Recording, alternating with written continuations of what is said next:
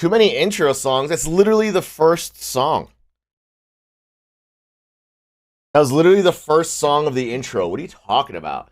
Hey, yo. What up, dudes? Welcome to Sunday Stream. We are getting set up here. It's the new Fall Out Boy album. I guess it is from the new Fall Out Boy album. Literally the first song of the intro. Too many songs in the intro. And I chalked that one round. I only caught the very end. I did not wake up in time. I caught it when it was like 15-11, and they won the gun round, and then FaZe ecoed, and then the last rifle round. That one round that C9 won to like 15-12, I think, where they planted with like less than half a second left, and then the last rifle round, it was just like a nasty flash, and then I think it was it Twist that peeked out of bank. And just got the double. Like, they were all coming. Like, three of them were coming along. Perfect flash. It was either Twist or Rops. And he peeks out from bank and gets them both. That's the round right there.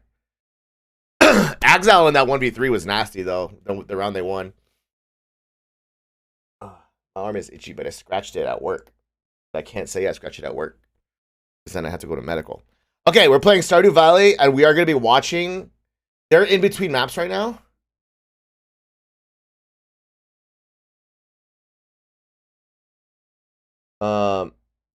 Obviously the overpass was Cloud9's pick, and they lost it, which sucks. So they lose their map pick, and they are in between maps right now. What we do need to do is, I always have this muted. I'll mute it from there, unmute it from there, or unmute it from there, then mute it from there. Then, all right, so 5 minutes. So we're gonna be playing Stardew while we watch the grand final. Is kind of what we're going for here. I'm wearing my C9 jersey. I haven't gotten it customized yet to put Skadoodle's name on here, but that will happen eventually. I don't know when, but hopefully eventually. C9 always needs to take a nap to get into form. Well, the thing is, like, you can't afford to nap. It's the grand finals already. Like, this is the grand finals. You need to be awake, and that was their map pick. Losing your map pip straight away is like garbage. Do you have Apple TV by chance? I think I have a free 3-month thing that I've never used. So it's like when I activate it, I'll have 3 months for free. But I was waiting because I think the only thing I want to watch on there, I think, is probably Ted Lasso. I was gonna wait till that was done, and then I can binge it. Map, not nap. Sorry. Oh, map. Well, hopefully not, because that's their freaking map pick. Miss Games, I don't know what that is. Ted Lasso, greatest Apple TV. I've heard the new season is kind of questionable, like not as funny. But I'll wait till it's done, and then I'll activate my 3-month membership, and then I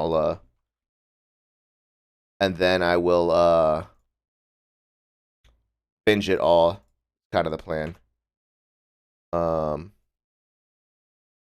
know what we could do? While that's on break, is we could listen to music while that's on break. Major League Soccer.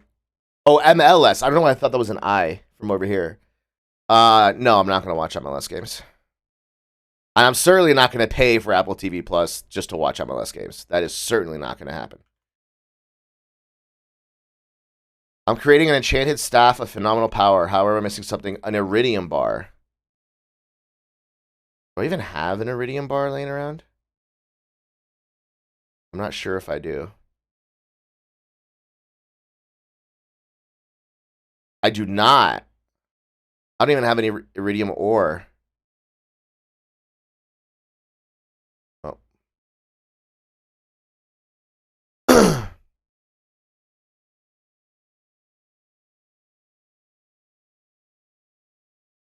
Yeah, I don't really have much of an interest in watching MLS games. I watch. I don't even know what the league is called. The one that the Switchbacks are in. I watch those games because I go to those games. I don't even watch their away games. Like yesterday and next weekend are away games. I'm not watching those.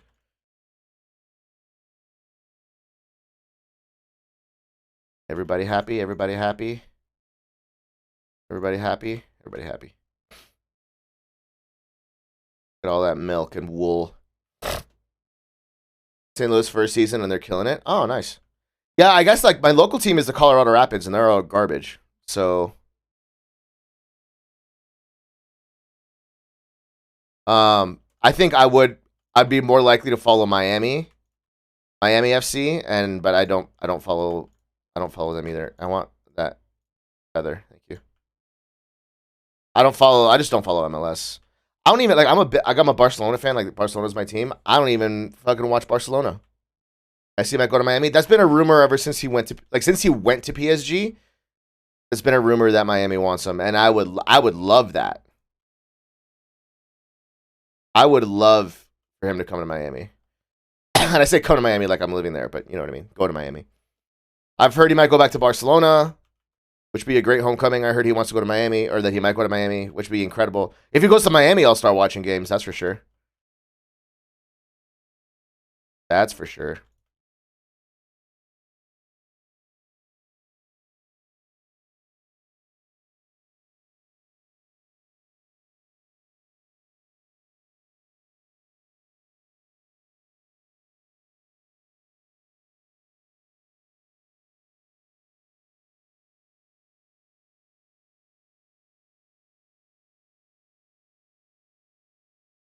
These memories. But we'll see. I mean, he's still at PSG, so we'll see if and when anything happens. I'm not holding my breath per se, you know.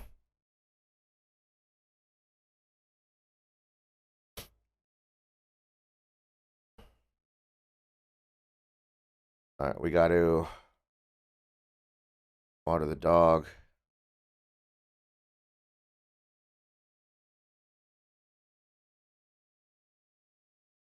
And then now, do I literally just go mining?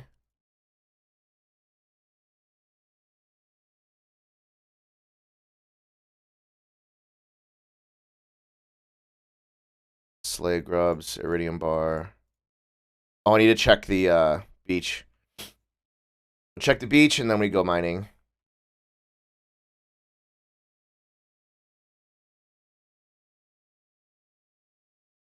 Prehistoric rib? What the fuck?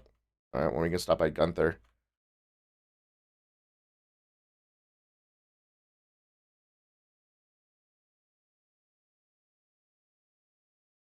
Yeah, I have not been following the football the way I used to. Like I used to watch like every Barcelona game every weekend, and I just don't.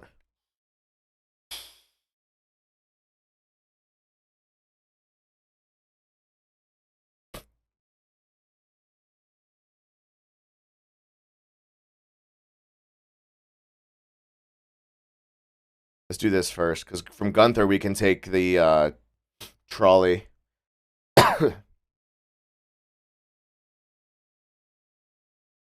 No lobsters.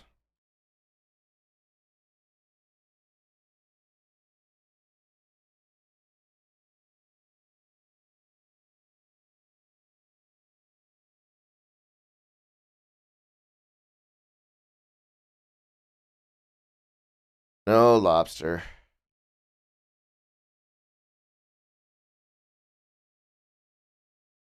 Bunch of trash.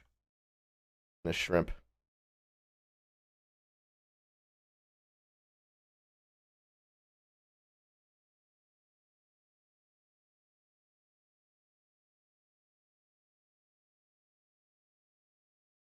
New reward. Sloth skeleton decoration. Cool.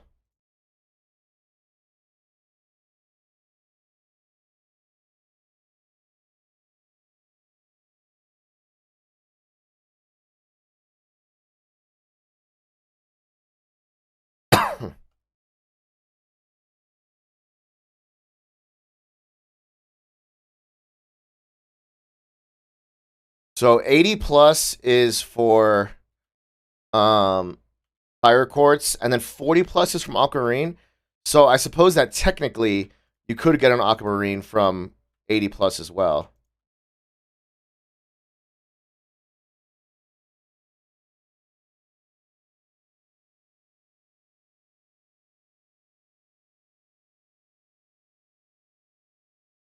There's a fire quartz right there too, which is great. Oh, map started. And you knew it was likely coming up straight away. Rain at the top of Banana, naded down, Cloud9. Now what they want to do in this pistol, they're coming through this smoke right in the face, but Rain and Twist, send them packing. Get out of B, Cloud9. Reduced to bags of flesh here. It's just Hobbit and Nafany in the 2v5. And Rops is holding on to bottom Banana. There's not a way out in sight for Cloud9. Carrigan as well. Heavy-handed as the first shot connects. It's all on Hobbit, just a formality to finish this one off. And that's it, FaZe with the opening pistol. Dominant as well. Even Rops holding back on the flank, in no hurry to end that round. It's clear Cloud9 had an idea, had a game plan coming into how they wanted to approach this T-side pistol, right? Rushing through that top monster smoke out of the gate is not orthodox. It's not a common call, but they give it a go. And it felt like FaZe, somehow got ahead of that one there. They started with a triple B stack. They had Rops getting aggressive all the way through mid. They had Cloud9's number on that one there. And so it's back to the drawing board early, a full eco now. And so they're going to take this round real slow. It's so beneficial for you if you do. Cloud9 have extra time now to try and mull over this first buy round coming up next. They're going to waste a bit of utility out of FaZe as they deep take Banana. Jeez, I'm getting wrecked by these fucking slimes, dude. Now they feed the beast. Rain and Carrigan making money. Rain is on for the ace. He won't get it because no one ever does. Twist is there to steal it away. FaZe is just happy they got the rounds, man. Keep them clean. 5 alive, build that money early, very important on their map pick. Yeah, in a game, in an event where kind of those second rounds have felt so uncertain, I think it feels nice. You're only up against Glocks, but you don't know that until you're already getting faced by them. So a sigh of relief for FaZe as that second one appears on the board for free. They keep it flawless, but now we have the gun round. Now we have the investment for Cloud9. This is what they were waiting for. You don't get many third round buys nowadays, but with no bomb plant, they felt like their hands were tied. They want to try to apply a bit of pressure early. Yeah, a lot of my eyes are on Nafany in this matchup because while he's been really good at coming back into these playoff games, Inferno is always statistically. And those mollies are ticking, man. Game leader. Down to 47 for Nafany, 87 for Exile. Those are one-shot headshots for the M4. Rain running down Banana, and Axel covers his captain. Oh, okay, this could be a round. Isn't content with just one, doubles down for the second frag, sets their path in towards B. Twist arrives on the scene with a cheeky HE, and that is a cyclone. Blows Axile out of the server, Buster for the trade back as he goes down in Boiler. Careful now, FaZe. They're coming back into this round. That's another grenade. Nafany walked in. If he didn't move, he would have lived. He was in the corner. He was covered. He steps into the HE grenade, and now Hobbit is thrown into a clutch 1v3, but this was the guy. Am I out of space already? He's had a very cool head on his shoulders at Hobbit, but it's this close angle in mid, and he's not going to check for it, so that's a freebie. Drops it long. 50-50 angle out through middle, and he just elects to clear the short side. I thought that was a Cloud9 round right there, dude. Left one guy over towards the A site, might find himself pitwood, might find himself, over towards the balcony side. It's a very strong position to solo that A site, and so he was never ready for Rops. Alone at long, playing close in mid. Groove calling timeouts very early in this game, and I think Cloud9 definitely need him to play a large part of it. Otherwise, the fear in my head is that FaZe just sweep through this second map, especially after closing out overpass. Yeah, you have to put up a big fight here, map 2. You cannot go to map 3 just like an easy 2-0. Giving themselves the option. But this is just such a hard team to get past in FaZe on a comfort map. All expectation is that they will be 2-0 up, and they'll have 3 chances to close this grand final. Can Cloud9 flip the script? It's only 3-0. Come on. As they go into Not giving up the map already. Oh. Nice, Exile. Nice shot. What a way to open. Can he do it again? Can anyone do that again? Shiro tries. Axile's turn now. Oh, that was close. Double molly. Lovely reply, lovely response, and they even go peeking behind it. They're trying to control the narrative of Banana. They're trying to hold on to this ground, but eventually have to concede. They don't want to risk feeding these pistols at Banana anymore. And so Cloud9, they're feeling good that that kill goes untraded, right? There was protocols in place to try and make life hard for the banana take. They've been able to keep this one flawless so far. There's going to be a bit of mid-round aggression. Flash in the mid. Buster is so blind. Could get taken out of the round, and he will. But Nafany with the reply keeps the advantage in favor of Cloud9. Nothing is certain yet for FaZe. Did they need that gun down? Because the kit went flying. Where did the weapon move to? Cloud9 don't have it yet. They're trying to pick it. Oh, I killed me, son of a bitch. I'm gonna lose something. I'm gonna lose a bunch of good shit. He's got to worry about apps as well. Twist is in a predicament. Brokey swings out. That's a good time. I wasn't paying attention. Draws their attention the wrong way, but Twist whiffs his shot. He has to find this one. He will. Pistols out, spraying away with the Julies, and he tears through more. $5 grand and 9 items. Haters on the craft. Oh, all my magma geodes and my fire quartz. Son of a bitch. Atop the boxes, atop his tower. Damn it. And so FaZe don't let the pistols break through. They were on the back foot. That's really unfortunate. Round, and they do well to regain control.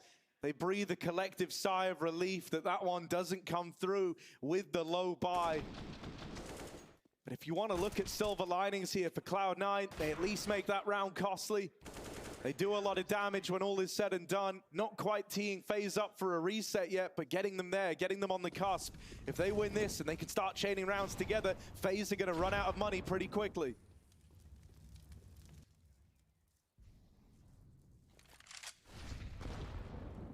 Oops. I made a mistake.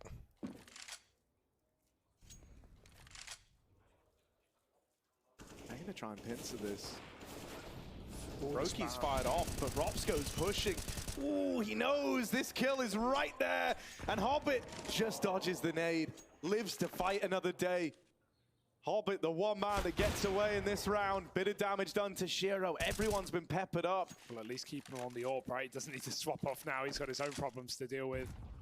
The double lap setup will collapse for FaZe and go back to short side. I like these plays as well. You've got the AWP looking like it's the only player under the balcony, so Rops will never be expected. The danger is his barrel sticking out when he checks apartments. Cloud9 smoke long, and they're coming through. They're walking into the meat grinder. The heat starting to cause them to use their utility to buy themselves a bit of time, re-defend themselves. Down to about 40 seconds on the clock. Cloud9 all there like a pack of hyenas ready to pounce into the action. The Molotov denying more time off the clock. You're not going to have long left to go for this. 25. On Overpass, they were playing a lot of these rounds down to the buzzer, down to the wire, leaving no room for error. And this round is no exception here.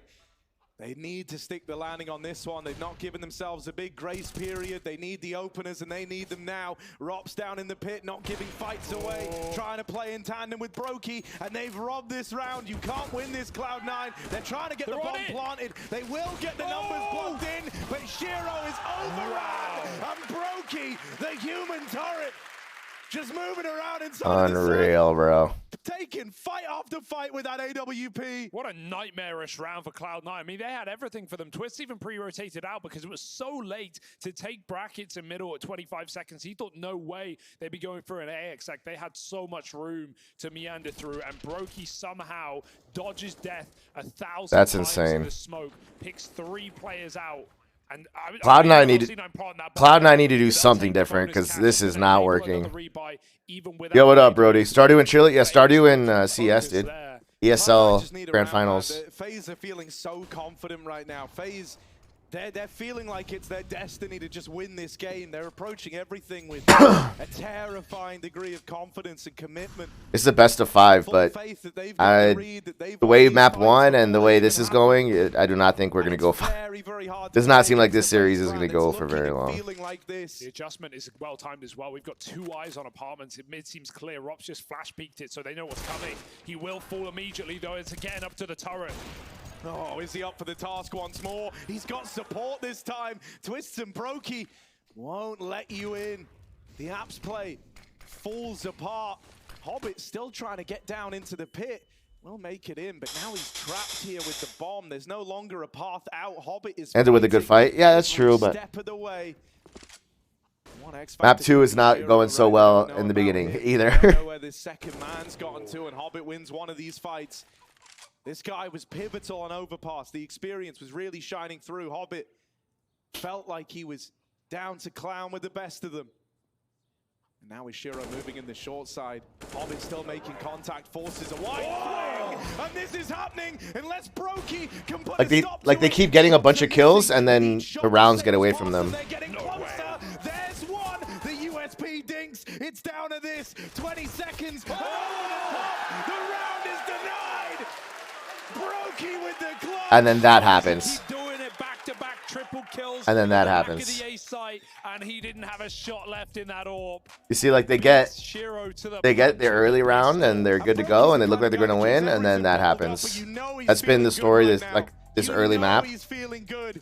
More than content. There's even a little smile nearly crawling across his face right now. And the rest of the team, they're all thriving upon the energy. They're all thriving upon that round. They felt like that one was Brokey getting cracked. away He's from playing them. nuts. That would have been a 2v4 going back the other way.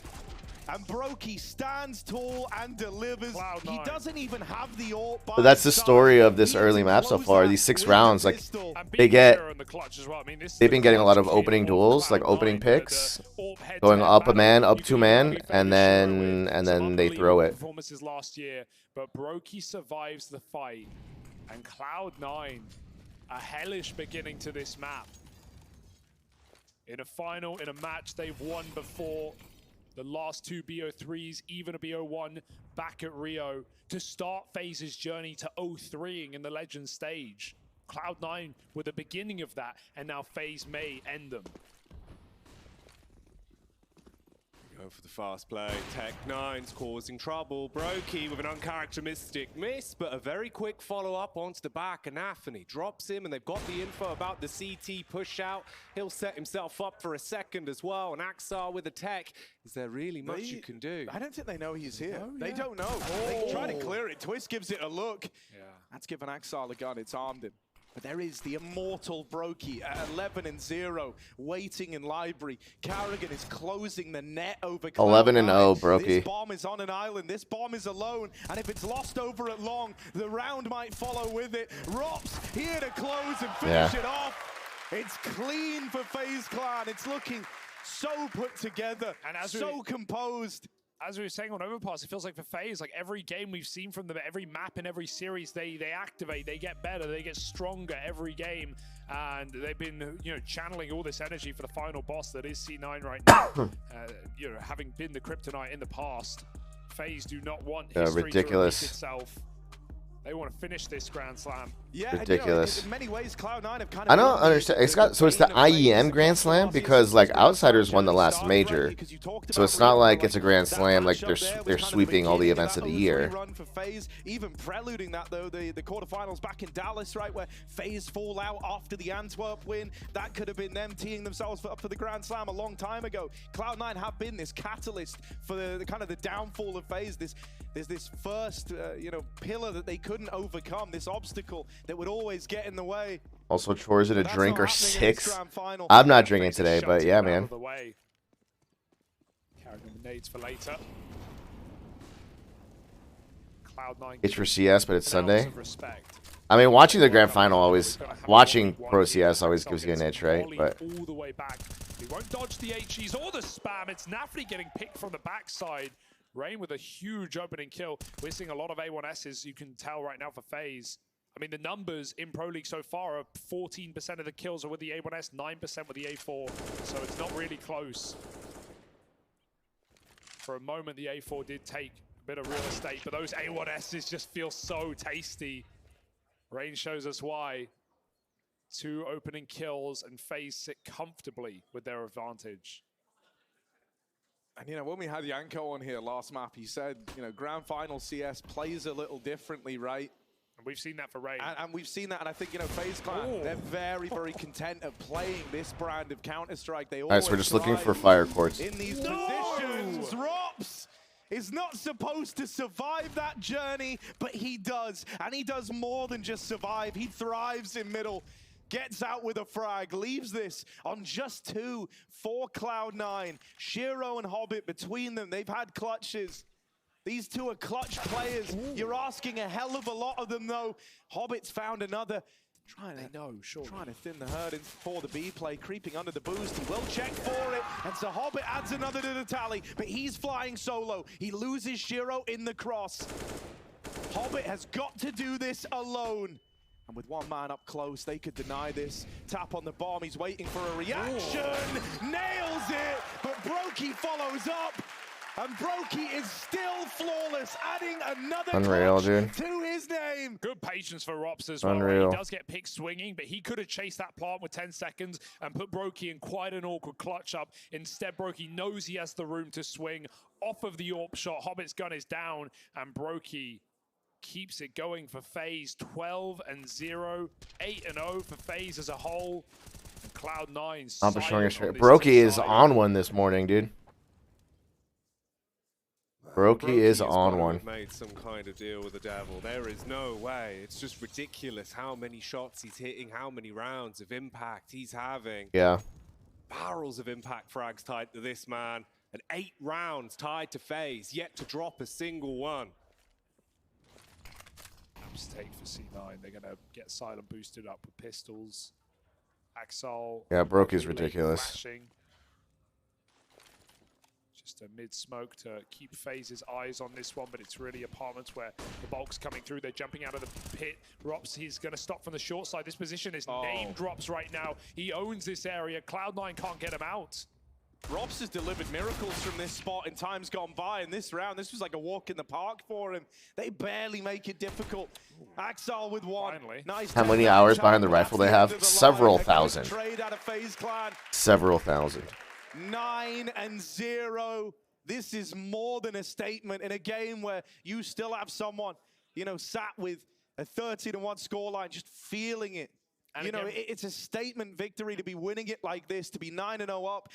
If FaZe can't get comfortable, these rounds have still come down to the wire. They don't have, for a team that's 9-0 in the lead, you would expect them to be fine in the face of defeat. They can stomach one after that last round.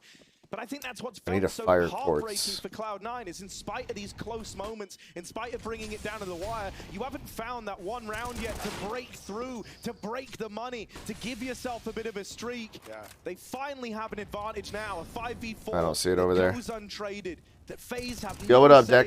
And Some of these shots even possible? Yeah, I mean, they're professionals. They have several thousand hours. Brokey's won 2 1v1s alone, but now he is alone on the In this game alone, you know, but they played since 1.5, 1.6. At least render this AWP useless. Spam will be unnecessary. He goes through the utility. They've played Counter-Strike their whole lives. 9-0 though. This is not looking good. Will only get one. Great spacing for Cloud9 to trade that kill. And FaZe, with the game they're having, they may as well go for it. They're gonna. Shiro, though, he's going off with the scope. Finally, the assassin gets an opportunity to punish. Carrigan dropped. Axile on the connection. Takes down Twist, and it's just Rob left. It was Source. Yeah, I mean, these guys have been playing their whole lives, right? He has the bomb on his back. He up and leaves. Doesn't want to hang around and fight this. That's been tossed to Buster, who's moving in to try and remove this gun. Cloud9 now need to close the gap. They now need something here, because again, I'm going to bring ourselves back to the idea that Cloud9 picked T-side. What in the shit is that? 50 right now, but not against FaZe. Without a doubt, looking like the best Inferno team in the world at the moment. And Cloud9 coming to regret their decision. I don't think I recognize a single name on the C9 roster. This is the old Gambit roster, the Russian Gambit roster that came to C9 when the war started. Because Russian players, or Russian teams are not allowed to compete anymore. Will be able to so C9 signed the entire Gambit roster. Cloud9 are under no illusion how important that round is, though. They even dedicated a couple of bodies to try looking for that M4, knowing that, you know, they still have to worry about running into the AWP, the util, everything in this round, but it's their future that they're focusing on right now. You can't live in the present with one round of your name. They're thinking about how, if they could chain a couple together here. FaZe is smacking them up and down mid. FaZe is just, well, Brokey's on one, but FaZe in general is just killing them. Like, they just want this Grand Slam, and they're just not letting him do anything. They grinded a path back into that half, and they finished at 8-7. Well, here, that's already not obtainable for Cloud9. And they lose a man through the smoke, mauled by Rain at the top of Banana. He's alone the whole time as well. There's no support. There's no assistance. Karrigan's only just coming in on rotation. Rain needs no help. No fire Nade quartz brings anywhere? him down so low, and Rain is tearing Cloud9 apart. Cloud9 just can't get anything right now, dude. The clouds disperse, give way to Rain. They just can't do anything right now. FaZe reaping the rewards of a good harvest here, man. 4v2 up. Feeling invincible. They split the defense 2-2. And so maybe this gives Cloud9 a chance. That is a flashbang. That's... Buster. You have to win this round. Kills in this map. They have to win this critically round now. important. It's opened up a path to the plot, a path to the 2v2. And FaZe are so far away. Are they going to even consider it? I mean, the money's on the line here. They might actually have to save in a 2v2 from position alone. Buster has brought Cloud9 back from the brink of defeat. And it's not just the fact that they find 2 rounds. It's the continuous rounds for Cloud9. Maintaining With those picks, well, that's the thing, though. They've been getting like a pick or two, a bunch of rounds they've been getting picks. And then they just lose to some like clutch plays. Attempt a last-second clutch, or will it not be considered? That seems to be C9 on the board again, avoiding reset. And that could just be the round you need for Cloud9 as well. A bit of energy back in the camp. Buster making a play like that. Suddenly things don't seem as bad. You see that you have a path to get back into the game. I got to keep it together. Yeah, I mean, this is where composure really comes out, right? Oh, Brokey finally broke his flawless streak. Buster gets on the board for the first time all map. There's the bomb. I say they avoid reset, they get awfully close. Oh, they both died of the bomb. FaZe Clan don't even need to put the pressure They both died of the fucking bomb. And right now we're at the tipping point. We're at the part of the match where we decide if this is going to be a dominant grand final, an easy run, or if Cloud9 can pull things back and make it interesting. Throughout FaZe's attempt at the Intel Grand Slam, they've had all kinds of grand finals, from a 3-0 against G2 still no Academy fire to courts. with hyper-competitive maps, with multiple overtimes on Mirage and Inferno. Back to Dusseldorf, where they took down Ents in the Pro League Finals 2. Iridium, I want that. Another There's this ladder. had to work, and of course we all remember Cologne, where Na'Vi took them to the brink of defeat, but FaZe did not falter. Will this be the easiest final yet? It's up to Cloud9.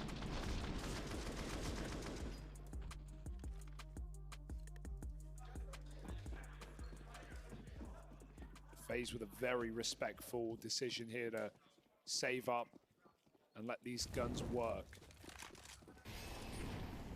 Yeah, I mean, they still have a chance in this round. They've done great damage with the util, and that boost, these little gimmicks, Bro, just to steal man advantages. This is the round where you want to be pulling those out, and FaZe know that.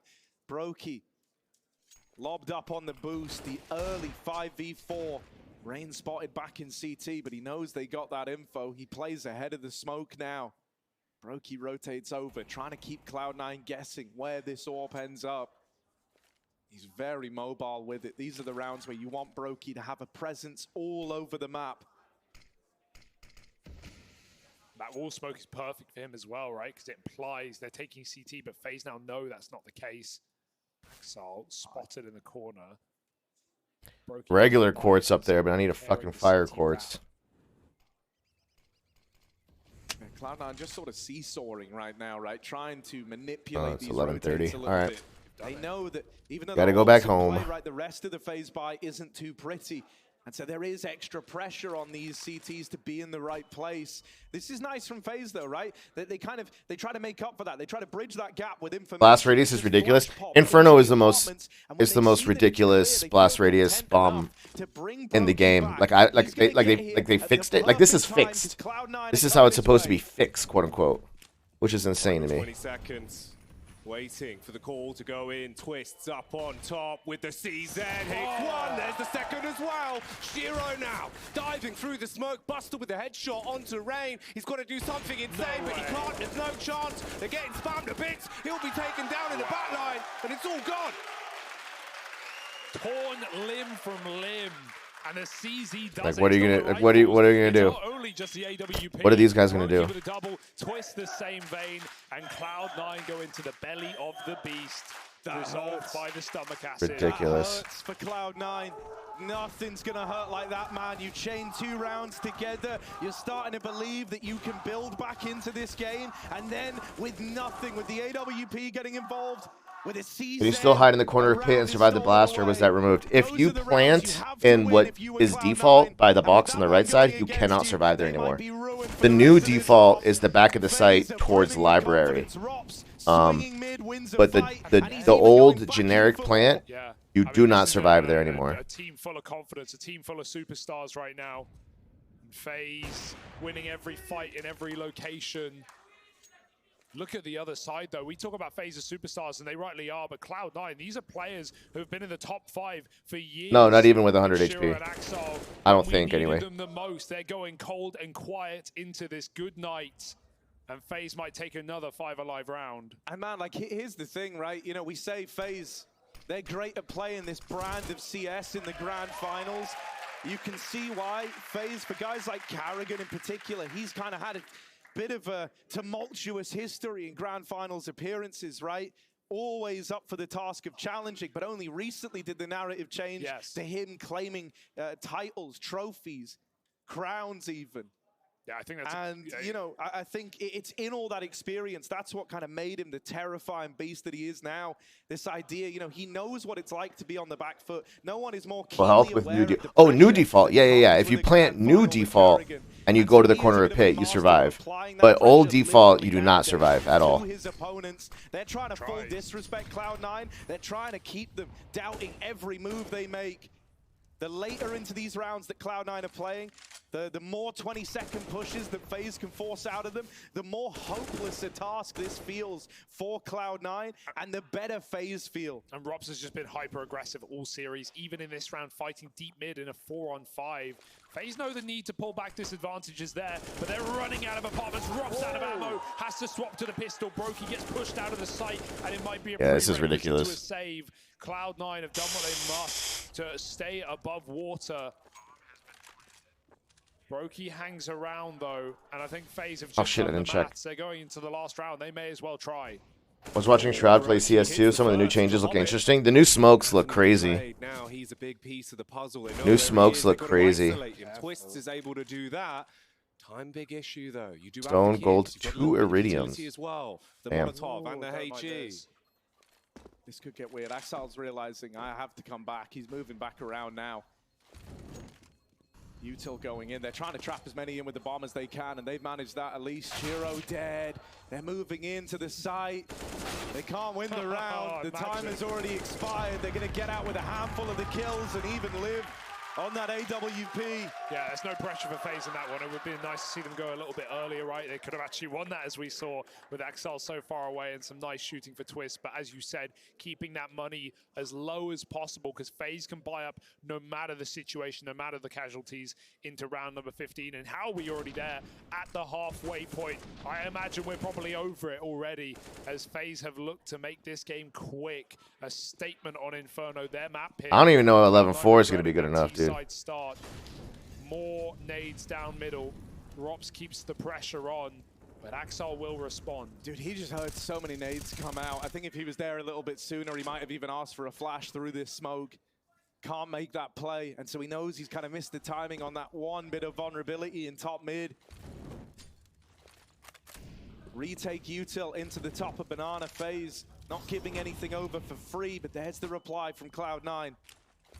Just going tit for tat with the Util for this banana control. Brokey is here, and Rain is fed to the wolves. Cloud9, they're shooting for the stars. They're aiming for 4 at the end of this T side. But they can't get away from Carrigan. He keeps the pressure on. Now FaZe start to leave B. They just saw Cloud9 trying to get out of banana, and so it's all become clear to him now. They put the brakes on at brackets. Using the last of the util to clear the angle. Twists, talking of which, loses out on the fight. But Rops, he's in graveyard. Man could be the harbinger of death, but he goes straight down. Buster ruining his day. Nathany with the backup onto Brokey. And Have to make sure to check the price of purple eggs and Carrigan, a milk 1v3. versus He's going to attempt this round 15. cheese He's and going for mayonnaise. Looking for I a way always in, I but keep with forgetting. 3 players in the site, all swinging together. Sure, he's going to win that first engagement, but now they can play a trade game. Man, all the way back in apartments as well as the safety net there to take it over the line, even if Carrigan I know finds golds a aren't third worth in more. the round. Up close, feet might be spotted, and he's ready for that. Nafany's fed him another, and the bomb's not an apartments plant. He taps on it. It's going to be a wide swing at a Buster if he wants to check this, and swing it. Oh, thank God. Will safeguard that round. Needed that shit, dude. Cloud9, FaZe are running away with Inferno though, and as they move over to their T side, they want to go for the throat of Cloud9.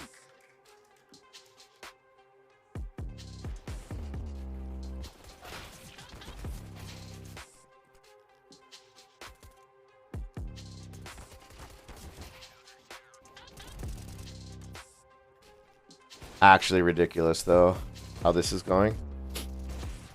Is Olaf retired or what? Basically, I haven't followed a whole lot of like player movement, but a couple of years ago, the last thing I heard was that he was on FaZe's bench. But I think he's just a streamer now.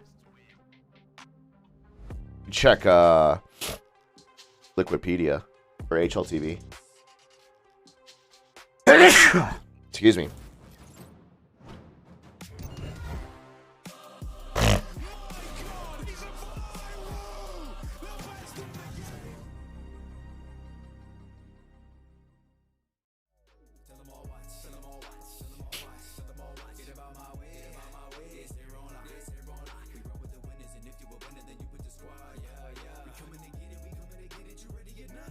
Look at all these crabs. And I need a lobster. Everyone needs a place where they feel safe and comfortable, including your furry family member. That's why Midwest Homes for Pets is dedicated to building safe, comfortable dog crates, beds, crate covers, and pet gates that make life easier for you and your pup.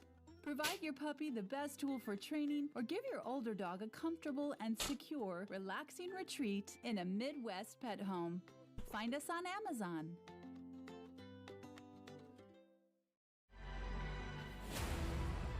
How about no?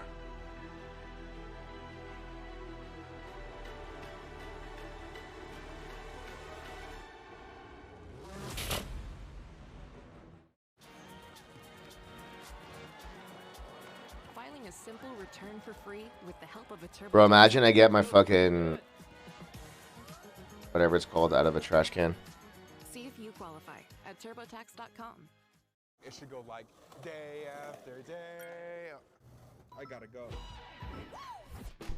Deliver your way and on your schedule with DoorDash. And earn more with new. What the frick? Is that a computer? A dwarf gadget, dude. Groceries, alcohol, and even pet supplies. New ways to dash means more ways to enjoy what you do, and more ways to get paid. Sign up now to make the most of every dash. DoorDash.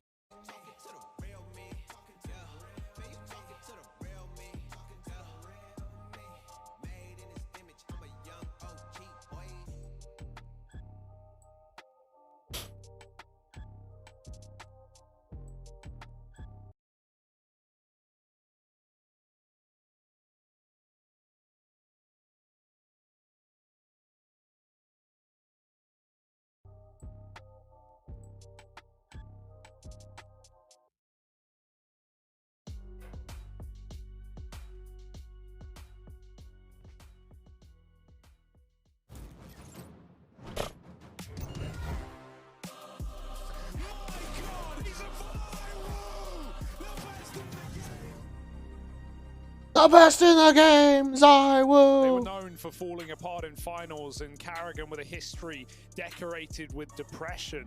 As now Jesus. FaZe changed the game, they changed the narrative. We come That into was bleak. 2022, this team goes lights out, storms their way through a major. That was very bleak. For these boys, as well as pickups at Katowice and Pro Leagues as well. FaZe have had a fantastic start to years. Will 2023, in the beginning of which, be as decorated? Right now it's looking so. FaZe 11-4 up on the CT side of Inferno, and they're ready to finish the job. Yeah, with the release of CS2 right around the corner, right? The chapter of Global Offensive is closing. The chance to pick up and really cement your legacy for guys like Carrigan is running out. The time for that is running out, but he could look to complete the final kind of major achievement for this guy at the end of this grand final.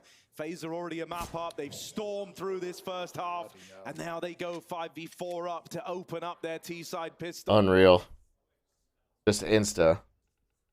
It's the Rops effect, man. I feel like he's had so much impact over T-side openings in this game, and especially on Overpass, one of the lowest attempted T-side opening kill players in Counter-Strike at the top level. But this series is different. This series is for FaZe. This round needs to be a FaZe pistol if they want to get themselves even further ahead. Shiro dead as his head gets lopped off. B site crumbles to dust and Rain lurks, waiting towards brackets. Glock primed and ready, information being gathered. He could cauterize the bleeding. It's CT! Oh, that is despicable! And he wants more as well. Oh, wow. I mean, dude, like, I don't know, Cloud9 are ready for that. They've clearly done their research. This map's over. A little lurk out of someone like Rain isn't uncommon. This map's over, and the way this has gone, I feel like this grand final's over. Rain into a peak where Buster was on the angle, waiting for it, and Rain picks up both those players. This just feels over, you know? Axal's going to get out with the dual Berettas and armor, maybe, but even then, what does that mean? These are a nice couple of kills to close the round, but it's not saving you from that harsh reality that FaZe are up on a 12. And if they stick the landing on these conversions, they're only, you know, one rifle round away from victory. They're only one rifle round away from a 2-0 in the BO5 Grand Finals, one map away from that title and the Intel Grand Slam. If they stick the landing, and that's the big if right now. I'm going to give Cloud9 the respect that they've given us throughout this tournament on the force buys, on the ecos. This team has been a wall, especially on T-sides as well with forces. Cloud9 now have to do it with less, right? No fire quartz anywhere in this floor as well. There's a regular quartz. So Cloud9 have a chance to make this round interesting, but that might be all. And as you said, without it, it leaves us hoping for a gun round or a quick map. FaZe taking middle, and they might run into the long stack. Yeah, Cloud9 are getting what they wanted. They're getting what they wanted, and they will make it work. Axal with this Famous still holds on. That's one mag. That's 3 kills big. From it. He's given Cloud9 a leg to stand on in this force buy. Now it's down to the rest of the squad. Can they finish Shit. what Axal's worked so hard to put in motion? Nafany retrieves one of these AKs. Currently 5 kills deep in the game. Axal still rocking the Famous. They're both over towards long while Hobbit is moving up through the apartments on a bit of a backstab here. Timing's going to be everything. They've got to get switched on. They've got to get activated at the same time. And these peaks are not together, not in tandem. The crossfires are set up. Rops wins that one. Ace. Down to the 1v1. Axal on for the ace. Oh my God. Find it. One more bullet, man. He had 3 in the mag. One more bullet to Brokey, and that's an ace for Axal. This is not, you know, it was an insane round from Axal. He does all he can. 4 kills. It's going to really hurt that that one goes against him. But I think it's really worth mentioning here that that is another round that Brokey wins in these clutch moments where he has to step up and stop someone else. Like, Jesus, man. Like, what can you do? Really hitting their stride. Like, what do you do at this point? To the occasion every damn time. And that's what we knew about Brokey, right? When he joined this team, he was the X factor. He was the clutch player, good with pistols, incredible orb, very mobile. And where did that go for a long time? But here in this final, all the 1v1s have come through for Brokey. Yeah, that's his 3rd in the map. 3rd 1v1 this map showing any signs of in 17 rounds. That's ridiculous. It's a cool boost, especially with like an M4 going over the top here is really nice, but with pistols, it's not that interesting, and especially not when FaZe avoid it completely. Negating the setup and sneaking into A. You said if Cloud9 don't win the force, it's 1 buy round, and that's all they're gonna get.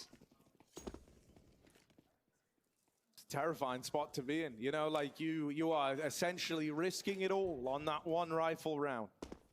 And if that one betrays you, if one player has a big round, if Brokey wins a clutch, you know, if Rain double opens, suddenly you're saving, and this map is so far away from you, it's not even worth thinking about. You know, you just turn your attention to the third. You hope you bounce back stronger, because if you don't, FaZe are going to steamroll over you.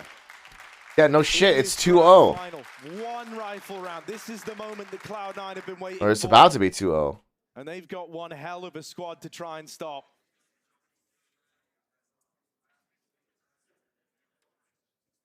Saw an AWP get bought up. They're going to have that in the fray, in the action. There's extra money on Shiro to allow this to come through. So that's something. You've got that orb for Shiro, but at 4 and 17, he's having a rough go at it. The only guy kind of giving us a nice performance, what's expected, what's needed for Cloud9 is Axel. He's been pretty much alone in that on this map.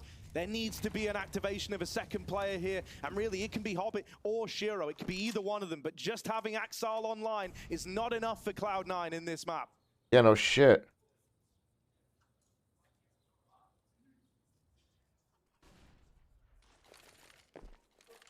Again, focus set back on middle. Smoke wall goes up, Shiro fires off the warning shots. The bells are ringing, the information given out. Axar, the heavy-handed man for Cloud9, lurking in the back of the pit. Will he be tested here? Buster taking the full frontal contact. Hobbit with a swing in the back. Butcher's Brokey looking for more. There's the headshot onto a twist. Axar flicks up, and it's all going wrong for FaZe. Carrigan with a Mac 10. Gotta convert it. Gotta convert it. Got the backup from Rain. They turn it into a 2 versus 3. Axile looking for the pickup now. He's waiting for this one. They could leave. They could reset. They're holding on for a repeat, for a swing, for a mistake, and Cloud9 might give it to them. Nice spot for Axel. That was perfect. Second kill of the round. And Rain, they just saw depart the short side. Where's he rerouted? Cloud9 stay grouped for now. They won't gamble. Shiro starts to lean away. That's going to give Rain the chance to isolate. No. He might be caught, but he just creeps out into the safety. I want to see Rain go for this. I don't want to see a save with 20 seconds, but he's playing those percentages and playing the long game. That's a surprise.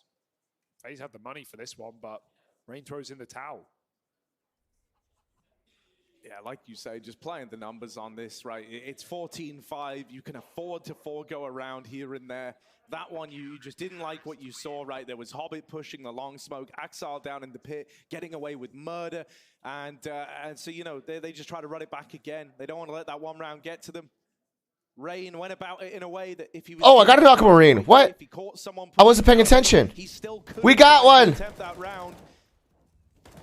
We did it. Mind was always made up, and the moment they didn't... I wasn't paying attention and we did it. We got an Aquamarine.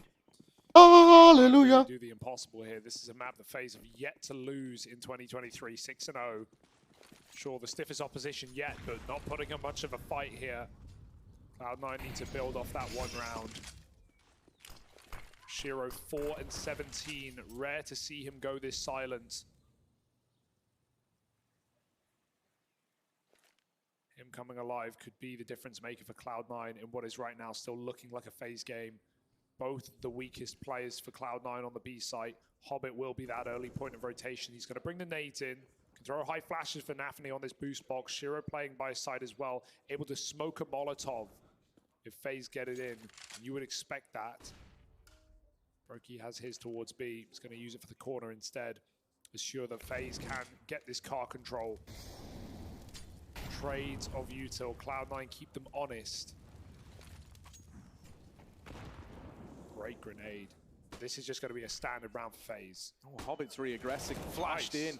This is one of the things that's beautiful about this guy, right? Even when everyone else gets a little bit shaky, when guys like Shiro, who's normally just isn't feeling it, Hobbit never feels that same degree of pressure, right? He's been in moments like this before. This guy's got a major. And so he's always down to play the same. He knows when someone needs to be a bit of a playmaker. He gets flashed in for those fights. And FaZe is saving. Once again, similar look to that last round. You just don't like the setup. You tried your hand at the opening move. It doesn't pan out. And so you've got enough. Ending this map on at least like a good streak here, build some confidence is going to be huge. Side though, right? And this is a flawless round. What this means now for FaZe is that winning one no longer breaks the money. That would have always been like the dream scenario to win this game, would be winning this round, ruining the economy of Cloud9, and then you have a free path to the victory. That's no longer guaranteed. It gets a little more grindy now. And it's all thanks to Hobbit, you know, calling for that flash into the top of Banana, setting himself up. I think a lot of the other players on Cloud9 right now just don't have the confidence to take that fight. Hobbit does. Yeah, I'm not jumping the gun at the scoreline, but at least that full 5 save for Cloud9 allows this to be a fair attempt, a reasonable chance at the comeback, right? With no reset looming, and everything can be bought every round all the time. So yeah, it's going to be a 10 round in a row required now for Cloud9. But every comeback starts somewhere, and I got to say, at the Pro League alone, we've seen some unbelievable comebacks. I didn't check the price again. Oh my god, I keep forgetting. A 7-map stream. Yeah, you know, like confidence kind of spreads like fire in a way, right? Like it starts off small, maybe it's only within Axel to begin with, but then you see Hobbit, right? I'm just gonna look it up. Making some of these plays, it inspires you. It starts to get you believing, you know. For guys like Shiro, I think that's important right now. He needs to look down the line, see that his teammates are holding their side of the bargain, and then that's going to make him, you know, do a bit of reflection, try to get involved on that same level, on that same plane. Because he's been very, very quiet to open up this Inferno, and that's kept up throughout the entire game. He's sat down towards the bottom of the board alongside folks like Nafany. And I think, you know, for Nafany, it is more excusable in a sense, right? He's got the burden of having to call this, having to try cook up solutions to these phase problems. And on top of all of that, he doesn't have reliable pieces, so he kind of throws himself into the mix as a bit of a linchpin on occasion. Yeah, I mean, right now, Shiro is having the worst performance in Cloud9 since that Cloud9 Imperial game at the Major, right? If you remember back at Antwerp, the 1-2 matchup, where Imperial 16-3 Cloud9 on the final map to avoid elimination. Shiro had 6 kills in that map. Right now, he's basically level 4 and 17. In fact, even going worse. So, Jesus, Shiro. Yeah. And Shiro's usually like the stalwart. Shiro's usually one of the better players. Brokey on the other side is having a mind-blowing game, 22-6. 22-6. We talked about 7 multi-kill fucking ridiculous. rounds. He's been unstoppable. That's fucking ridiculous. And I mean, here's the thing, right? FaZe have only been saving in these last few because they have that luxury. If this keeps getting closer, that's when you're going to see FaZe attempting the man-down rounds, right? So for now, Cloud9 have been able to win rounds on the basis that if they get, you know, 2 kills in the right place, FaZe will write it off. But that won't keep happening. That won't happen forever. And so Cloud9, enjoy it while you've got it, but eventually you're going to have to deal with that clutch factor again.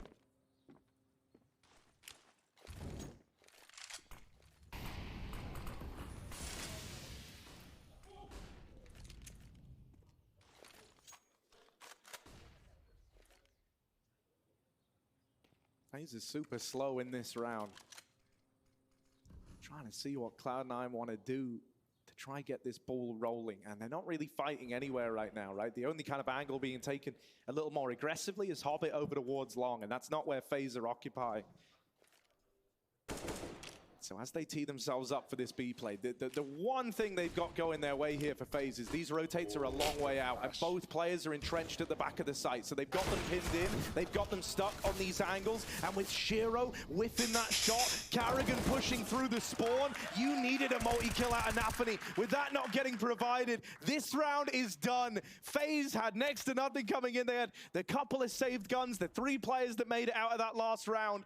A limited pool of utility on a couple of Tech-9 Shit, no one's going to be in their house today. They get to 15 on the back of a standard B play. That is going to hurt. Shiro and Nafany, they were both in the spots that Can't go to the wizard. Provide, and they couldn't find a thing. Yeah, part of you looks at the scoreboard and just sees the 2 B players are having a poor map, and you just go, yeah, let's abuse that. And Shiro, I mean, he couldn't even do anything there, could he? He had 1 chance to hit a headshot on the AWP on a very difficult angle. FaZe flashed him off to perfection, a very loose B hit, where Carrigan's just running in, smoke in hand, and look at how far FaZe get. Buster in the danger zone will survive with 2 guns, and we talked about how Cloud9 can afford a rebuy, at least. Nafany could provide Shiro an AWP, but this seems to be it. All Cloud9 could muster after an extremely dangerous T-side pick on Inferno into FaZe's best map. Whatever Cloud9 prepared for, FaZe have flipped it on its head.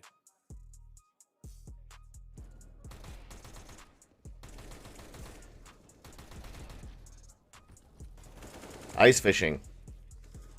Beat some ass. fishing right you here. know, I mean, we always kind of joke about it, but it holds true. You know, you can have the best game plan ever. None of that matters if you don't hit the shot at some point in the round, right?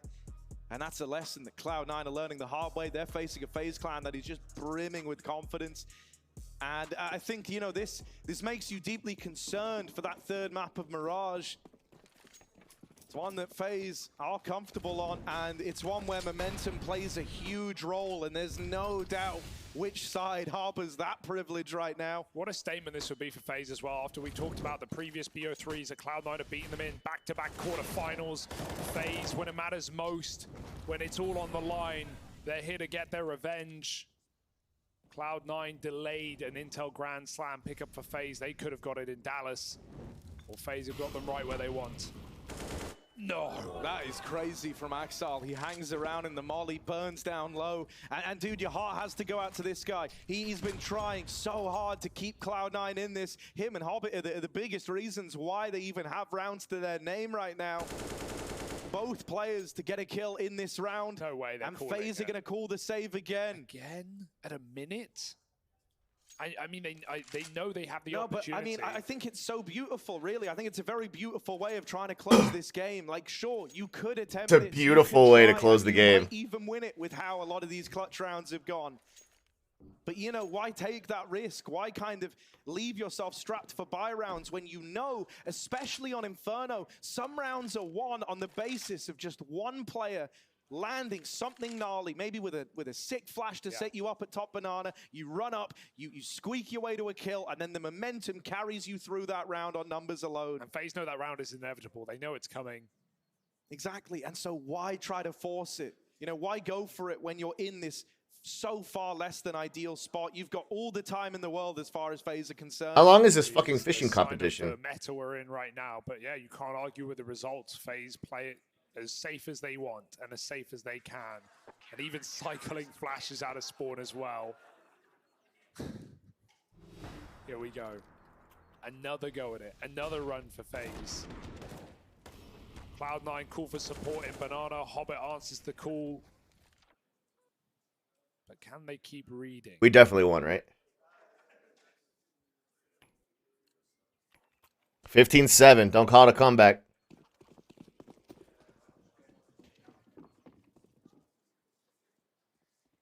They're going to try their hand at another opening move. Oh, Axel getting aggressive. I tell you what, though, if he falls, that is the 5-man 5v4 that FaZe have been looking for. This could be the opener. This could be the chance that they've been holding $2,000 for in this game. He's holding the lower push. Rob's dead. Shiro finally coming through with a bit of impact as well. They're not playing like it's 15-7. There you go, Exile. Now we're talking. Reset back. Now we're talking, They'll bro. have to hang around a little bit because Cloud9 have so much control. FaZe know they'll get punished here. Cloud9 can afford to hunt the guns. So they will have to fight their way out of this 2v5. But hey, that's how it starts. Let's see if Cloud9 give them away. The timing on it all as well. Anthony with a headshot onto Carrigan. One of the guns gone, broke. He just looking to save the AWP. What's he cooking in the kitchen? Inferno's T-sided map. I mean, they're one round away from winning. I could root for Cloud9. So boxed in. It's going to be impressive if he gets out with this AWP, because there is not a world where he's supposed to. Oh, knife pulled! And there it is. Nafany hounds him down. They're playing with some confidence. All right, man. look, I'll say this about Cloud9. They're up against 15. And so in a way, you know, nothing's off limits at this scoreline, right? You are trying everything you can to keep this game going. And I think going for an aggro play like that screams a bit of a mindset shift for Cloud9. They're realizing it's do or die time now. You know, you either go out with a whimper, or you take the fact that FaZe have been respectful in these rounds, that FaZe are looking for that one like glorious scenario to close, and you try to use that against them. You're getting punishing now. You're hunting down these saving players. You're hurting the FaZe economy. Okay, so now I can't do that, and I can't do that, and I can't do that. I can't do anything. I cannot do anything for the community center. But they are taking the necessary steps. I need iridium, a lobster, Yeah, I fresh want to see if fruit. Shiro takes a confidence peak, right? You know, I still am use looking one for of these fire rounds, quartz. Try and take an opening kill because he still looked absolutely neutered in this game for Cloud9. At least we have Axel and Hobbit doing the work. Another fight to mid. Flash to Karrigan. It's easily done. Even Shiro in that last round feels like he plays an important role. Oh, that was a big nade. That's big for the confidence. That was a big nade as well. Went on to get as many as he did was that Shiro kept him alive with the orb. Those are important kills for him to get as a result. And so that might reflect in how he's feeling. I know it's only 1 kill, but when you've only got 5 to your name, you know, that's a big difference. Axel holding on to the apartments. This guy's People are, what up, Dustin? That's not changing anytime Good morning, soon. my friend. This is one man trying to reel. Exile is like single-handedly trying to keep C9 in this. Wow. Okay, Twist with one at least on the Hang Deagle. on a second. He's getting run at here. He is getting run at. Exile. Oh, trying to stand his ground. He's dancing around. He's seen the Oh my God, bro. Falls, spams towards drops as well. They're low. They're on the site. The teammates crouching up. The spray from Nafan, he's good. Robs with the crocodile tears, switches to the Kalashnikov. Not happening. A 9th round for Cloud9. Oh, sigh of relief, I think, for the C9 boys as well. Squeaking that one through. Man, I mean, you know, it's in that moment that for Axel, like, you're really feeling the pressure. There's a part of you that's just thinking, like, man, I've done so much in this round already, and now we've given them a gun in the apartments. I'm getting pushed up short. Those were hard fights for Axel, even though it's up against the pistols. And it's important. Sure, he doesn't finish the round. Was up drunk until 2 a.m. playing? Nice. Nice. Are Cloud9 building back into this, or can FaZe stop them in their tracks? They got people behind them. Last time we saw a crowd favor Cloud9, they took it all the way back in NA. But still we sit with 6 opportunities for FaZe to close, and they've not been hurried in these T-side rounds either. Slow and steady wins the race. It's a marathon after all. This one could get weird though, right? C9 has stacked triple B, Axel here, but he doesn't have any util, so his teammates have to set him up. His teammate, that one man, has to give him the flashes, and Buster will provide. Gets the opening kill, reroutes back into the site, but he won't survive much longer. Hobbit is spammed out. Buster. This could get away from them. Buster dead down in the pit, and Cloud9, it's onto a retake. Shiro and Nafani, they've been struggling all map long. Yeah, they have. The last hope for Cloud9 2v3. on Inferno. Safe partner as well. FaZe are playing no games. They put it inside of the site. They don't want any lurkers catching them off. And now Cloud9, with their 2 struggling players, must fight back against the odds. Molly's over the top. The double site setup is lovely for FaZe. Time is ticking. Cloud9 must go. They have a kit? They need to win this first fight. They Shiro do. tapping into the pit, won't get given this one again. They can win it to time now. Oh, Nafani up desperate. through short, trying to get in, but locked out. And so Man, FaZe this might be a 3-0, boys. away This might be a 3-0. from the Intel Grand Slam and from cementing the FaZe Clan legacy. That map will be Mirage. This might be a 3-0. When's the last time you saw an 0-2 reverse sweep?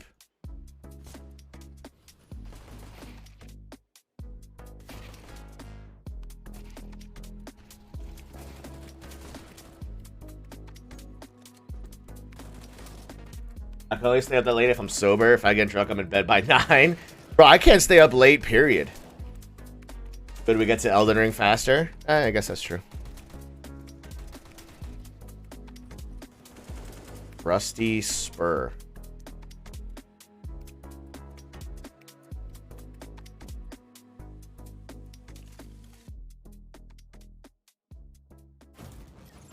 I'm getting rolled though, bro.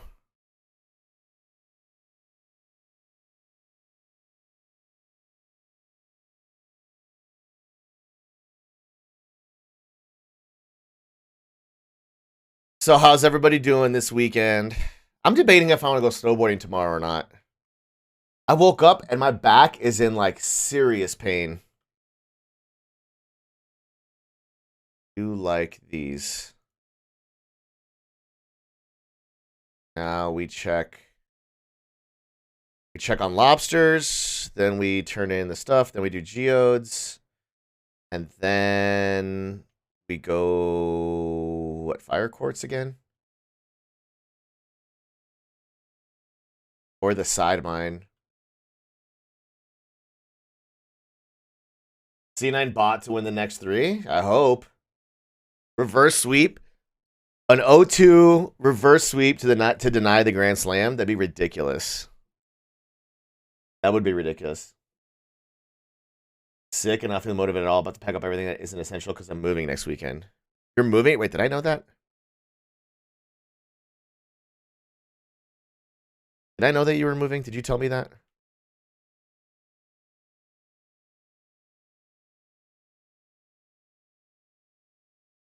When we spoke the other week?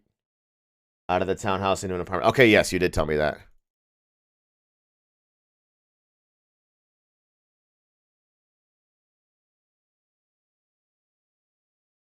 I think I want more of these. How do I make these?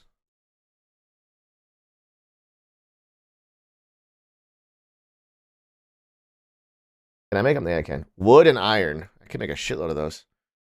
Because I need a lobster. I want to make some more. Today, we're not going to mine today. Today's going to be clean up around the town.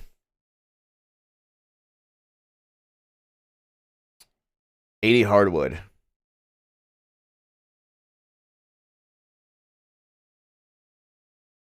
Link cod or 80 hardwood. Let's do 80 hardwood. That's easier.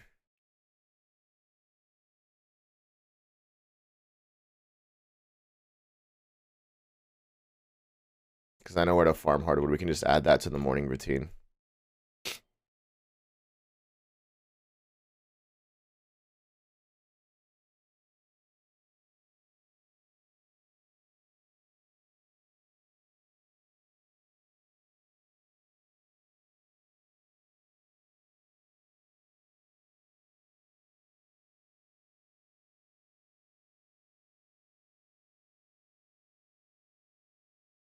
Are you managing to have Monday off that your schedule had picked up? Just depends if I'm on OT or not. Is that a fire quartz right there? Oh, fucking perfect. It just so like if there's a big project going on, like something broke, I work a lot of overtime. If like if Charlie's on PTO, I usually work overtime. Charlie is on PTO, but Travis is going in tomorrow instead, so I'm gonna have tomorrow. I could go into work tomorrow. I should clarify that. I can go into work tomorrow if I so chose.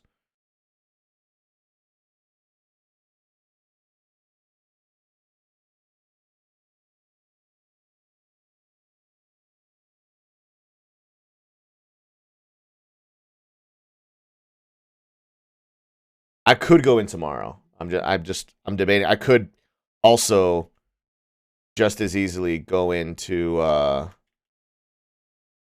if I could put my oysters in here. I could also just go I could go into work, I could not go into work. I could you know,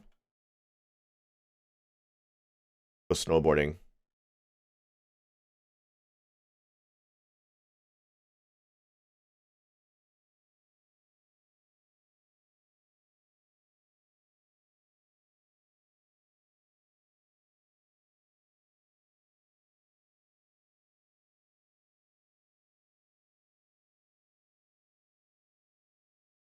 Organize some of this shit.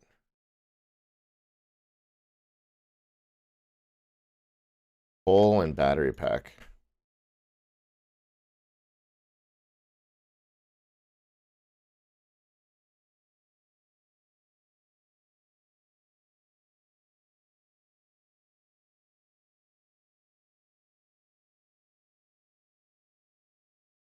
Imagine choosing not to go to work. I mean, like, could I work? Yeah, but do I want to?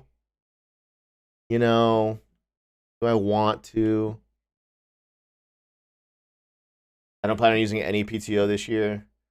Just getting paid out at half at the end of the year. The life of someone with nothing else to do. I mean, it's not PTO. I just don't work overtime. You know, I need to put slime in there. Tomorrow would be an overtime day. I just choose not to work overtime is basically what it comes down to. I'm not using PTO to not work tomorrow.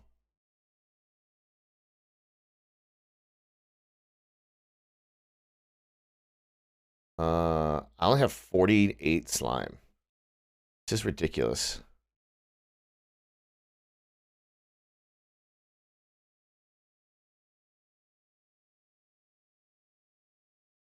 Iridium.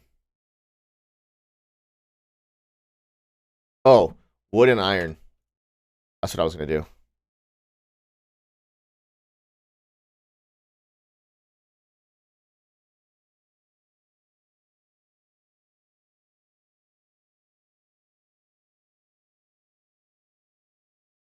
How many more do I want? 5. We'll go farm hardwood, and then we'll go back to the beach.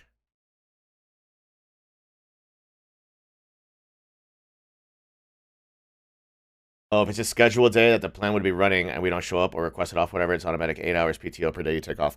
So the plan is running, but my work schedule is Tuesday through Friday, and tomorrow's Monday. So I'm not scheduled to be there. Now, if I don't show up on Tuesday, yeah, that's PTO, absolutely. But since I'm 410 Tuesday through Friday, and I don't show up on Monday, that's my scheduled day off. So I could show up tomorrow because Charlie is out of town. Travis is going to cover, but I could also show up and like they wouldn't kick me out. Like I would be able to get my 10 hours of overtime if I so chose. I'm just choosing. I haven't even decided yet, to be fair. I haven't decided if I'm choosing to work overtime or not. Because I'm debating if I want to go snowboarding or not. I could also just stay home and play video games. I could also go to work. You know, I could do a lot of things.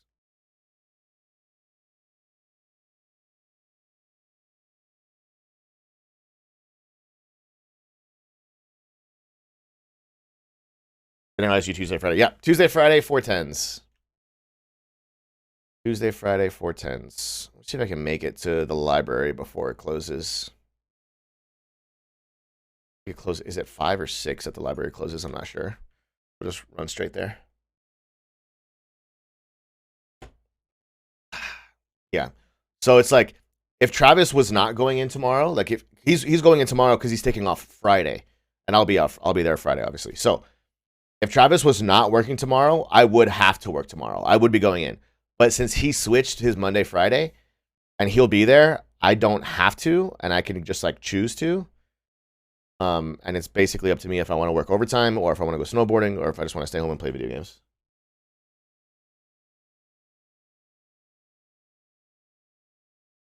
Nice, still here. Nice. Save me a little bit of time. Oh, beautiful. Crystallarium. We can make more diamonds. I'm going to put my crab pots down.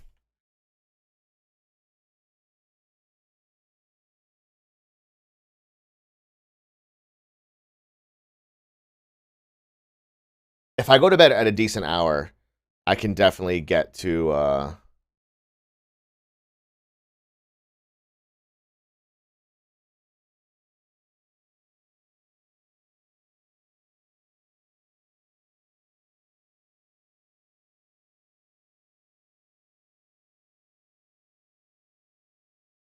okay, perfect.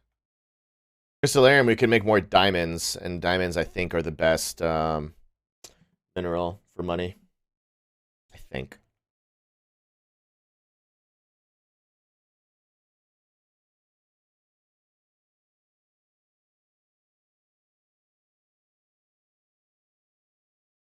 Ugh. Sometime today? Well, I don't have a spare aquamarine. It took me forever to find one as it is. RE4 Remake looks incredible. I've been looking forward to snagging it here a couple weeks. The Resident Evils never really did it for me. I've played them before, for sure, but not the kind of game that's on my list, you know. But hey, man, if you're vibing on it, hell yeah. There's a lot of games I'm excited for coming up soon. Like the list is already getting long just for the next 3 months.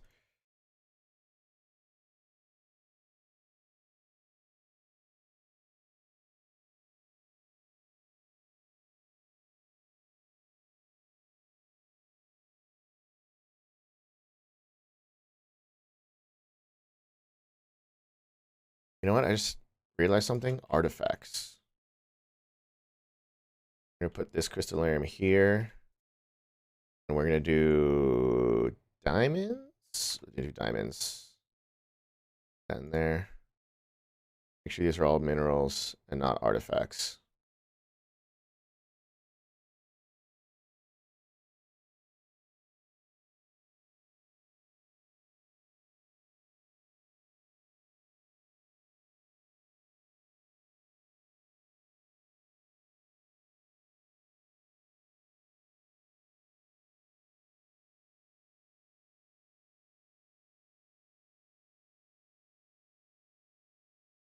the fuck? Why is an oyster there?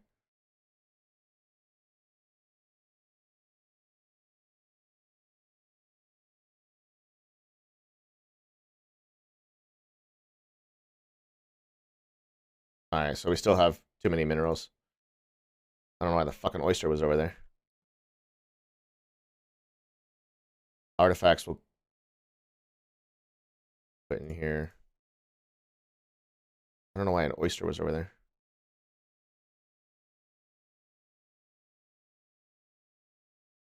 Okay, so we farm hardwood. Gather 80 pieces of hardwood. So if I just take hardwood from here. No, it doesn't count. Only 11.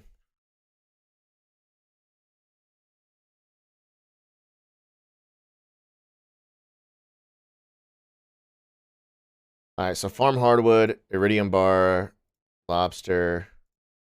Can't do that.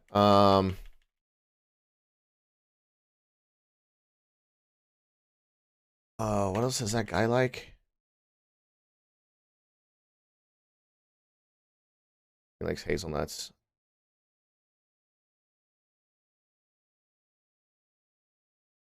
And baby girl, he likes amethyst better.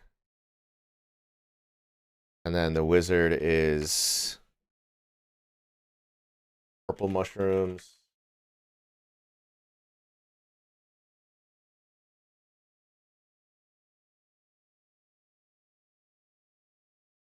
Or solar essence, void essence. All right, well, we'll see. How are we doing? I kind of want to leave everybody at 8. And then get everybody up to 8 and then decide. I mean, it's going to be Abigail, but I don't want to get her to 10 because then it's like marriage. Video games in general haven't really interested me in a while, especially solo games. So the nostalgia over at Resident Evil 4 was, and my curiosity is definitely getting me excited. For what it's worth, I've heard the remake looks great. For me, I'm on Elden Ring right now. In a couple of weeks, you got Horizon Forbidden West DLC. And you got Horizon Forbidden West DLC. Then we have the new Star Wars game. Then you have the new Zelda game. And then you have Diablo 4. And it's like all that's like a really quick succession. So,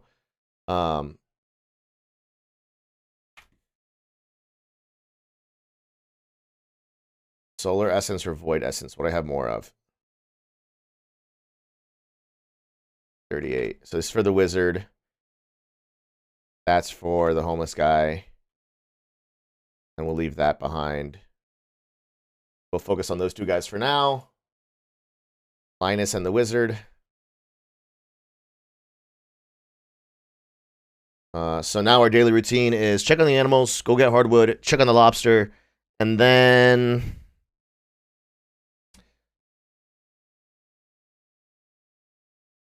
go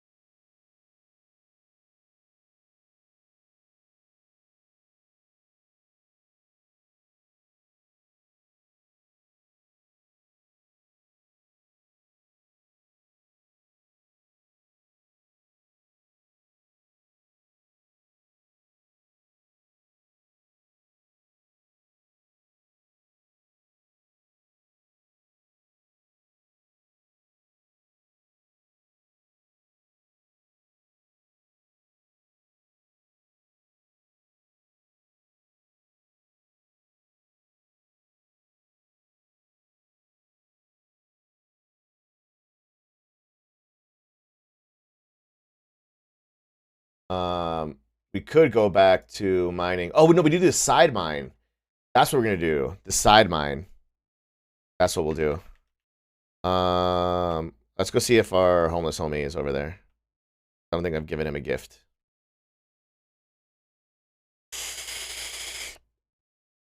But it does feel like after I get through these AAA games that we just talked about, that under luck. Cloud9 CS2 and Resident and Diablo 4 are going to be the main games. First, they still hold lower. Rops just think. looks away, and so Cloud9 will find this gap. They're going to boost up into the window. Rob sees one right there, and now he knows about the second man. Hobbit is on borrowed time. Out of the round, and an early 5v3 for FaZe. They even find the planter. This one's going down the toilet quick for Cloud9. Shiro, if there ever was a time, he's out of the round now, and FaZe run them down to find the pistol. Yeah, FaZe are feeling it. I feel like every pistol that I've seen so far, it feels like they're winning it, and they're winning it pretty clean in most of these. So yeah, they're feeling it. Cloud9 though will not let their foot off the gas. I expect a second round force. It's all the rage right now. Galil's in armor with bare bones utility, and these have been great rounds for Cloud9 as well. So don't count them out of flipping this on its head very early in the half. But FaZe, a pistol in the right direction. What have we got for Cloud9? It's going to be nothing but guns. They're going to have to, yeah, they have no nades. They're going for the no nades buy and just a bunch of Galils. They really just need to, anytime they get close into a site, they need to make sure they really get that entry and make space, or else it's going to be very difficult for them. So we're relying He likes on the Holly. space creators. Well, Axal at least has been Or having Snowy a good Yams. series. He's kept up appearances all day. If there ever was a time for him to get involved, And this is a it's in Gunther. buy like this. All right. Cloud9 are stoic to begin. They wait to see if FaZe bring any aggression up middle, send something through B apartments.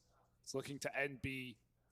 But Twist might be the one to force the first fight. He's already out wide on short. FaZe crunching middle together with 3 players and a fourth very nearby. Cloud9, as said, no nades. They've got to basically dry walk this. It's a free kill for Twist. He goes back for more. That's the confidence that FaZe are exhibiting right now.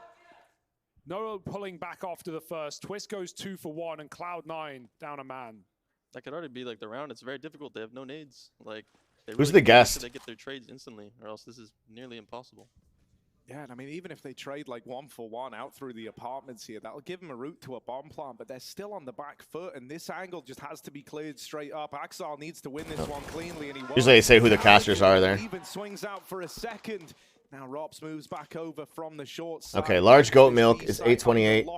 A large milk is 456. So goat milk is like twice. And goat cheese is 720. So purple goat milk is worth it. And then we have to do a regular milk. Large eggs 228, and a mayonnaise. Even a shit mayonnaise is 228. So eggs do them all. Goat milks don't. Regular milks, yes. Brokey's ready to jump at a moment's notice. Head spotted. No, he flicks back. Brokey just playing with his food, and Shiro might realize this one is too far gone. Even fighting here is crazy, but he wants that loss bonus. He'll get it. FaZe deliver him death, and swiftly 2-0. Cloud9 on an eco. Yeah, I wish there was like something more that Cloud9 could have done in terms of their buys. You know, maybe someone getting nades and, you know, having to suffer and be on a pistol or something like that, because here it was just pretty much a gamble. Hopefully we just walk out mid and instantly 2-bullet, you know, the CTs, and if it doesn't work, then the round's pretty much over, and that's pretty much just what happened. Dude, That guy's got an American accent. Who is this talking? Played that, right? Like, that's not how you play Catwalk normally. Normally you're fine with the one kill and get the hell out of there, but he just kept forcing the engagements. It's full confidence. They got the Grand Slam on the line, you know, it's the last map. They're just feeling it. They're going to peek everything and shoot as straight as possible. Do you relate to that as well? Like being a Grand Slam victor, doing it in record time, 63 days? I just mean, like, when you're in the finals of an event like this, and, you know, with FaZe, how many times they've, you know, fallen over the hurdles of not being able to get the Grand Slam, and now they're in the finals. It's just, dude, nothing can stop you. It's like, dude, you're not going to take away $1 billion from me and all of this. No. You know, everyone's full of confidence. Everyone's so hungry, and, you know. Who is that talking? Right now, so Does anyone know? take down people like that. Yeah, there's no doubt about that statement. I mean, we've been seeing it since Overpass with the constant re-aggressions on CT side, with Rain just getting flashed through on toilet fights round after round. FaZe have definitely brought a different mentality to this matchup. Even Rops, who, as we've been saying on T sides, has gone for more opening kills in this matchup than we've ever seen before for FaZe.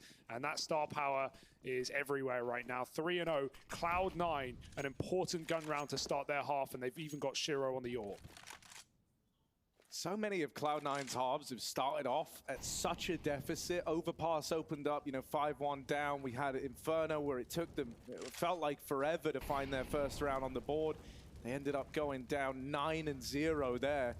So they can't afford to have a similar slow start now, right? The Yeah. pistol, the force buy, that's all forgivable, but you need to find something with your first rifle round. Yeah, they really need to dig deep. It's just you can just tell there's no confidence. No one on C9 is really feeling it. You know, someone maybe just Exile maybe, and yeah, of course with this third map we need Shiro to show like a lot more because he's potential to be the #1 player this year in my opinion. So we need more out of him. I mean, Carrigan even opened up the grand final saying that Shiro was robbed last year and that he was number 2 in his eyes, right?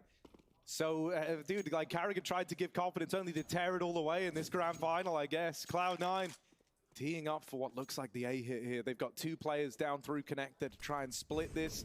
You've seen them attempt to boost window already. Wonder if they're going to go back to that. Oh, Robs looks like he wants to go through with a flash. That's perfect. And he even gets out scot-free with a man advantage. Brokey sees him coming out A. He's got Rain as well. Palace bound to help out. Can swing on the balk. He gets spammed through, though. That's a nice kill through the smoke. It's an easy check for him. Drops back down the ladder. They're going to hear that noise, though. They go over the top to clear him on the ladder. Rops and Twist offer support from the side. And Nafany just gets overwhelmed. We are having FaZe take every fight in the book. And Cloud9 can't punish. Yeah, FaZe with all the right reads, all the right stacks, and all their players. Jesus, bro. So Is this really going to be like a 3-0? I feel like there's 3. So. Yeah, dude, and that's like the grim reality the Cloud9 are having to deal with, right? I can imagine it feels overwhelming going into a third map after losing your map pick to open, getting kind of steamrolled on the second. You know, confidence is not an all-time high for Cloud9. They're really feeling this pressure now that it might just be, you know, this Cinderella story run through the groups, through the playoffs. It's convenient this guy never leaves. Only to completely crumble come crunch time in the grand final. Yeah, and they'll be kicking themselves if that's the case, right? With back-to-back quarterfinal wins over FaZe. How many gifts is that for you? Threes, knocking them out of all right, 2 gifts this week. Well. I mean, all right, we're done with you for this week. Cloud9 wanted to find themselves, you know, especially considering they've yet to even feel the map. Very close overpass. But they've won Mirage in both the BO3s. They've beaten FaZe in. So they need to get started now. Fast into middle. Nafany gets a lot of room. FaZe a triple A taking the ramp. This is still a default. Cloud9 have left the bomb back in spawn. But FaZe have a free kill here available. They won't take it. They just sit in the setup. Nafany gets boosted into position.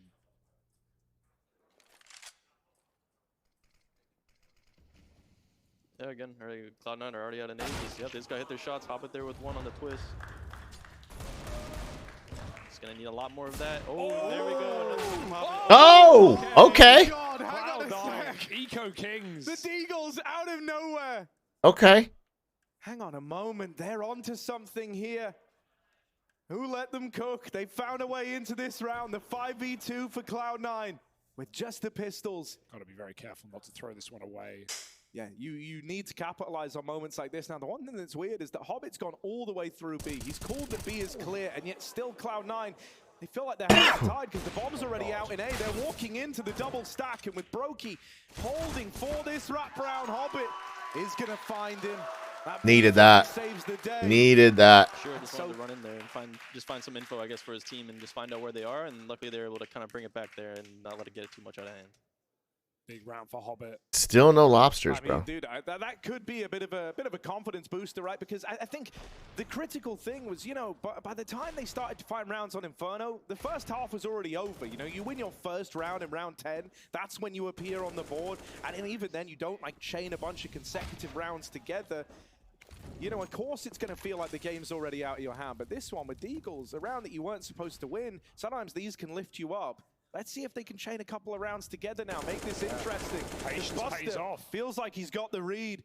Catches them pushing down the ramp, but Rain tickles his toes and gets that trade into the 4-on-4. That's a gnarly angle. Buster's going to live to regret it. Cloud9 reset back at A. They've got all the util for a full execute here. Just Axel lurking alone in middle. Can still throw a jungle smoke from underpass. Try and help them cross out. Triple shot espresso. Cloud9, they looked over him last time they came A, right? Killing Brokey back on triple. Made them discount close A entirely, but this is where Rain is often found. Twist supporting from triple now. Cloud9 contact as ever. They like these very dry executes, don't they? They're going to let Shiro work this AWP, give him open space to fight. That's a big entry as well. Now it's all onto Twists. This is a lot of responsibility. If anyone can do it, it's Russ, that's for sure. Out on an island, but full faith here. They missed their jungle smoke. Ooh, there is a big gap in that. Twist starting to edge He forward. gets in the triple. Shiro might not notice. Oh, he's made it out. Shiro may have saw him there. Yeah. Oh, he will nail it. That's something to hold on to. 20 seconds left in the round. It's Shiro and it's Axar. These are meant to be the it men for Cloud9. They need to finish this one, especially with the damage done on a Carrigan. And now they would be chaining consecutive rounds together, starting to build something on the T side. But the backstab is in from Brokey. That AWP strikes, and it strikes twice. Brokey with the round. Add another one onto this guy's tally. He's been responsible for so many rounds that FaZe Clan have put up across this series. Yeah, Carrigan's still alive, but we can call it a clutch for Brokey. Add it to the growing list as this guy has come Unreal, in dude. Fantastic form for the finals. A very important round for FaZe to stop Cloud9 from building into this half. And the bomb plant, while it will beckon them to buy, still a dominant lead right now. And Brokey's so good in those situations. When it just becomes that battle op situation, you know, when he's kind of shotgunning around with the op, it feels like he's so insane in those positions. Okay, so we've given the Wizard both of his gifts this week. What about Yeah. All right, Nafany trying to swap up the pace. Fast down short. Gets here. Man, there's a lot of fucking people. Should be ready for, but the Molly has found Axal in the apartment. Marnie? What is Marnie like? She's right next to me too, right? Didn't have one left up. Yeah, he must have maybe got mollied and naded at the same time, and he had no chance to get out of it. Slowed him down in the fire. Diamonds? FaZe Fuck come you. off. Farmer's lunch, pancake, pumpkin pie. Quartz. Okay. I can do quartz. I'm not giving her goddamn diamonds. You crazy? In the apartments with Axal out of the round, he's been such an important piece for Cloud9. With him removed, the pressure's that much less. Carrigan even gets the spot into the apartments, and he's got backup here. He is not alone. His boys are moving around already. Brokey set up in the window. There's no util really to help with this push. It's to make the life of the site players harder, but that market window is open. Shiro's in the site, combat warping. He has threaded the needle. They don't know that he's this deep. They're still mollying into the apartments. That flash sets up Shiro for a swing, and he even spots the man on the van. Shiro knocks out Carrigan, tries to follow up. Pinned in by Rain. The round not done yet. Rain's looking to play for it. Rops is far and away, but Rain seems determined, seems to think that he's got a shot at this one. Creeps out through the market. No one's looking at this. He's got a good bit of room. Over at short, Nafany's just turned away. Rain is right here. Rain is in the site with them. Oh my god. Plans, but Nafany has bailed them out, and Rops was already saving. He's come back for a very late call into this round. Rain sets them up, makes it winnable. Now Rops has to close as he's put everything on the line to go for this round. Oh my god. I was just ready for that no-scope. I was ready for the no-scope diffuse. I was. Absolutely. And this is what we were waiting for, right? Because Nafany's had a pretty sad series so far for Cloud9, but in the playoffs, he's played his best Counter-Strike we've seen in a long time. He's activated late in second and third maps. Nafany saves Cloud9. I was absolutely ready for Rops to jump out and no-scope him in the chest and then clutch it. Like, aggressive and show more, more aggression. But unfortunately, with Axal getting caught out upper B, it's just a little bit unlucky. But yeah, I mean, it was nice to see Shiro get some kills there. Building confidence. I know obviously the past maps were a little hard on him, so he's building confidence. And that can also breathe life into himself and also his teammates. So hopefully we can see a little bit more. To start something for Cloud9, and they're broken the money from FaZe. So one rifle, one scout, a couple of deagles here are going to be all FaZe can muster. Aquamarine. I think, not even just like the fact that you win that round and it comes down to this clutch. I think it's so big.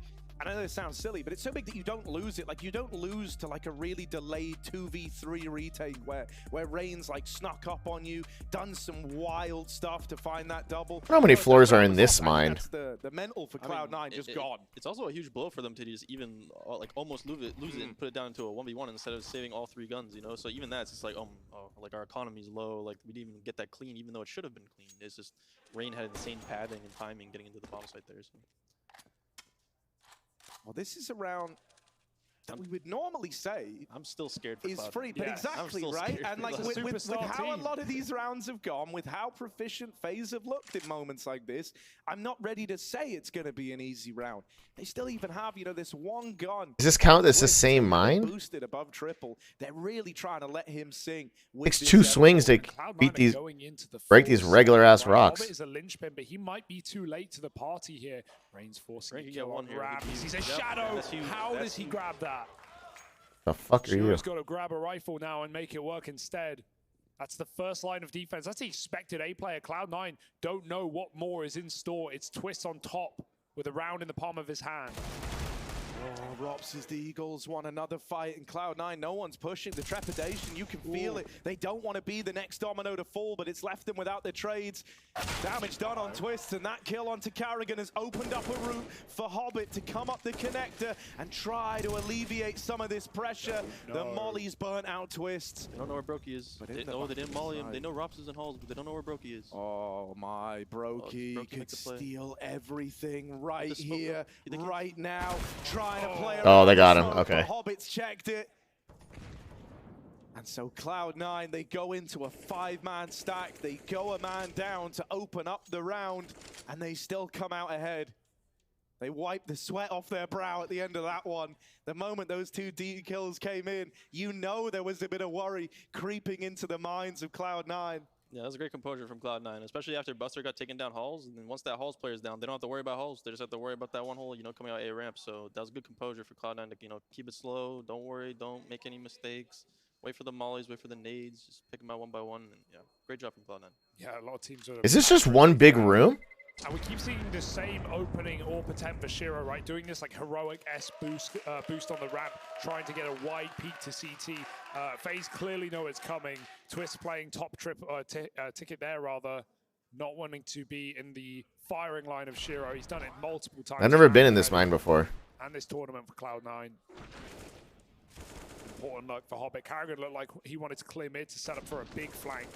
That was a huge round for Hobbit. Getting that kill on connector was huge. That was pretty much everything for them as well. Now FaZe have nothing but the save. Rob's gonna make a Nice, smooth there you jump. go, yep. Keep That's building a- that confidence. Shiro. Yeah, Keep- that's a keep it going. feel-good moment, isn't it, right? Because as you were literally just saying, he's been trying his hand at that every now and again. This time he finally gets a pick from it. Do they know he made it into con? It almost looked like they could have seen him, but Nafany has great real estate, so he'll call for his troops to regroup at A. They'll check their corners this time. They learned their lesson from Brokey's backside antics. Nafany, 2 players right in front. They grab a gun. They're gonna get some smokes up here. Oh, they only have one. They only have one on Shiro. Shiro needs to smoke something. Connor jungle. One of them. Oh, he smokes in the middle of sight. That's not where it looked like it meant to go, but just hits that Molotov, extinguishes it, goes off in the middle of nowhere. You Found might give another. them the route to the plant at least, and Axel, oh, another sigh of relief being breathed by Cloud9. They think that Axel has done enough to lock this round in, to make it a guarantee. Now FaZe up for the task. They don't have a lot to work with, but they're still making it happen. Suddenly, Cloud9, this confidence, the idea that they were fighting, that disappears. They back up to play around the bomb. This has become a round that they've had to fight for out of nowhere. Flicking down, Shiro is dead. He's late. FaZe are grinding away back in. They had nothing to work with. They shouldn't be winning this. Buster with that fight and with no kit for FaZe Clan. You'd like to think he's done enough. Again, really impressive from FaZe, taking all the guns down, even on like a low buy with just Galil. Like, Yeah. They had pistols. They had nothing behind Robs. They're They get all the kills. They're keeping the pressure on Cloud9. Cloud9 is not feeling any sigh of relief. You know, like after any of these rounds, they're always on the back foot, and you know, FaZe is keeping their foot on the gas on them. Yeah, and then money in the dirt as well. All it's going to take is a rifle round from FaZe that's coming right up to put Cloud9 back to pistols themselves. And even despite Nafany's position in con, having all that real estate to allow Cloud9 Jesus, to I walk might out die. to an MTA bomb site. How big and is this FaZe still room? Make that Oh. interesting. 5-4 though, and it has closed up from what was that 5-0 lead, 5-1 lead. Nafany again, he's been blasé in middle, running con. FaZe yet to stop him. I love the aggression from Nafany. He needs to keep it up. He's doing good. He finds those rounds, he finds the aggression, he finds some kills, it'll build a lot of confidence for him. That's what Cloud9 need right now. Figure out 2 what's going on. goals Let's see down, what's it'll going be on here. 5. They would need a full reverse sweep. Golden Scythe. We're not even really thinking about the potential Whoa. until they prove themselves. But this is a Oh, step in the right nice. direction. Okay, Boost up cool. middle, avoid avoided. It was just one big room. They're in the window. We get a golden scythe out of it. Beautiful. Got eyes. Love it. Oh, Brokey just left though. They're doing beat pressure to pull Brokey off. Okay, so we don't need to do that anymore. But Brokey's still aware, as you can see, he's checking his flank. He's waiting for it. Huge kill. Brokey's gonna turn around. Yeah, he's waiting for it. Nafi's time to strike. Nafi strikes. Oh, I love this. Beautiful. Twists, last man standing, run down. That is so much more composed for Cloud9. That's so much prettier than a lot of these rounds we've seen so far, right? Yeah. That one has a little bit of nuance to it. And once again, you know, you were bringing him up coming into this round. You wanted to see Nafany going for these aggro plays. I think that's when you I was get a the little best curious out about the of him. golden And scythe. I think, you know, he's one of these IGLs where you can kind of tell his read on the game just based on how he's looking, the gaps that he's finding, right? And when he finds a space like that, he's starting to feel like he's getting ahead of FaZe a little bit. Like finally, for the first time probably since Overpass, he feels like he's able to match Karrigan in the cooling. Yeah, I feel like right now Nafany's starting to feel. I feel like his confidence is slowly starting to rise up a little bit, especially in terms of his calling. As you can see, I think it's a lot different from what we saw in Inferno, where Inferno they would just take something and then they would just first timing execute into a bomb site without any mind games, any variety being tossed into it. Whereas there, you know, they took B, they're putting the pressure, and you know, Nafi's moving up the flank. They get another kill, so Brokey has to take off the flank, and then he can find and execute on the flank. And so there you go. There's Oh, we got a new sword. Thrown into Cloud9's gameplay right now. 30 to 45 damage, -5 speed, +2 crit chance, +5 weight, and per. Ooh. That's what we need. To think about these swords. The stars are still, you know, To actually think about these swords. They can channel a little bit of what we saw towards the end of Inferno. Axel had some unbelievable rounds towards Pit. Here we go. A response from FaZe, a mid take perhaps. They're going to drop under. That's probably where they thought Nafany came from last round. They never see him find that comp timing. Smoked out all the way. Axel going to try and trap Drops in with a Molotov. He's got to pick his side. He's got to pick his side right now, and that's exactly what Axel wanted. Forced out of the cubby into the hallway of death. Shiro waits for a +2 crit chance. This is +10 crit power. +5 weight and Vampirific. I don't know if that's worth it. Yeah, such a nice combo to force that engagement. He's going for the gamble, and they've been, you know, right in most of their gambles. So we'll see. Maybe Cloud9's maybe setting up for a cat split here, maybe potentially, or maybe for Hobbit to fake. It allows FaZe to save if they're wrong, but it certainly doesn't look like they're wrong. The bomb's coming back in through the apartments, and they may even force this kill. Yeah, Hobbit up close. This needs to be his moment. Oh, Nice! Twisted Nice, Karrigan Hobbit. dealt with, but he thinks the site's clear. Everyone is here, but that's info they have now. And with time left, this is no longer Cloud9 having a scramble. They're still going to try and follow through with the B play. Sorry, Cloud9's slowing down, so they're making FaZe second guess themselves. But right now they're coming in now. Now they should know, but Rain rotated it off because they're questioning. You get here in time. Just behind the smoke, behind the site, Cloud9 moved through. He saw something. There's the AWP picked off. Oh, Rain Oh my god. back to the pistol. Okay. It's up to I was his like, teammates. surely not. Sidearm, no escaping Surely the chase. not. As Nafany and Buster run them down, they save FaZe in a very scary round. That was very nice from Cloud9. They didn't just, you know, panic and just run in, you know, with Hobbit. Hobbit went out and checked, and then they just took a pause, say, hey, you know, let's take our time and just re-hit. It'll be okay. Who cares if they're stacked there? So yeah, you know, really good composure again from Cloud9. You know, waiting, being patient, and just thinking things through. Yeah, these were some of like the nuanced looks that almost went missing towards the tail end of Overpass heading into that second map of Inferno, right? It felt like there was this real vibe that every round someone had to make a play. And, you know, you have a team of people trying to make plays. They're not really cohesive anymore. I like that this round you have it a bit more standard. Hobbit gets that double, and then he almost acts like a probe, right? Just to get the info. What's happening at B? Are we walking into the stack?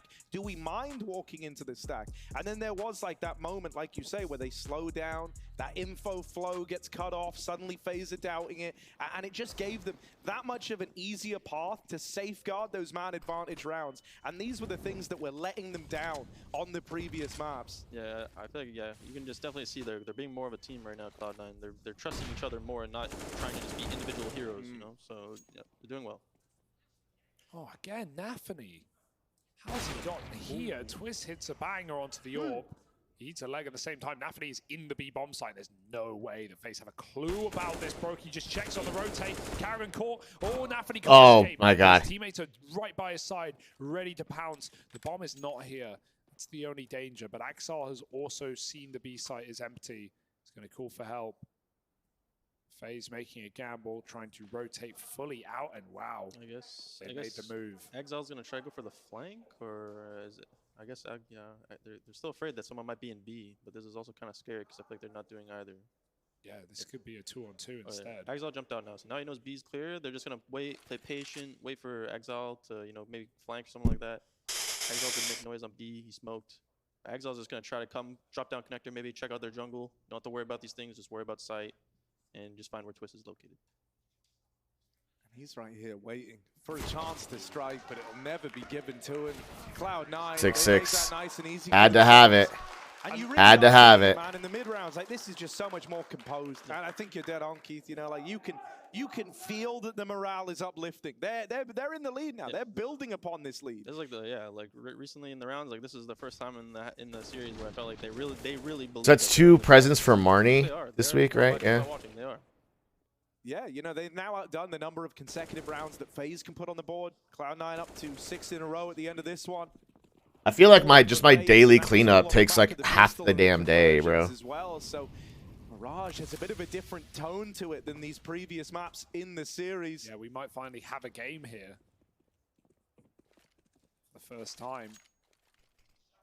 Brokey, though, this time he's got eyes on middle. Shiro's making this walk with the orb.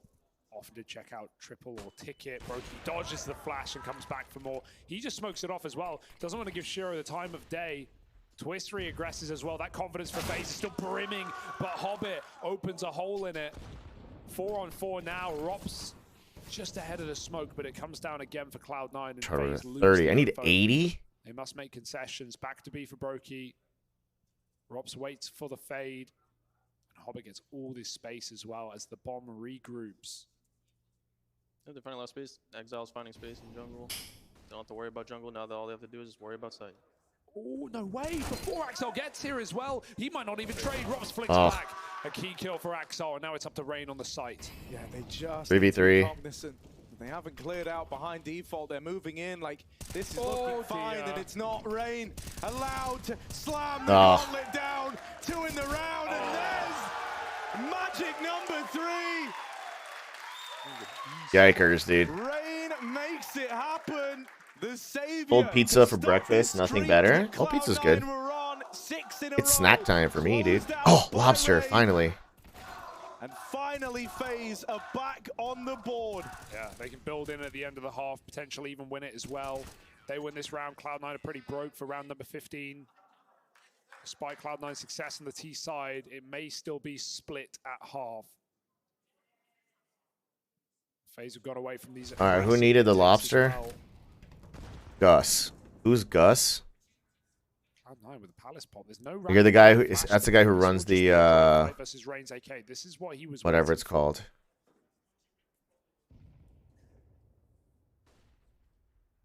Saloon. Hero, the last round up close, ready to brawl with Palace. There's a very strong off-angle position. You know, a lot of house players get caught off by this. So as long as nobody I runs a give in- ramp, which Brokey's upping his ramp. Linus still needs Rain is in a one. prime position now to get these 2 kills. Yeah, he just feels so safe. There is a second I man think here to the try and saloon trade this doesn't out. open until Rain, you know, he likes 4 to or duck something. and weave, right? He'll take 1 kill. He'll be content with a 2 geodes while we're 5v4, here, I and suppose. he'll make life really miserable for you trying to get that trade. Doesn't want to hang around forever. Eventually gets down off the top of Palace. Yeah, Brokey rotated, but Brokey's coming back. Rob's demon in the connector again. They heard Rain drop off. They know he's no longer on top of the balcony, or at least they believe. Robs escapes the danger of middle. The bomb is going B.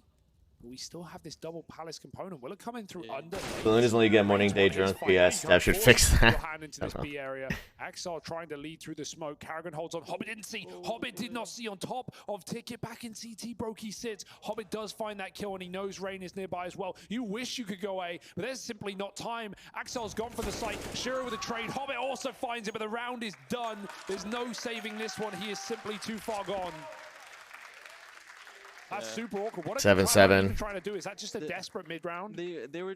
I think the huge kill was just the connector round. I think that denied like the activation from the players' halls. I think they wanted like Nafni to get up con and like use some sort of pressure, and then like one guy would walk a halls or they'd both walk a halls and catch the players in sight off guard. And yeah, I think the con kill just shut that down. Yeah. And they were just desperate. They're all right, we're gonna go into B, pressure. One guy will lurk out halls, and then like, oh, we killed the halls lurk, but oh, there's another one, and they're just hoping that guy would get both the kills at A, and then they're hoping at B that they can just get all the kills. It's a very tough round. Just constant refresh information that doesn't actually help Cloud9 in any way, shape, or form, because Hobbit gets all this glory at A, but it's just that the clock's too low. That's just the biggest kill is just the con one. That just literally deactivated the whole round for Cloud. Oh, fast again to mid. Yeah, last to the half as well, and it might end with a whimper for Cloud9. They don't have the Crystal money fruit. to come up with a buy here. It's a couple of AKs. Do I have one of those? Already a man down. Nafany, who has been able to find a lot of room over in middle, tries to go back to it, but this time was locked out. Robson, the Connect, has been taking some of these fights very personally, and so he was keen to get involved. That's Holly. Rain. They're not going to expect this. Yeah, Brokey's this is... dropping halls, and he's just standing over here. This is not a normal angle. Rain will move back. Hobbit is all the way out of Tetris, so maybe it's a good thing.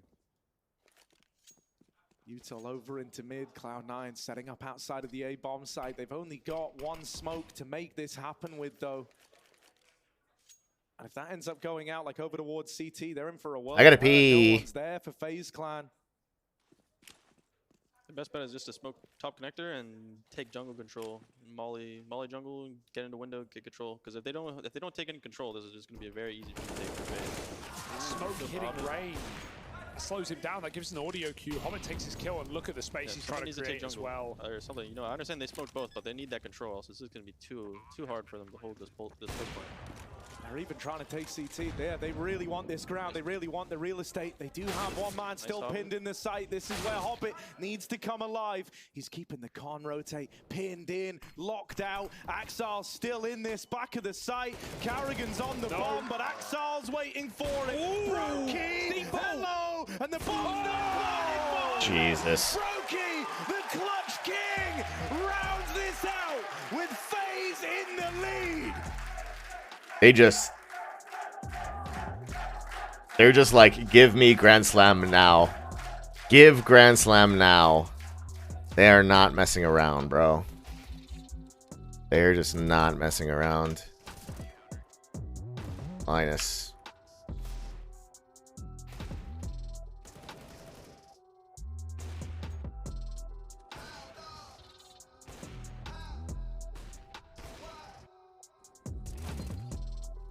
This crystal fruit?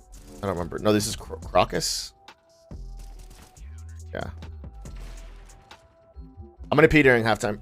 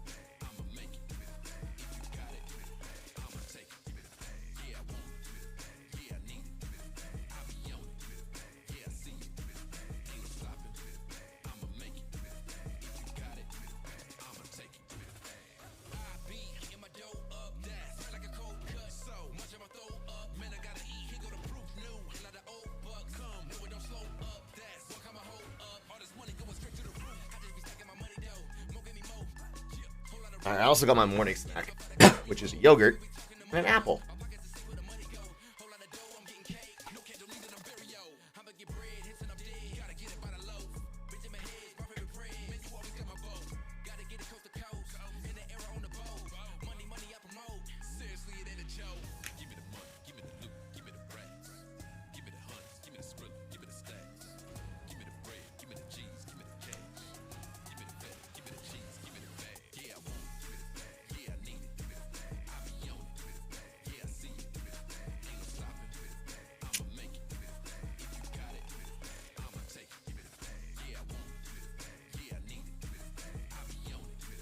Mix up the Greek yogurt.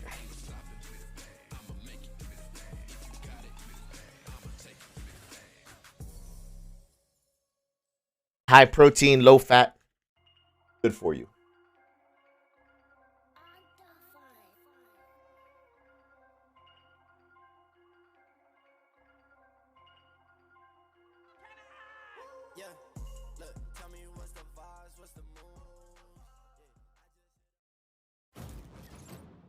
He's not in here.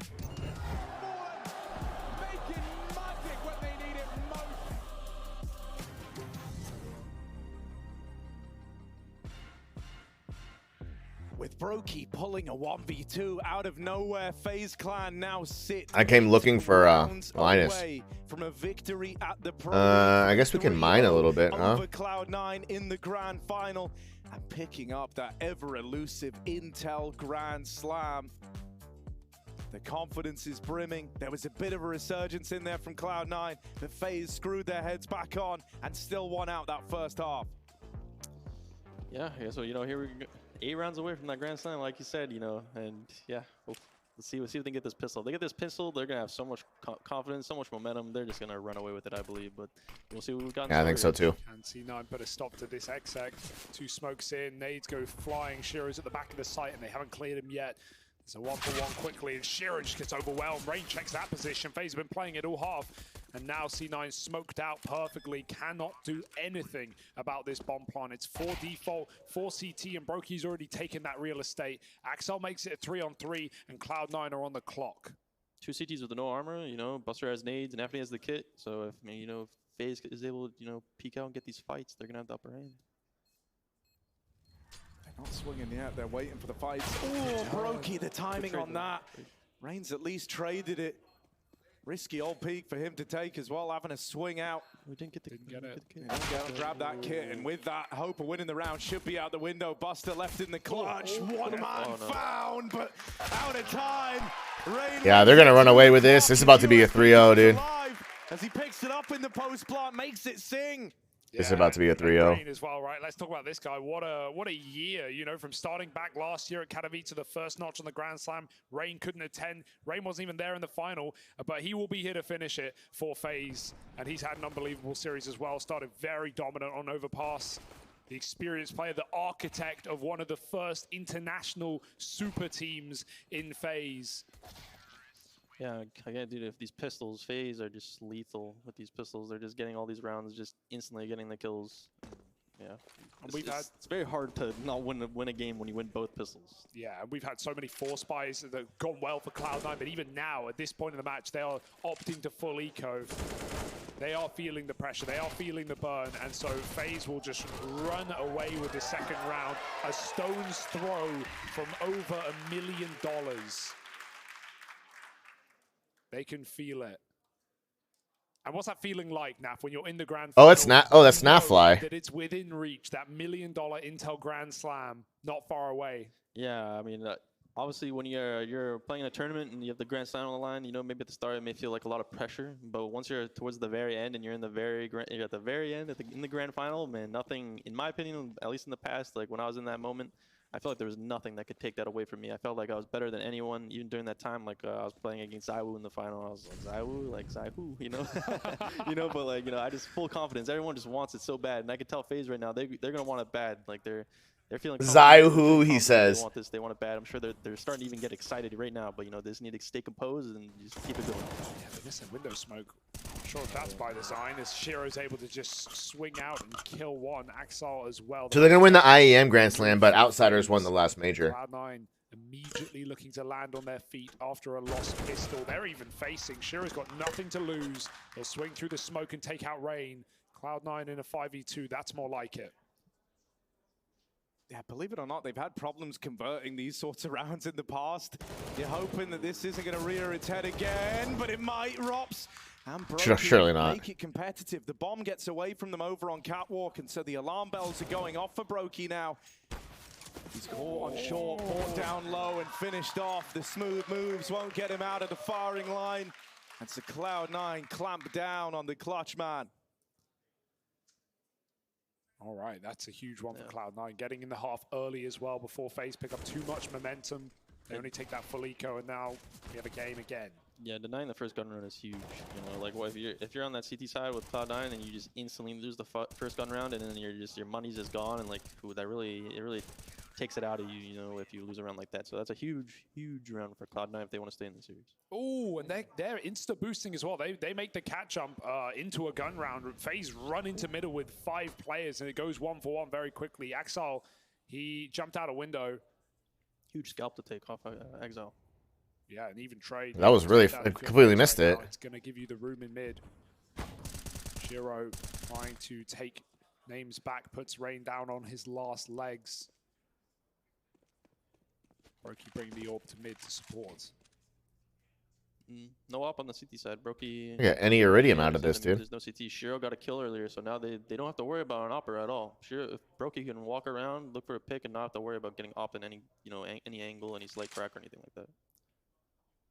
Yeah, Dark boots. Freeing. And you know, when you're Brokey, +4/+4. that's a +4/+2. great spot to be in. He's going to keep it pretty mobile in this round. Him and Rain up and leaving middle. They completely conceded. FaZe Clan are teeing up for the A play. They've got Rops already deep in the palace. The rest of the gang now just meeting up over at ramp, and with Cloud9 so entrenched over towards B, not making any sort of play for the info. They've just got to react to this one on the fly. That gives FaZe a little window for this 4v2 in the A play. This is the right call. Even Brokey's going halls, so if they're not going to smoke con, they're not going to smoke jungle. He's going to catch Nafany off guard. He's going to probably get this pick. Good molly from Nafany to take him way off the angle. Yeah, it's actually done a lot of damage as well. Brokey got caught in that for a lot of HP. And now that Rain's been spammed out, that's going to stop the plant. No. More nades raining in, double nades at that. Twist is lucky to still be alive. Only a few more seconds, but Rops provides Overwatch. Hobbit tried to make the play to win the round by dropping the bomb. He swung at CT, and that's given a 3v3 over. Cloud9 reclaim it with 1. Yeah, do they know Rops was inside? I don't think Maybe they do. They might look over this kill earlier entirely. on. They know Oh, now they know. No, they heard the tag. Pinned in. Heard this tag. They're going to try and jump over. No, they're not. They're running him down up close. Rops can't find a thing. And Brokey, this is one clutch too far. He's just got to run away. Cloud9 withstand this round. Oh, that was scary as well, considering Nafany almost got picked by that jungle, that jungle angle to Palace. He gets a molly, he delays Brokey's play, and then he goes on to find 3 kills and win the round. And they didn't fall for Rops to the back of the bomb site. That could have been the surprise for Cloud9 that cost them the round. I was going to say here, is Shiro going to go for the up? And I see, yes, Shiro does have the up. So I guess we got to see. Maybe he can, bring more into this half. I know he's a little, he's negative by a little bit, but, he's starting to, warm up. I think he's feeling a lot better than he was on Inferno for sure. Yeah, without a doubt. That was almost a career low for Shiro. And he has a spawn coming into this gun round as well. This is an equalizer, and FaZe don't have a lot behind it other than the AWP. So this is where Shiro can really start to tear them up. That being said, unlikely FaZe are going to send these pistols flying into middle. Curious to see if Brokey has a spawn, if he's going to try going for anything, and see if maybe they can catch him. No, Brokey doesn't really have a spawn really. Sell that. Or maybe he holds for the upper B pick, because maybe is Shiro going to go for a cat jump? Yeah, it looks like Shiro's going to go for the cat jump here. Oh, I missed out on Linus again. Keep forgetting. Window pick. Oh yeah, okay, no window smoke. Keep it safe. I like that, right? The money's kind of weird. I think the last thing you want is for your offer to get caught, maybe even mess up the window jump. We've seen it happen to the best of them. Suddenly you're falling into low. Large regular milk is 456. The worst nightmare. So Shiro hangs out in the window for now. It's a slow burn. So the purples, milks get sold, everything else gets processed. Even the purple eggs get processed. An early fight. They're just hoping that Cloud9 just makes a mistake and Brokey can just find a pick with the up while everyone else is on pistols. Nothing pushed or peeked underpass. Now they're probably just gonna slow walk upper B and then pop out. Maybe Brokey will watch the market cross and he can catch a rotator while he's rotating. Who knows? Maybe that might be Shiro and that'll be a huge scalp to take again. Here's the push. The pistols try to worm their way in. We do have that orb set up back to the apartments, trying to hold the line, but the pistols have got to find success. Brokey feeling like a play's got to be made. Lands a leg. Even repositions, gets himself into the back of the site. There's still a man in the site with them, but Buster reloading is a tricky prospect. Shiro's got his back with that orb, and Brokey's lit up. The close is found, the equalizer secured. Cloud9, don't let that hero AWP have a say in how that round plays out. Yeah, Buster's come a long way in a very little amount of time on Cloud9, right? Obviously an extremely experienced They need to player, win this map and just make it respectable, you know? The major as well. There's no doubt on this guy, but, you know, Katowice, especially on this map, one that Cloud9 lent into a lot, he was looking like such a problem piece, and he was getting abused by IHC in some of these B hits. Right now, he's been putting up massive numbers all tournament. 4 kills in that round to stop FaZe from getting the AWP out of control. Yeah, and nice, now it is the full buy. a nice clean round pretty much. For Purple them. wool. That'll Let's put test them, out the you know, 'cause purple their money wool. is almost depleted almost if they lose some of these rounds. So 3 straight. FaZe start heavy B, bomb and AWP late middle. Hoping Cloud9 push into their scope. They won't. oh, yeah, I remember I've seen this strat a few times from FaZe, especially when they play them in Katowice. You know, just do a little B pressure, make the cat player get off cat and play an upper B, so they can take mid and not really have to worry about the cat pressure at all. And that's what kind of like Exile did. He's kind of worried about that. He's trying to help his teammate in the B site. Now they're out mid. They have full mid control. Now it's really just up to FaZe if they can find these gaps in the defensive Cloud9. You know, maybe some window, getting into con, but. You got that exact reaction you wanted. Exile's gone back to anchor B all the way back at bench, playing with Buster. That's a big cross shot. Sure is burning. He wanted to try and duck out through window, but he wasn't allowed to. Buster stops Carrigan in apartments. FaZe getting picked apart one by one. Yeah, We go to the beach, pick up my crab pots. I'm not gonna reload the crab pots. Then do geodes. Then sell the boots, and then look for Linus, I guess. Yeah, I like the Cloud9 are just, you know, now that they're in the 5v3, it's full turtle mode, right? No one wants to be that first domino to fall. No one wants to be that beginning of a round from nowhere that FaZe have always been so good at finding. And they know that FaZe are also prone to just kind of, you know, giving these rounds over. So by not facing, they'll win it on numbers alone. FaZe don't want to take that risk of running the 3v5. So Cloud9, this round is decided on 2 kills and 2 kills alone. Buster in the apartments and Shiro with that tight angle through the window in mid. This is good for FaZe to long out the game, but the danger is you're giving a 5 alive round for Cloud9 and a 4 in a row lead, right? Like they are building in. We cannot count out the possibility of Cloud9 taking this map right now and beginning their series on a reverse sweep. Yeah, Cloud9 are starting to feel more comfortable now. They're getting a lot more cleaner rounds. They're saving that economy. The economy's up there. Shiro's going for the kills and getting those picks, you know, so he's starting to feel more comfortable. Got a bunch of trash out of that. This could very much turn into a Cloud9 game here. We just got to see how FaZe can respond. What have they got? Carrigan must dig deep. Again, they have a lot of lack of utility again. There's a full buy. There's a full buy from them. They only have 1 flash, 2 smokes. One of the rifles, that will leave them with nothing else. Brokey smoked off. They're going to need the entries here or else it's going to be impossible. If they get shut down early, it's near impossible. And you're going into one of the best A anchors on Mirage in the world. It's Hobbit sat on default. This guy, you know, this is his position. This is his house right now. His hole, if it were. And FaZe are Get it, his Hobbit hole. Shiro on the cross. Get it, his Hobbit hole. Jungle smoke, Brokey will combo the flash. Hobbit looks for kills, and that's a clean headshot. Shiro can come over the stairs and help out, but Hobbit needs no support. Bomb drop with a double kill. FaZe needed these entries. Can they at least get the trades? Yes, they can. Suddenly they're in with a chance again. Brokey trying to make a play. That was Oh my close, God. but close won't cut it here. Not in the grand final. Oh, Buster there it is. can't stop Nice. the dance. And now the pressure is right back on FaZe That's a good. again. That's a good With the deny smokes now on faded, the with plant. flag now arriving. This one starting to slip through the net.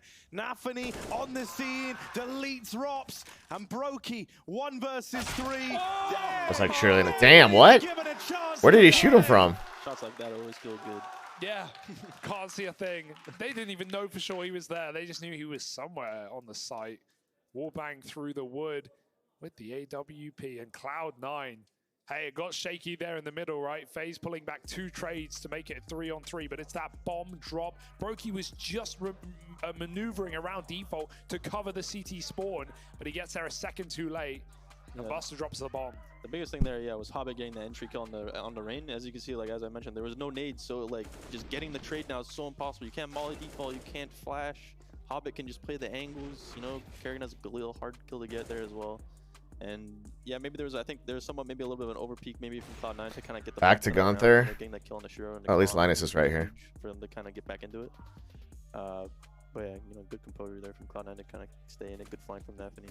Yeah, the fact that they are still in it is impressive enough, right? And they're looking to take this one away and bring us to Ancient Map 4, Anubis. All right, Map so you got 5. two. You got Those two. are goals for Cloud9. Unknown quantities, potentially. I saw Twist there was getting a little bit frustrated, you know, but the just try to keep calm. You know, they're already up Oh wait, we gotta 2-0 go back to starting the Gunther. series. Huge kill. And yeah, I'm sure they'll bring it back. They still have opportunity in this map, and they don't have to worry. They still have 2 more maps. I mean, what would that mean for Twist as well, right? Obviously, the next teammate of yours to be the first guy ever to get 2 Grand Slams, That'd be especially as a representative of the North American region. I was hoping he would get it back when they were playing Cologne, but they unfortunately like slipped in Dallas, and I was hoping that he would get it 2 times in Cologne. I was like, dang, that would be so sick. But yo, nevertheless, you know, Grand Slam. I don't care where I am. If I'm in my mama's basement, I don't care. I'll take the Grand Slam. Just give me the Grand Slam. Little online Grand Take Slam in my as well. mama's basement. Navi mode. But yeah.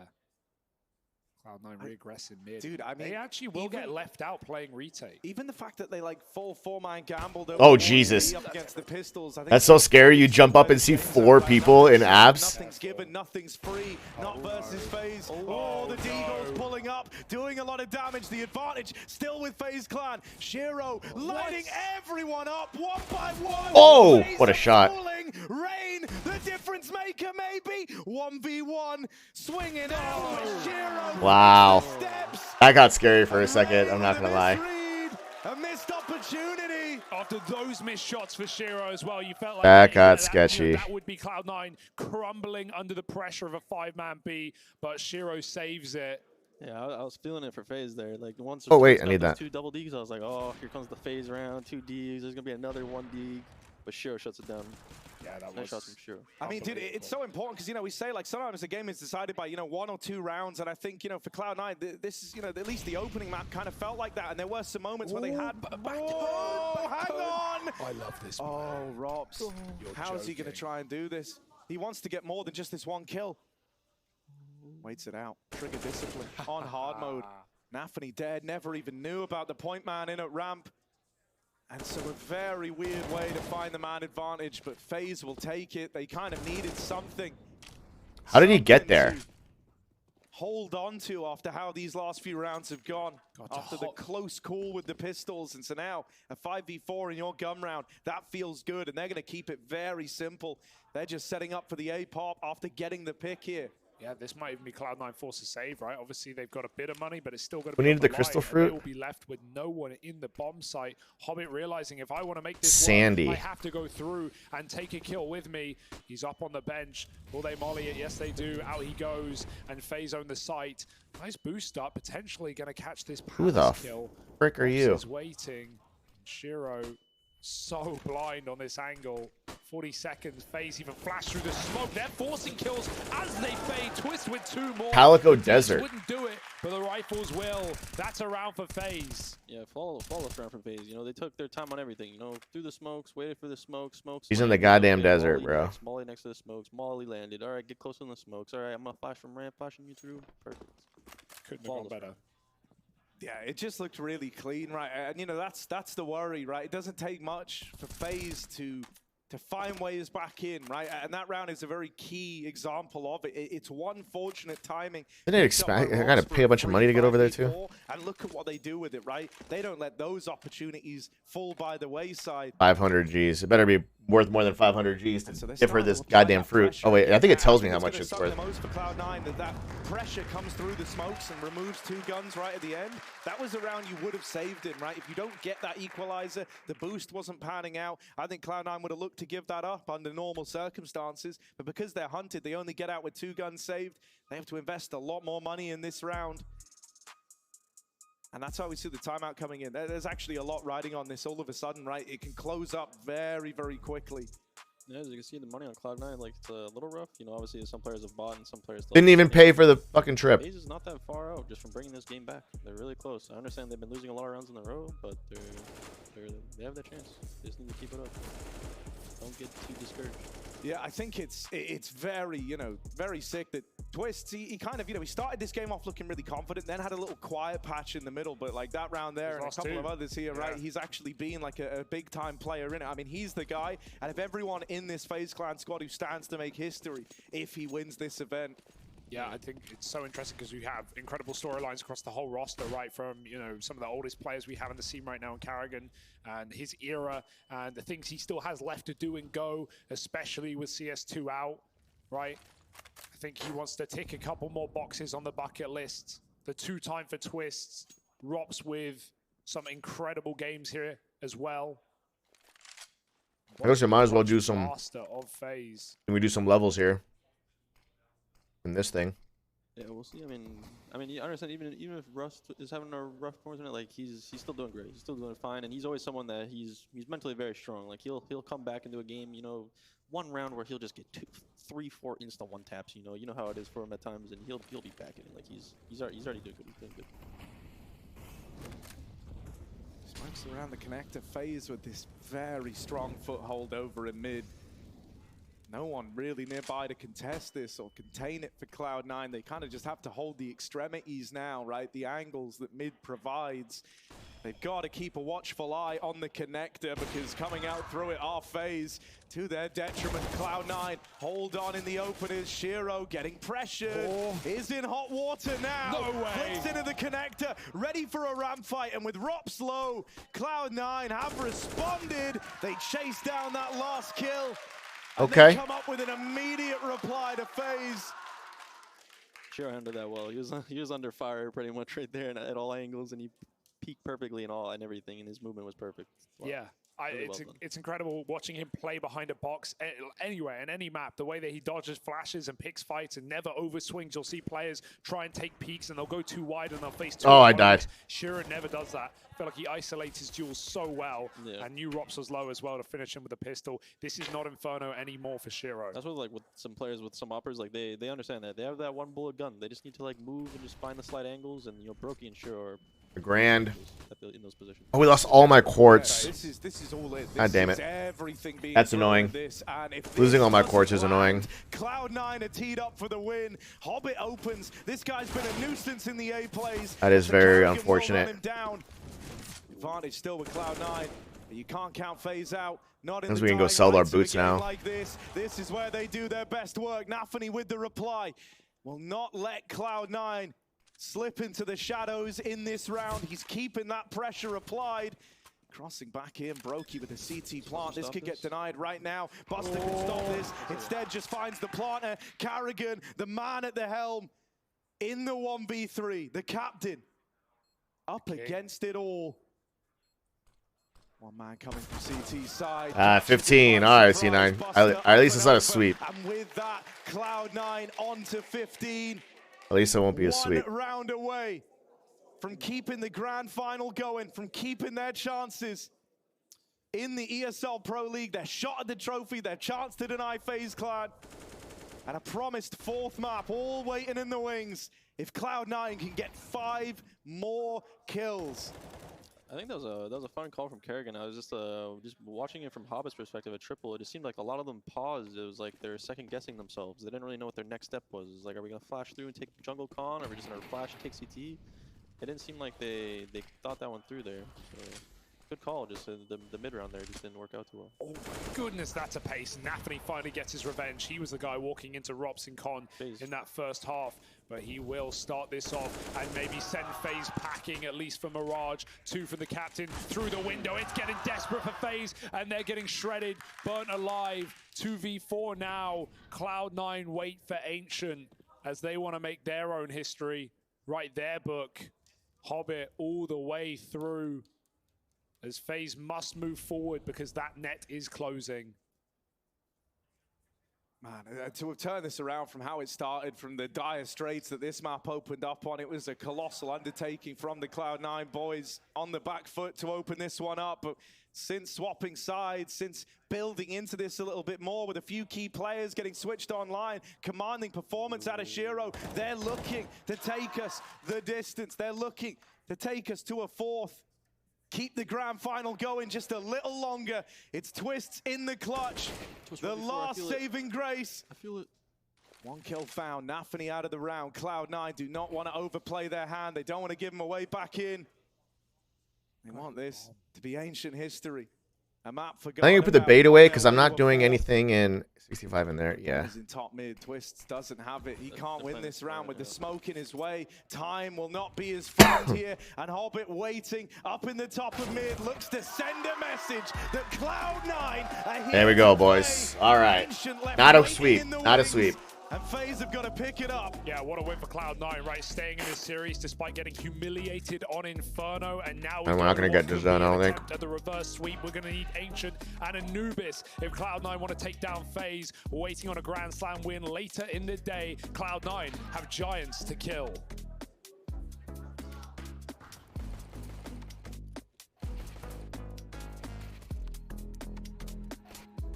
We can do the Iridium bar.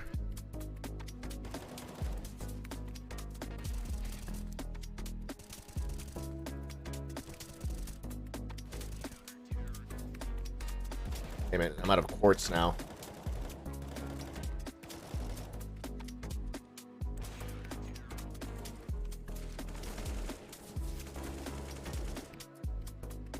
All eggs and all milk. You can give her eggs or milk. What are universal loves? Crab's foot.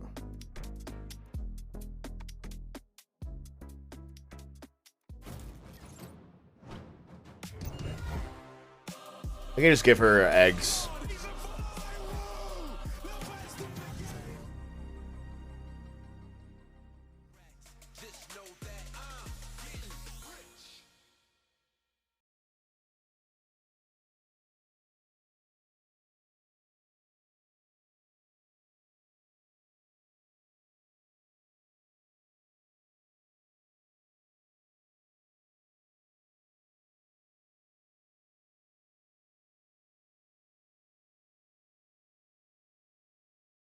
United come back after Inferno and win the next 3. 2 more to go. Easy. It's not going to be easy. It's going to be interesting, though. It'll be interesting, though. Cloth is 564. Wool is 816. So purple.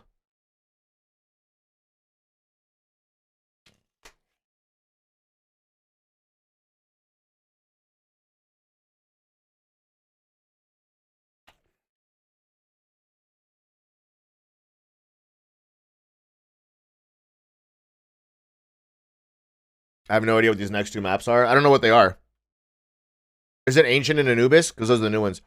Catch me a link, God. Is that a winterfish?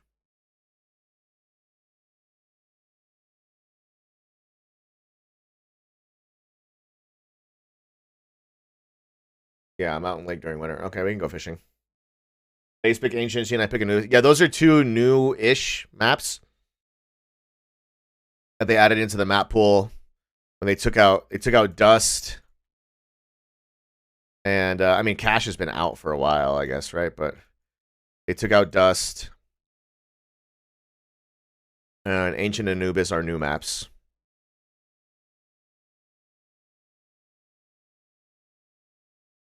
Like Train's been out for ages.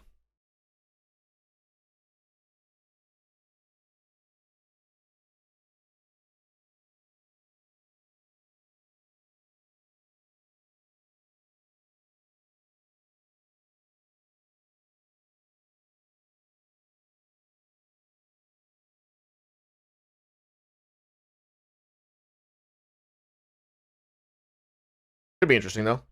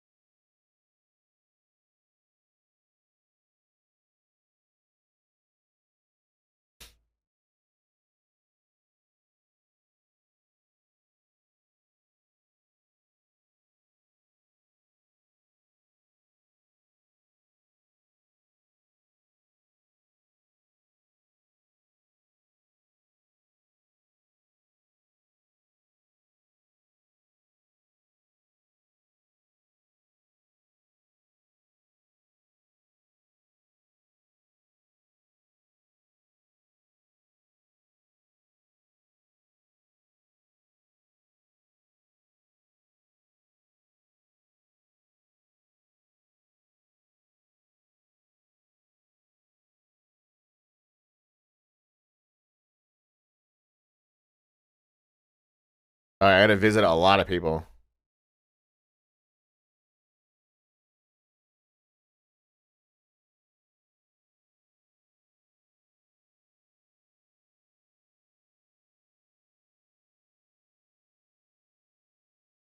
Okay, so you,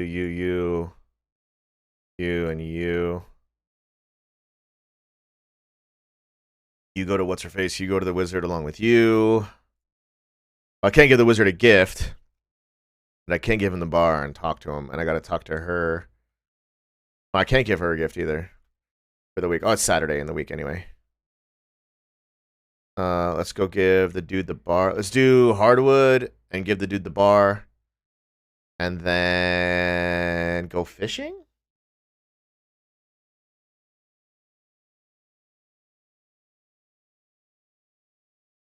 Which we need to go to the top right to where Linus is anyway.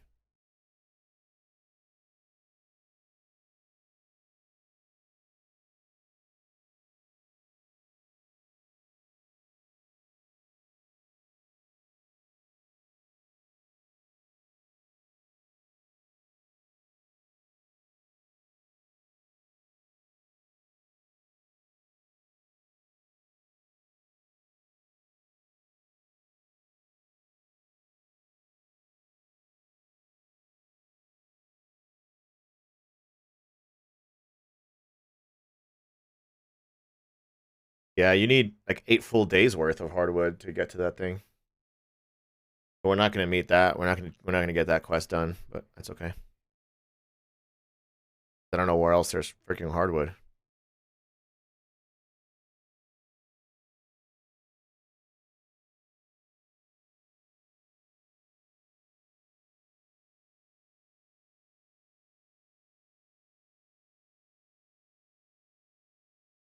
And you better give me a lot of money for that, because fucking iridium 5K. Iridium is really rare. Yeah, 2 days and 80. No, we won't. We won't get that done.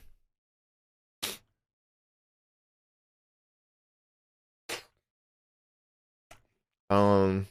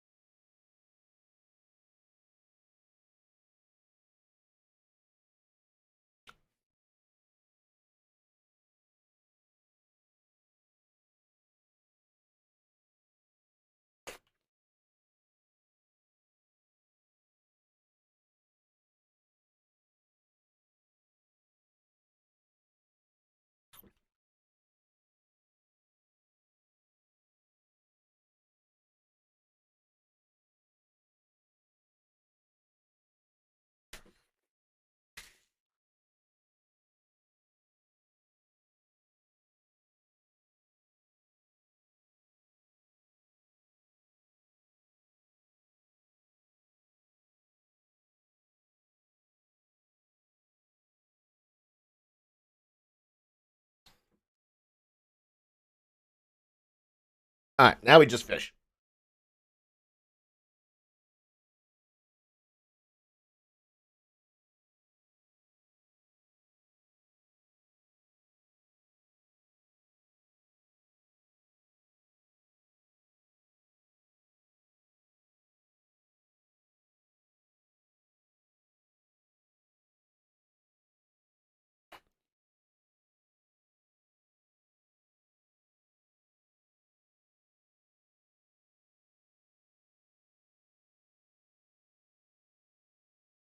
Nice.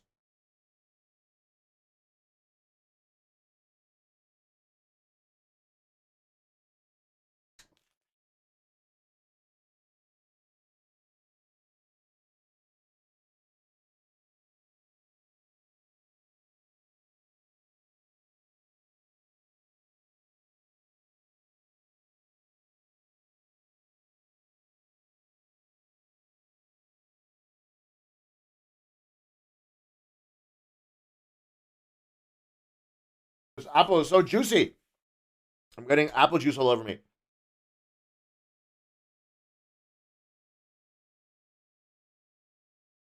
Bro.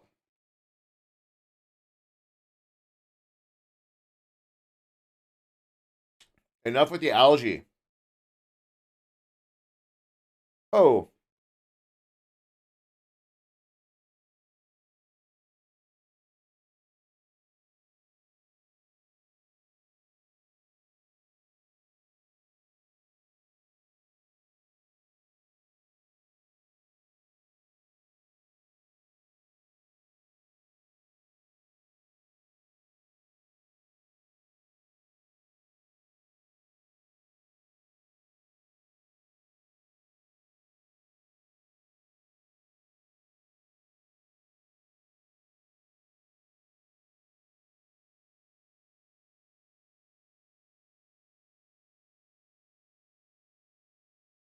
Damn.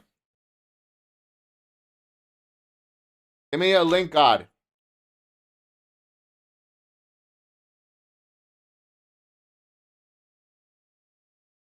Please give me a link god. Ling cod?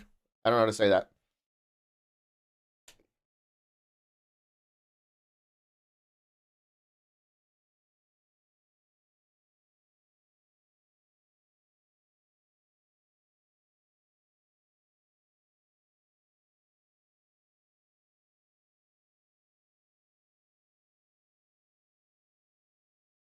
Ling cod. That's hard to say.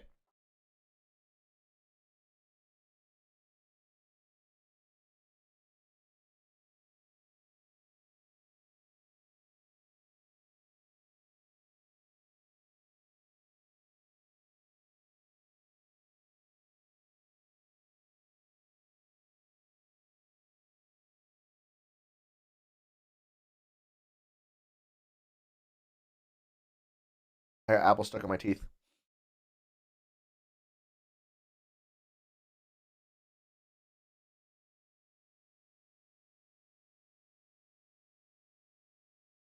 Come on. I believe in you, Ling cod.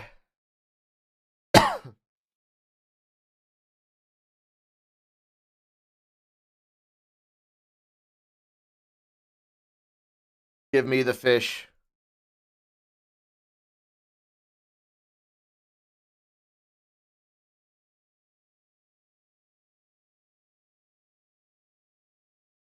Clicked by accident.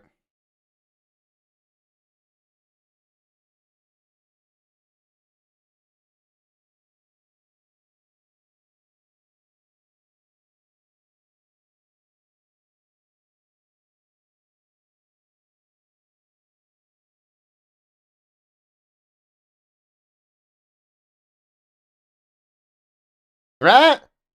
Yeah, we got one. All right, who needed it? Willie. That's the fisherman.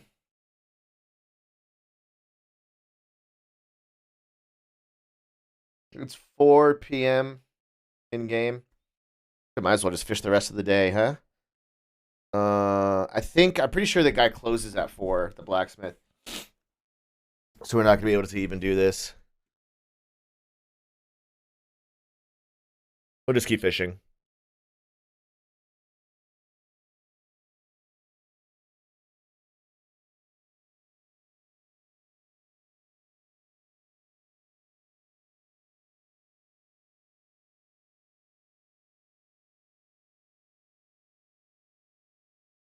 A diamond gives you a chance to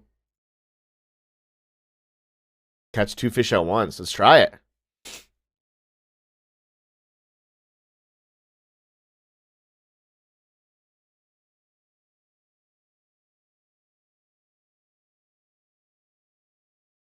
Good thing we're getting algae out of it.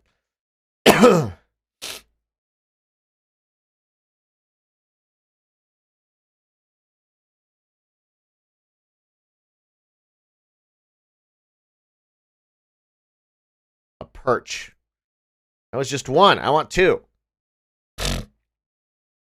Oh, Jesus. This is a sturgeon. And they're very difficult.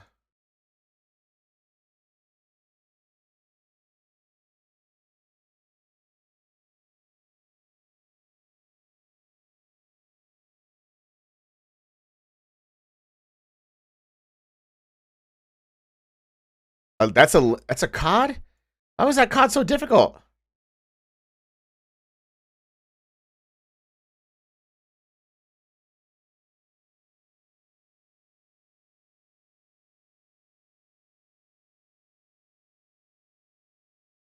Did I miss it? I wasn't paying attention.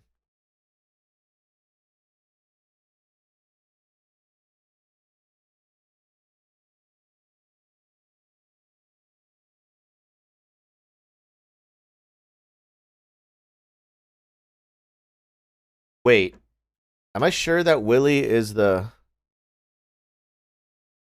Yeah, he's the fisherman. Okay.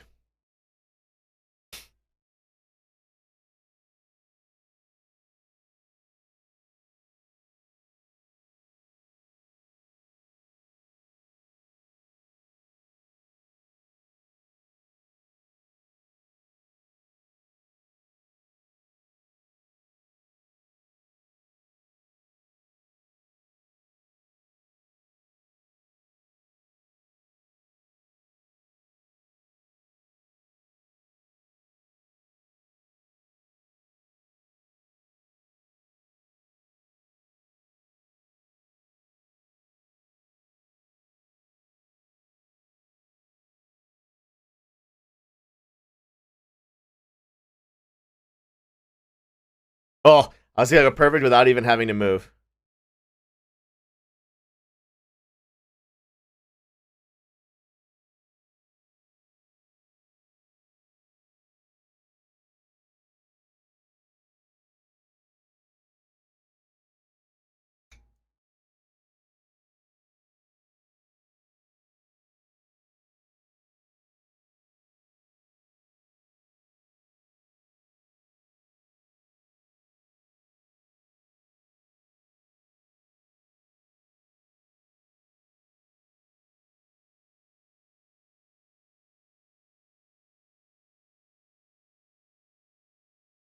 Come on, bruh.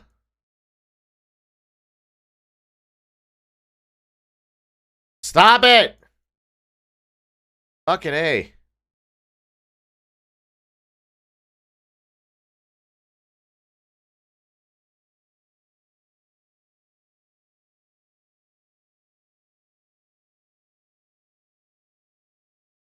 Perfect without even moving. Love it. Okay, now let's go find him.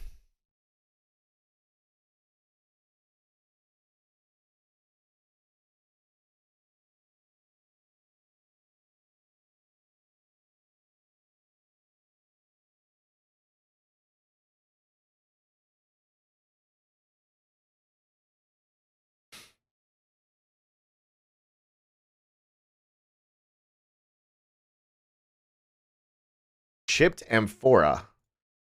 Gunther. Another quest. 40 copper. Alright. That should be that bad. You think a fisherman drinks after the end of his day? Sure does. Uh...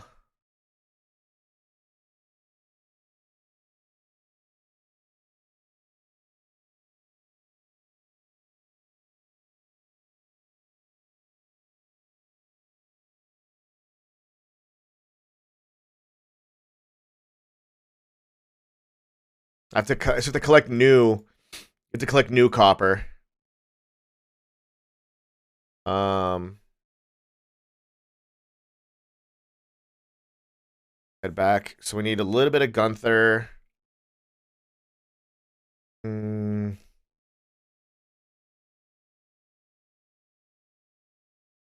guess we can mine tomorrow.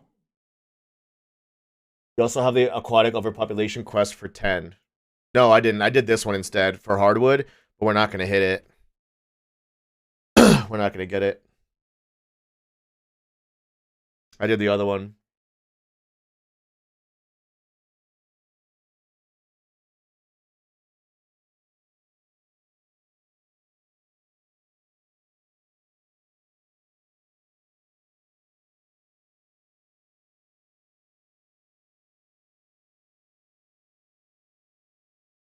But that's okay.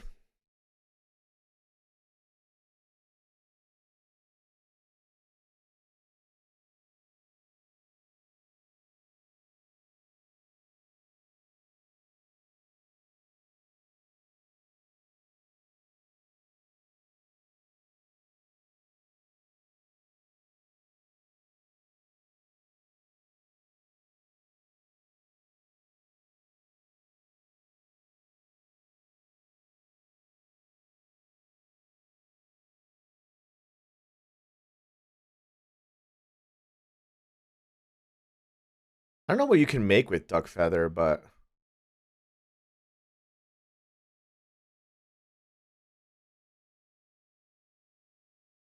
I don't even know what duck feathers do, but you keep selling them, I guess.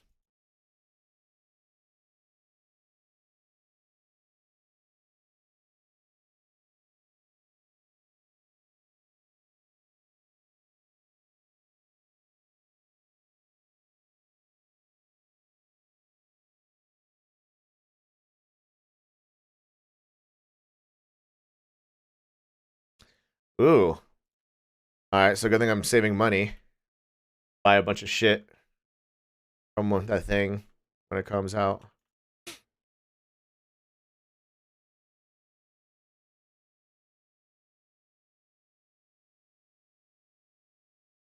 Everybody's happy. What you got for me?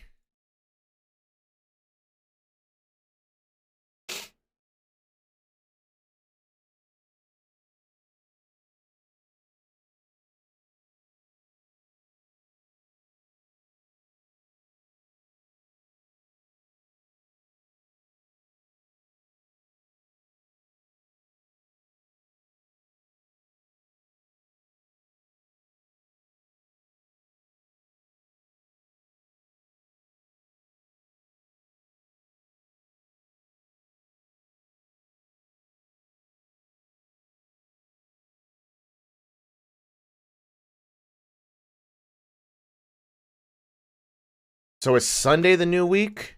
Sunday is the new week for gifts. That is good to know.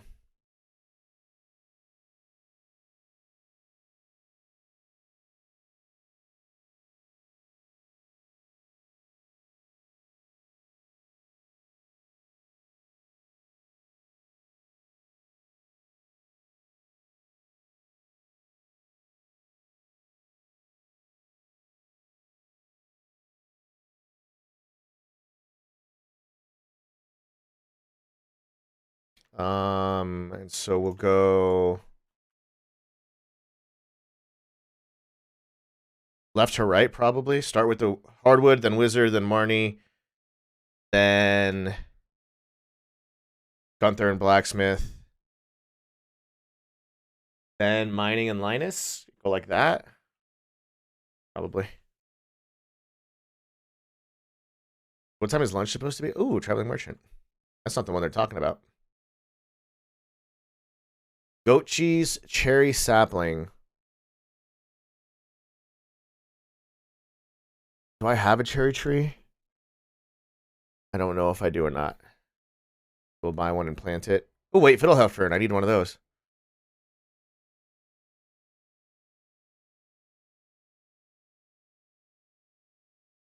We need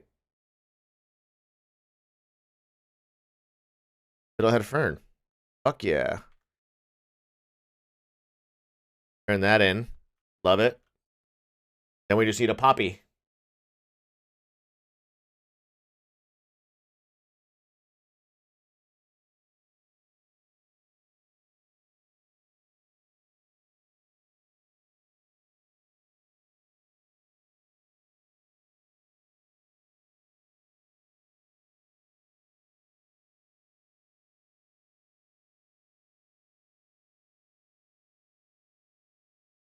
How'd you hit me so much?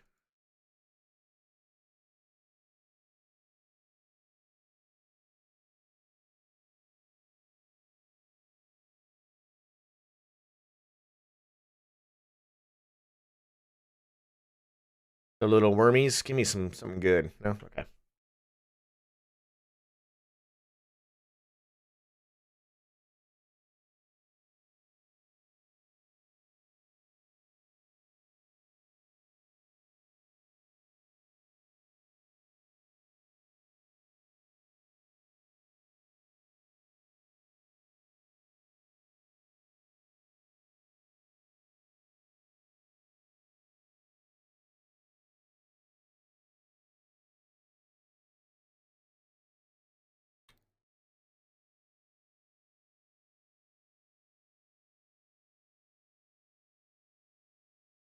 Oh, I didn't save an egg for her. Oh, yes, I did. Good job, me.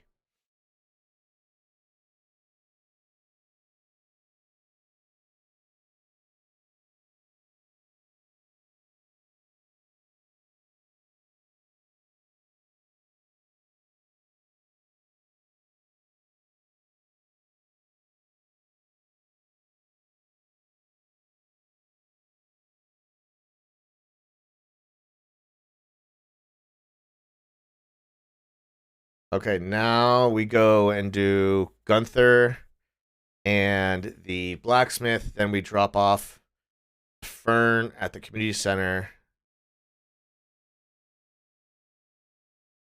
Yeah.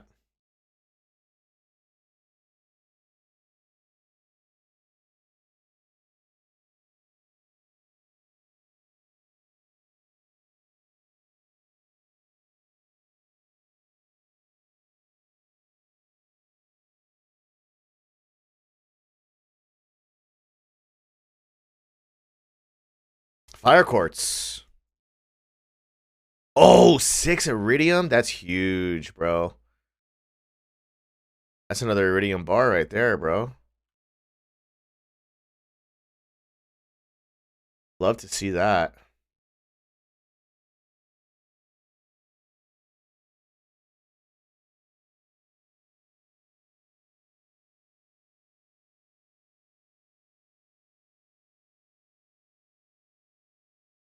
It wouldn't let me click OK for some reason. All right, community center. And then we got to find Linus somewhere.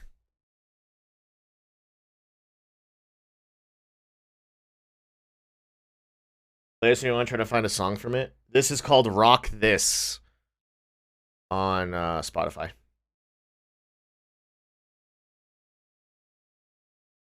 Five herring.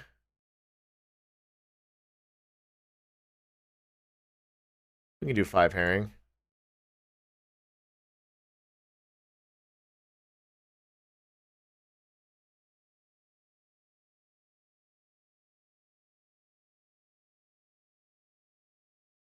Question is, herring at the ocean or at the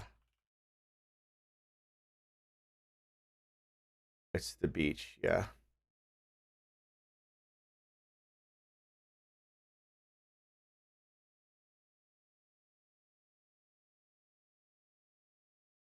Poppy, and we're done with the bulletin. Oh.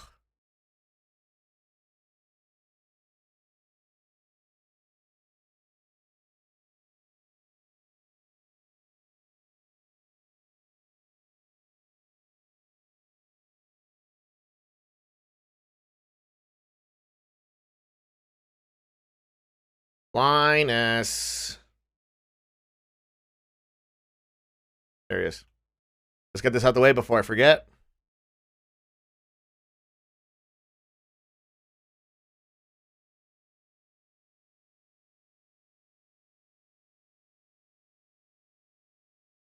All right, now we need copper ore times 40. It's actually a lot.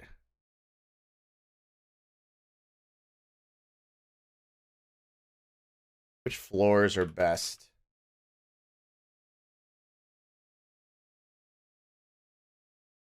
Two through 39.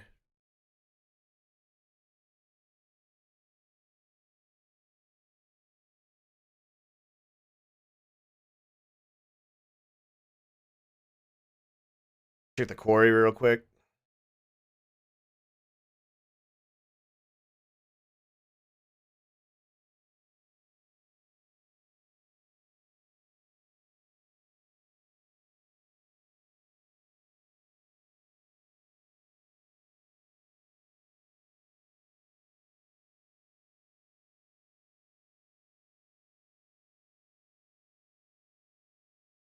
We just look for. I'm looking for, like, for the actual rocks, copper. I don't know what they're called.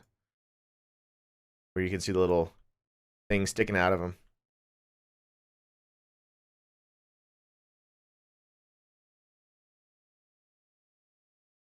If not, we'll just break it till we find the ladder and go down.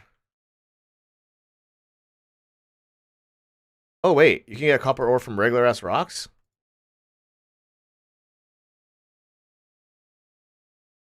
I mean, they're better from those.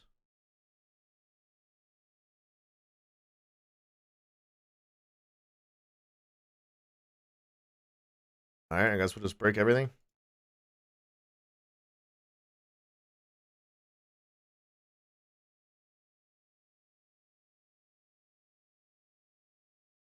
The quartz.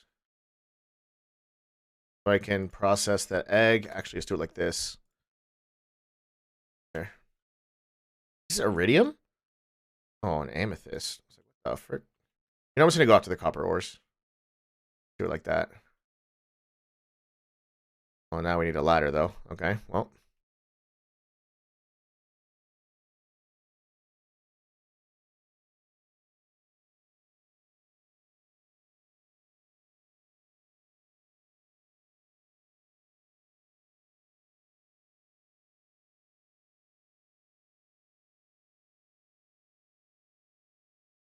Ladder, where are you?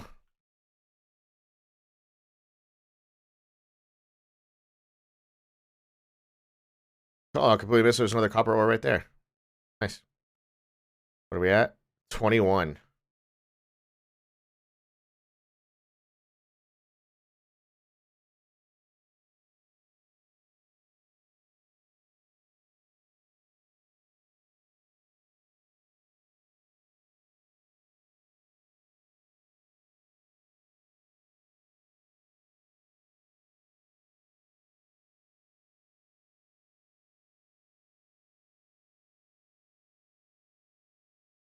Yeah, some more up here.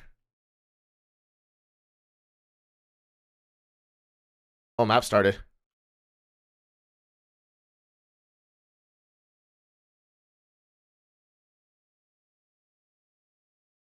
He's been in these pistol rounds, a 1v3 from here, asking far too much.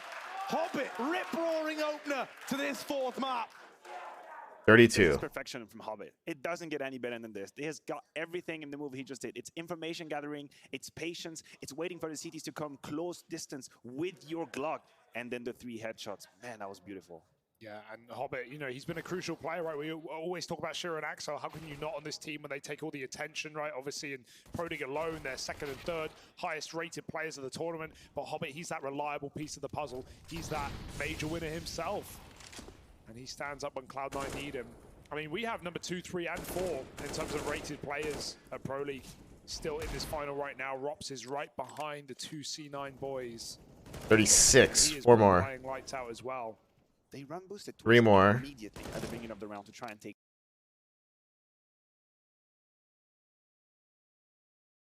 fights towards B long, but this is where there's going to be a stylistic match, a stylistic battle between Cloud9 and FaZe, because Buster is more than happy to just stay T spot. 40. And this is part of the modus operandi of Cloud9. They're going to give map control away in a very controlled fashion and then try to punish. The big challenge, the big task Which one's Clint? is to not let time be his enemy. You have to maintain time. You have to give yourself a little bit of breathing room so that you can reclaim the map that FaZe will take away from you. Blacksmith. He's gonna be closed though. Or maybe he's at the This would like represent maybe he's in the like Cloud9 saloon, being the guys to get off to a hot start, right? And that was spoke about on the desk even. This idea, you know, that we've had Cloud9 playing on the back foot so far, right? What would it mean if they started a map off in good form? Well, FaZe, they took both pistols and Mirage. They couldn't even close the game. Even Naf was saying, like, this is, you know, if you're doing that, you have to win the map. FaZe don't have that backpack. Rops could change the tide, though, with a couple of well-placed Ds. He's found one. Oh, but they swing him together. They don't want to give him this. Brokey will ring out with one more in the meantime. And Twist up close. Helped out by Brokey. It's left to the 1v1. Rain on the other side, moving through Donut. Buster taps on the bomb, expecting a CT plant, and that's too easy for Rain. Come on, bro. They lost that?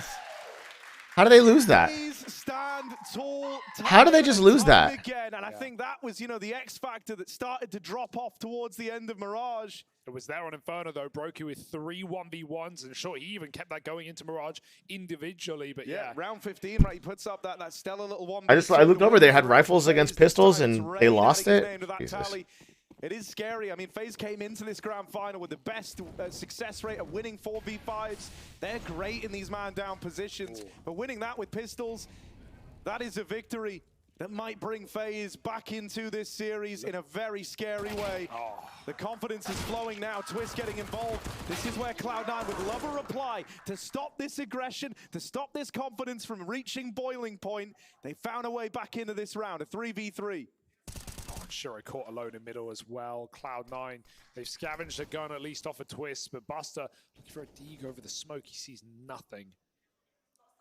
This is more than tactical. How FaZe have decided to play the beginning of this game is psychological. It is sending a message to Cloud9. We are going to take the fight to you. You think you can grab any map control, a sub 20 seconds, sub 25 seconds, you're going to have to fight us. And even in 3 versus 2, we keep going for it. And Ring keeps going at it, but he gives away his life. They're not ready for more, are they? Surely Buster's got the dig out, but wide on the angle is Brokey, and now he should survive. Go back to B. You know Nafany was here. Don't need to offer out more 1v1s as a gun to be gifted. Nafany would have to make noise to take it, and Brokey's covering with an easy shot. And that's a big point, Matthew, because this is a map that has changed in recent times from being a very heavy CT 11-4 map to one where the T's have a lot more room. Middle is now theirs due to the spawns being pulled back. So for FaZe to be playing aggressive on a map where they actually have, where they are not favored, taking their spawns, that's hard. And this is where you circle back to this very complicated defensive half they had against Na'Vi. And we heard from FaZe, they themselves said we played too passive. We give them too much map control. We didn't do the moves we were required to do. Would it be information? Would it be fights? And this was the best warning sign, kind of a reality check they needed. And we can already see now the lessons. Dude, 3 rounds in a row. Twist, yeah, it does the jump out through red, lands it, and gets up here so quickly. Cloud9, we're not ready for that. And, you know, with only pistols, it was never meant to be their round anyway, but I do love Okay, so tomorrow we do gifts, and then we go right? Like you say, they're playing this psychological game, and it's serving them well. The pistols cleaned up there as Brokey gets the last. And FaZe, they get the conversions after stealing away that second round with the 4-spy. I guess it's just reassuring seeing FaZe not playing not to lose, right? We often say that, but it is very much a factor, right? Playing too fearful to make plays and to make moves, that's not the case right now. Yeah, I mean, I'll say this as well. Like, FaZe normally a team that when they're at events, pretty talkative, in little downtime between matches. They'll say hello to you if they, you know, if you cross paths. But before this game, it was laser focused, right? They are just full deady onto this. Not wasting any time with the pleasantries. Again, full focus in this map, and they go 1-for-1 over in middle. Hey, it's a good realization. Twist was going to do it until they punished him. So finally, C9 have a response. Hobbit comes through that smoke with a clear goal in mind, and he does find 1-for-1. Carrigan getting smashed apart at B. Has to pull all the way back, and Brokey's timing to holding red. As long as he stays still is fine. Oh, shaky. He hits a shot. He needed that kill. We have a minute and 16 left on the clock, and there is no smoke, no Molotov available for the CT side. So you basically use so much of your assets early on that you need to have something to show for it. You need to have a kid advantage. On the flip side, Cloud9 have a boatload of utility and weaponry, and they Does that bug me? Putting pressure on FaZe. They've actually forced them out of the bomb side. 20 bug me. Gets wallbanged and then mollied at default. He had to pull out, and FaZe, they may have low health, but at least they have a man up. Boost going on. This could be nice. Ooh, Carrigan falls back up top, and he can see nothing till they cross the default. Oh, he saw one jump. He knows he's about to get delivered a kill. That molly falls in behind them. I don't remember the egg thing. Let's test the eggs. Out of Buster. Purple eggs. We'll test out the purple egg money. Spot, but that spam out of Rops complicates things. Nafany wasn't ready to be thrust into the 1v2, crosses over to long, and has this fight to worry about. Wins it to Rops, but is not prepared for Brokey. He blended in there, didn't he?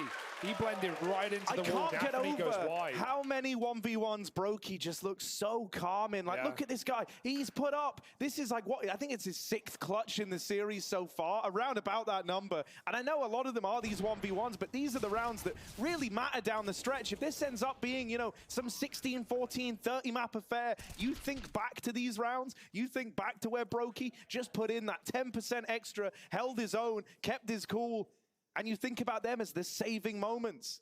Put FaZe on tracks for sure. It's just the understanding of Brokey in that situation when Robs finds the wall bang. Where are you going? He knows that Nafany now has Where are you going? one CT behind him. What's the most likely reaction? He's going to try to grab some space in front of him. He's going to try to isolate the 1v1, and then Brokey just steps back, makes sure he is the safety net. Oh, and they've got another solution. Again, over the top of the smoke, Hobbit gets boosted, and he finds Twist making... Well, that should be her the same 2 play, gifts for crossing this over. week, You yeah. almost have to admire the ballsiness of Twist to continue with these actions. Carrigan Do they know about has Nafany? also pushed down B, but this is, yeah, I don't think Nafany's they know. found I the think gap. Nafany has become invincible.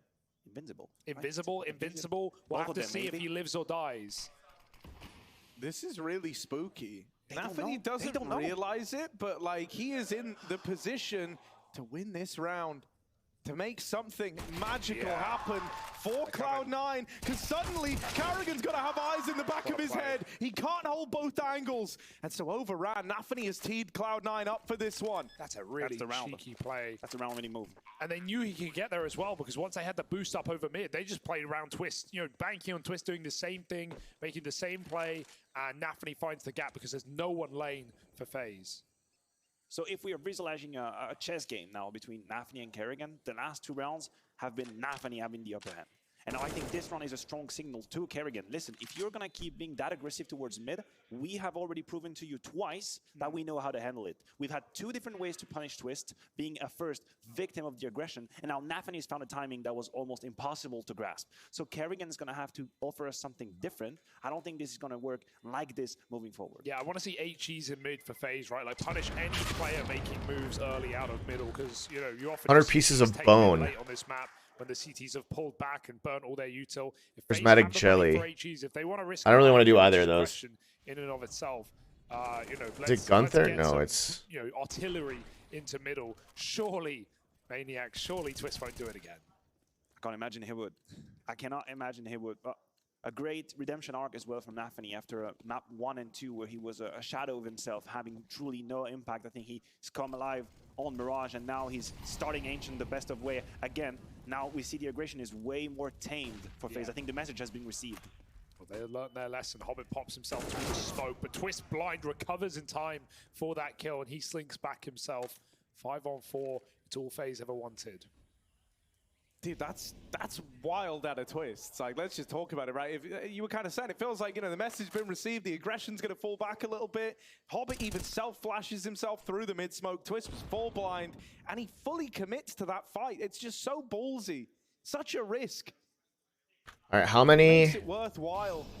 And in the cave, that molly to clear out the rat cubby. Nafany needs to check left, and he will. 5 herring. Man, nailed in the head-to-head. Shiro with a missed shot and a donut. You would have loved that to connect. That could have opened up a real route into this round. You've still got the 4v4, but the onus is on Cloud9 to make this opening move happen.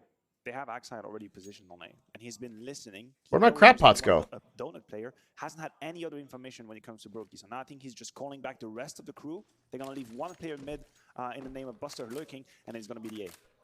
Yeah, donut smoke and CT smoke, so they have a lot of room. It's just Brokey's position left untangled. Molly means he can't swing, but they're coming through into his off angle. Oh, that's a great bounce flash as well.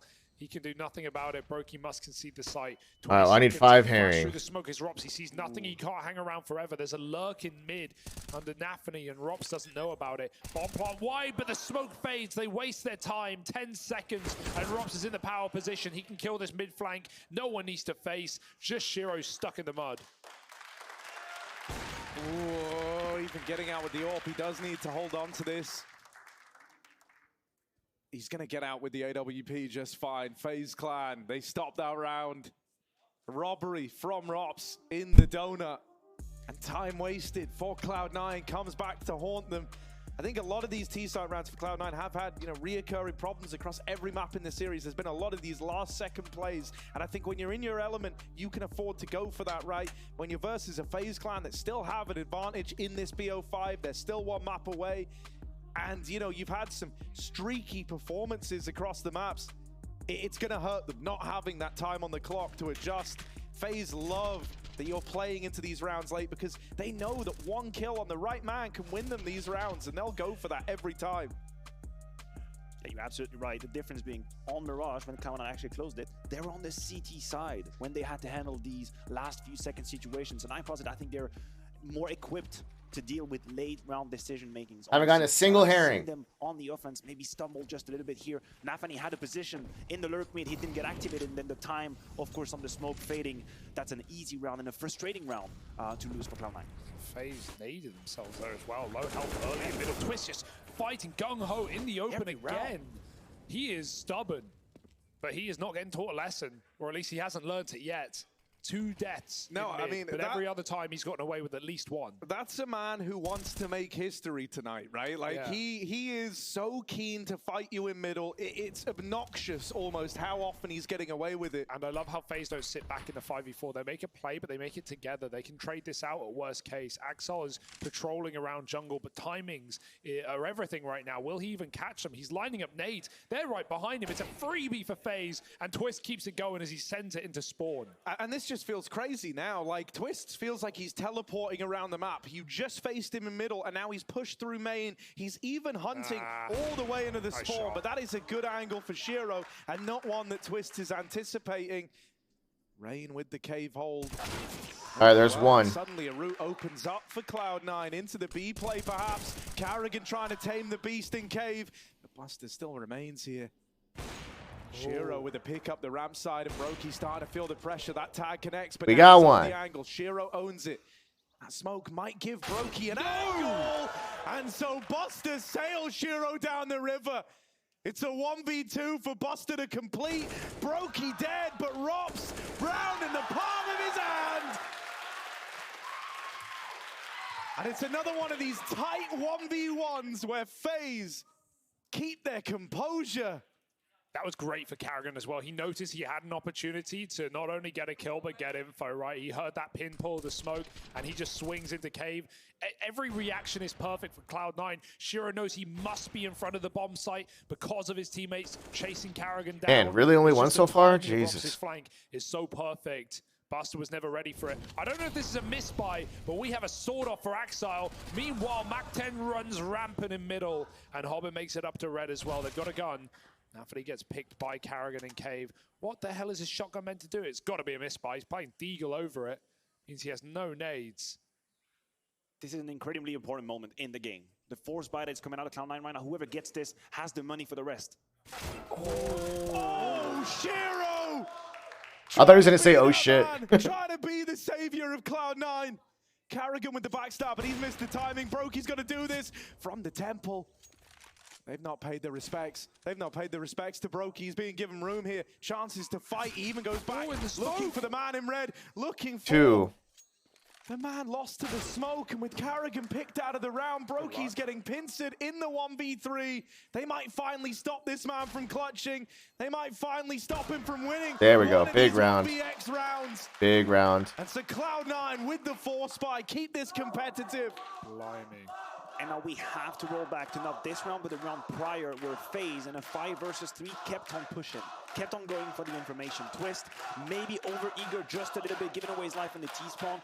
You felt like FaZe had everything. They had boxed in Cloud9. Sure, they end up winning the round, based on Brokey's great shot, based on Rops' good double lurk. But the reality is, there is no money in the bank. And this is why Cloud9 know, if we put everything we have into this right here, and we push with the Mac-10, it's possible. They don't have the util, they don't have all they need. They win the round, and now FaZe are almost reset. They are fighting for their bare economies right now on their CT side. Yeah, after so much mutual respect in middle, that pace changes everything. What does the train do? The heat down ramp, though, in this Just got a notification. A train is passing through Stardew Valley. I don't even know what that means. What does the train even do? That's 3 herring. Eagles are not new to these guys, but they have nothing left. No kit, no nades. Carrigan's low. C9 take middle. Robs is a perfect position, almost never cleared, but it might never matter. That's as 4 Cloud9 moved herring. outside of B. Hobbit keeps the pressure on mid. Mighty. And Willie needs them. FaZe 3 in the right place at least. Cloud9 should have the One more utility herring, to come on. scatter them.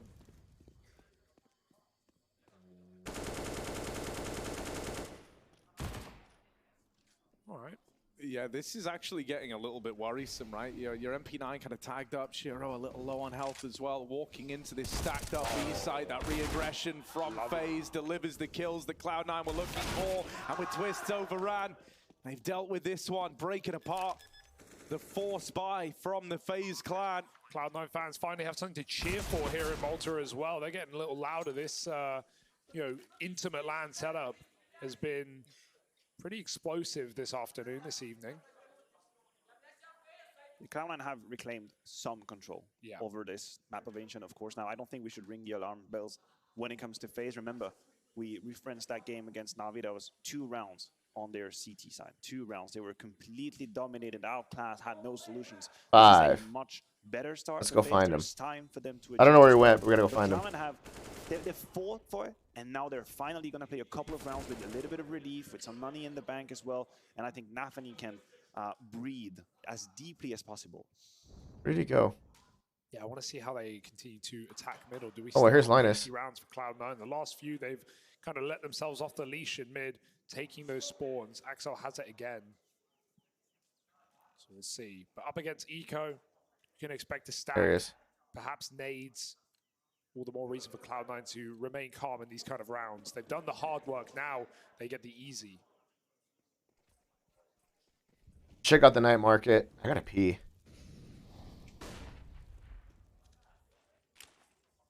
Oh, you looked it up. Again, Thank you. 2 flashes to try and peek. And it's with the almost lunchtime as well. USPs. That's 3 for mid. players. They're all going to peek mid together on Call the Flash. Here it comes. Just before it, and with Rops dead, yeah, that was like the big ticket item. That Deagle had to do a lot. Falls on deaf ears, the flashbang. As the train passes through, it will drop a variety of items onto the tracks. These include stone coal, iron, wood, geodes, even leprechaun shoes. Players who arrive to see the train will be able to follow behind it, picking up the items as they fall. However, even players who arrive after the train party will still be able to gather loot. It's often worth the trip to the railroad on the day that the train passes through, as the items will despawn when the players sleep. Obviously, the next round is going to be a very important. Well, we're here. I'll go check it out after wonder this. If this wouldn't be the time for Cloud9 to hit FaZe with something a little different than what has been happening in the past 10 rounds, right? You could maybe just like a quick A execute, change the pace towards the B side, because for now, it's been this chess fight towards mid. You take it fast, we try to fight you back, then you take it a little bit slower, we punish Twist again, Nafany finds the cave. Everything has been mid-centric in the map.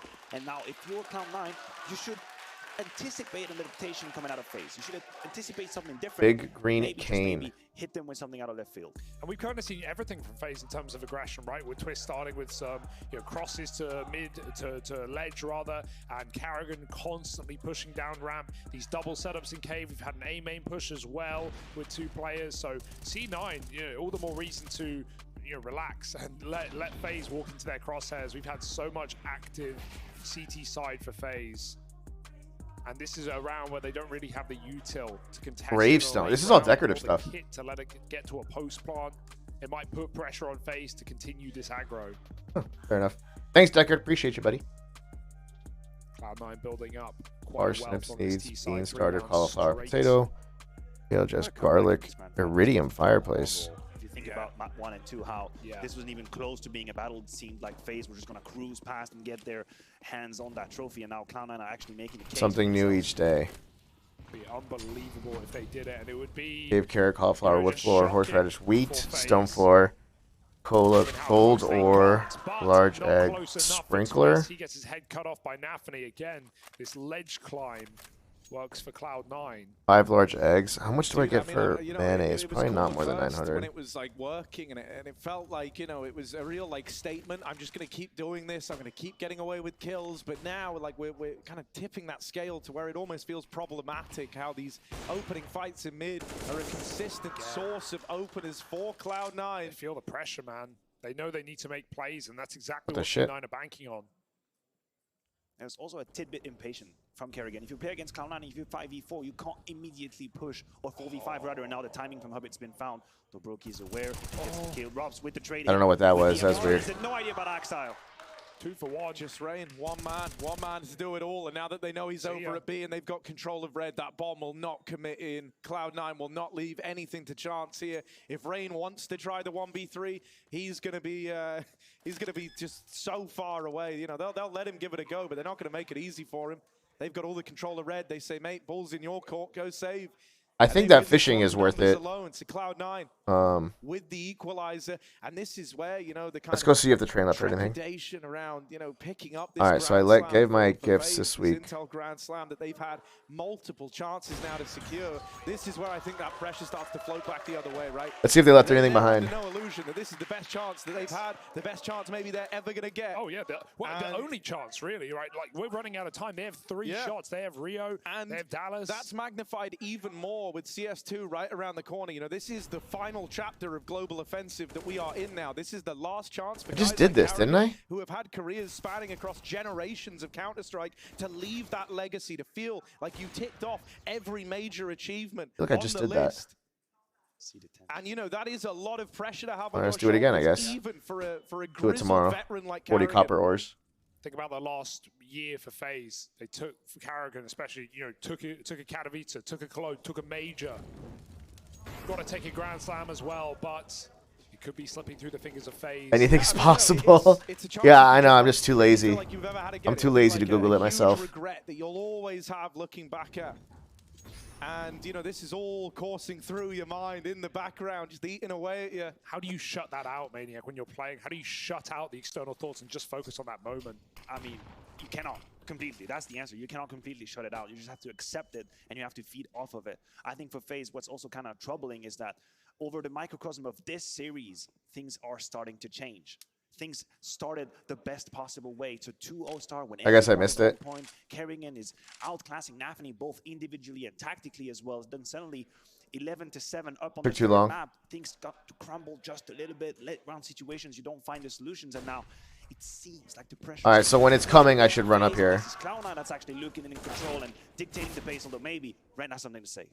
Rain has a dig, but he's also pushed out of the bomb site. They don't have the nades for this, just flashes to get them some control. That smoke will fade eventually. Buster needs a block. Blocked by Shiro, but cover is there. Hits his shot, and the pistol is getting picked apart. Pulled off this round. It's C9 with 7. That was a big half. Come back. Giving up the first 4. And I mean, on other maps, these are the rounds where FaZe have always been able to find damage at bare minimum, right? Usually, they keep Cloud9 unsure of themselves by making these rounds far closer than they need to be. That is like a twofold effect. One, Cloud9 would often approach these rounds a little slower, right? A little more respectful, and sometimes FaZe use that to their advantage. On top of that, you know, there's kind of this idea now that you're not making a dent in the money, so Cloud9 are just building up these bank accounts. With that comes the ability to take a few more calculated risks. And so suddenly, the kind of nature of this game changes. If you're FaZe Clan, it feels like you're playing an entirely different team right now. It is. You have allowed Cloud9 to reach the point of comfort. And that is what you didn't want. Because all of our dialogue, all of the story was about how FaZe would put pressure on Cloud9, how we would not actually see the best version of Cloud9 because of the pressure, because of the context, because it's the men against the boys. But now Cloud9 have actually arrived. So that's it for the week. Going through their emotion. I can do yeah, that was Inferno, right? Shiro just shut down with 4 kills, you know? Wasn't even a factor. FaZe had Cloud9 right where they wanted them. This is a very different matchup now. A huge opening kill as FaZe try and win the half. Rain, we call Gus, Lewis, and Robin. The temptation to watch Cocaine Bear is real. Can't do it. Yeah, who cares? Rotations are panicking now for FaZe. They hear the smokes rain over. They know the hit's coming. Yeah, this is the round you've got to win, right? This is like the great reset of the FaZe mentality. If they can pick this up, the util starts to rain in for Cloud9. They're a man down. FaZe know about this. They've got everyone here. They've got everything in place. Universal to win this loves round. Rabbit's Foot. Not gonna have any of those. Twist robs the bomb plant. The trades come back. All artisan goods except for oil. Sour quickly. All cooking except for fried eggs. Will get swung. All flowers except for poppy. All forged minerals except for they're running at him, wasting no all time. fruit juices, all gems, and he puts FaZe back on the map with all a vegetables, round, stopping the 5-round streak that Cloud9 were on. This is still a good T side, however you slice it, right? 5-round streak in a row for Cloud9. Productive and fucking off more. They still get back on track, back I don't know. and they can still win the half with all the money in their pocket. Like, but just kind of think about it through that lens, you know, in a world where Cloud9 did convert these pistols, like this game is even more one-sided right now. FaZe even had that boost of picking up the 4-spy win, wrecking the money at Cloud9, and in spite of all of that, My it's most still a tie game. This mineral. map, if anything, feels Frozen kind of tears. similar to Mirage, and that's not a good sign for FaZe. You've got to hope that this one round they put up here, when they actually have the man advantage, when they feel like they have the when they feel like they have the info, when they're one step ahead and closing it out, you've got to hope that restores a little bit of faith. This was a 5v3 once again. It's just once again a situation where FaZe have all the pieces in the right. So that's place. for Rob's in the temple position. He grabs Gus. one, attacks the Iris coming in as Cloud9 is actually exploding onto the A side. That's the guy who runs the saloon. Mayor Lewis. Money's complicated. Lucky for them is the last round of the half doesn't come into play so much. A bit of a pace for Hot Nafri. peppers, He has been for the space created. Blueberry, So cactus, and he's gonna coconut. He take can the also mid get fight. that. Twist finally wins it back. And Does Robin. change the game though. 4v4. Rain pushes through the smoke, and this is just audacious for Goat FaZe cheese. right now. They're throwing punches at C9. Hardwood and Nice quartz. shot for Brokey. Stops the booster, and now it's a 4-on-2. FaZe can comfortably sit back, stack on B. Cloud9 with lots of util at least. I will just give them all Breathing frozen a tears. sigh of relief right now. They could feel that there was a chance they don't even win out this first half. This halftime's gonna be perfect because I gotta That was from a pee. 6-2 scoreline at one point. The idea that, you know, you were going to end up losing the half to Cloud9 was just too much to bear. And so finally you're in this position where you can still do good on an 8-7 scoreline. That might bring Okay, them what? back into it. Purple large Yeah, egg is exactly. 228, We'll have a shot at the and 1v1, mayonnaise, but the Rain shit is a mayonnaise is real 220. master Okay, of so we craft in the established. cave. Don't underestimate him. Oh, Process all the Buster eggs. nails him. And with Rain dead now, Uh-oh. 2-on-3. They held the scope. They know they're both here. You know about the AWP, and Brokey's going to try and deal with it. Brokey's being proactive. They want to try and fight him. Yeah, that's and they it. take that one engagement on the ramp while they've got it. Buster's been quiet for a while now. With that info, he knows that there were a lot of bodies over at B, and even though Twist has started the rotate, Buster still beats him to the bomb site. He needs a molly in CT or Twist will just run through. There's no reason to respect this play. Twist is just going for it full send, ending the half, and he finds it through the smoke. FaZe just about clinch out a winning half on Ancient. It could have been better, but it could always be worse. This is the end. This is the chance for it for FaZe, or Cloud9 take us to Anubis after the break.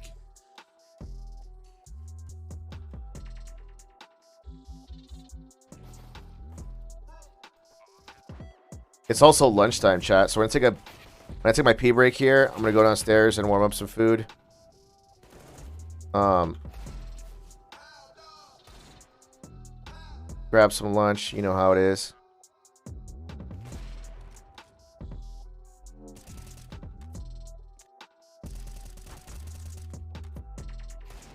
One, 2, 3, 4, 5, 6, 7, 8, 9, 10, 11. I missed 12. I was like, I'm missing one. There it is.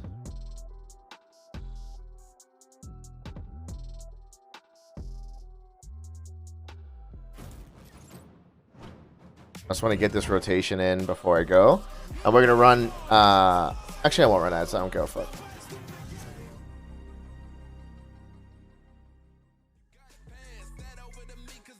I'm just going to go downstairs and pee and warm up some food. And we'll be okay.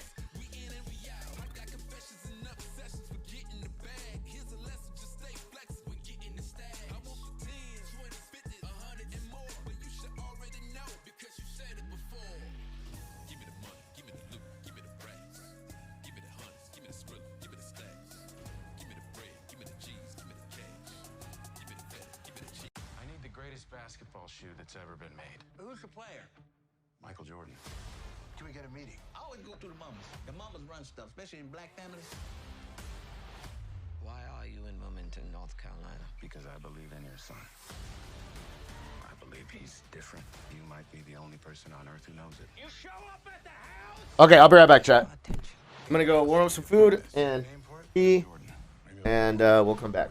Exclusively in theaters April 5th. The Blooms know when life changes, so do their life insurance needs. A few easy taps with Haven Life lets them apply for policies, turning life insurance from to-do to ta-da. Everyone needs a place where they feel safe and comfortable, including your furry family member. That's why Midwest Homes for Pets is dedicated to building safe, comfortable dog crates, beds, crate covers, and pet gates that make life easier for you and your pup. Provide your puppy the best tool for training, or give your older dog a comfortable and secure, relaxing retreat in a Midwest pet home. Find us on Amazon. Okay, cut it. Ray Magliozzi here. When you need parts, eBay Motors ensures a guaranteed fit. Let's see, you'll need headlights and a bumper. At least you can skip the car wash. Just go to eBay Motors. The check means a guaranteed fit. Let's ride. It's not like the good old days. It's not like the good old days. It's not like the good, good old days. Stop parroting everything. Instead, drink a Red Bull and think for yourselves. Since when do you dictate what we do? Exactly. You're not the boss of us. Power to the people! Oh, well. Individuality often complicates things. Red Bull gives you wings.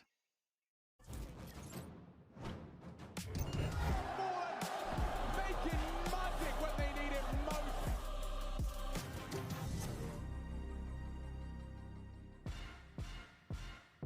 FaZe Clan able to secure the last 2 rounds of this one, etch their way to an 8-7 half, split down the middle with a recovery from Cloud9 in there. If it wasn't for that early force buy, this scoreline could have felt even more one-sided. Cloud9 had a great route to recovery. They were taking advantage of twists over in middle, and it wasn't until we got near the end of that first half that we saw FaZe build back into it. They had to stop a 5-round streak that Cloud9 embarked upon. And with the promise of a 5th map, this matchup with a chance to be historic for either team on the results of this map. And a pistol round for FaZe. They've had great success in these. This is one where they would love that history to keep rearing its head.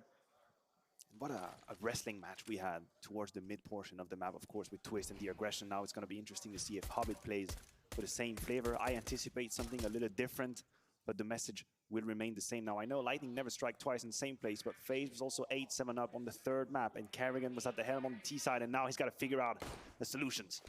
Molly is brilliant, but Rain runs through. He doesn't care about fire. He puts it right out, and Shiro puts him down.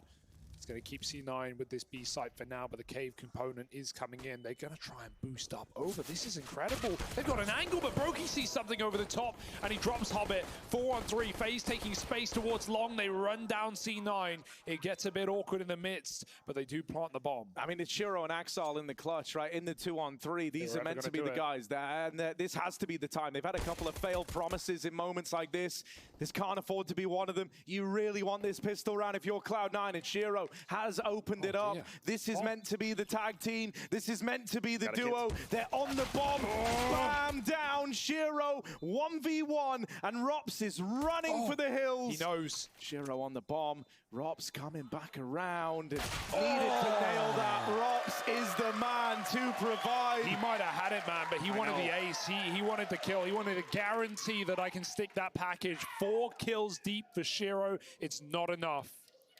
Such an intense fight towards the very end, because technically the timing is enough for Shiro to pull through, and Robs knows it, and still he slows down the pace, and still he gets ready for the 1v1. There aren't that many players at the very top level who are as fight ready as Robs is, and that is one of the most incredible metrics you can have in the game. A player that is almost never caught off guard, always right cross replacement, knowing when the fight is about to happen, and you can see what it means for them. They need that steam, they need that momentum. Yeah, Rob's closing clutches, and Carrigan breathes a sigh of relief, but it's all temporary. FaZe have got to do right by it, and again, we come back to this conversation of force buys. Hey, the pistol, FaZe found their CT force. Now we need C9 to do the same right back. Close main positions. Rob's lining up some dirty pop flash. Hobbit does get blinded. There's still a player on the boost, and Hobbit's just trying to set him up right now. Get that spot so that FAMAS can tear through FaZe. Carrigan gets a kill on the flank. They still don't know, but Robs will check up high. Even with the missed smoke, this one's a lock-in. This one's a guarantee. This is FaZe onto 10. The spacing of that attack is splendid. absolutely splendid.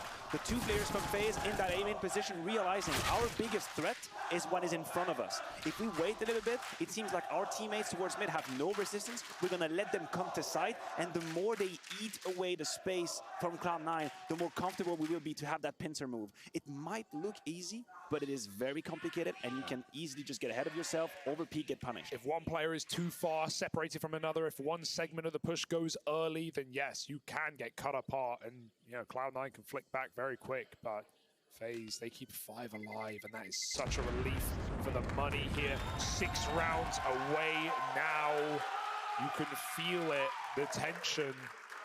History is so close. It is. History is so close for them. Again, it's not FaZe's first chance. Years ago in Season 1 of the Grand Slam, it took 3 continents for Karrigan and Rain to find those 3 notches. North, South America, the Oceanic region, they were right there on the edge, but they couldn't close it.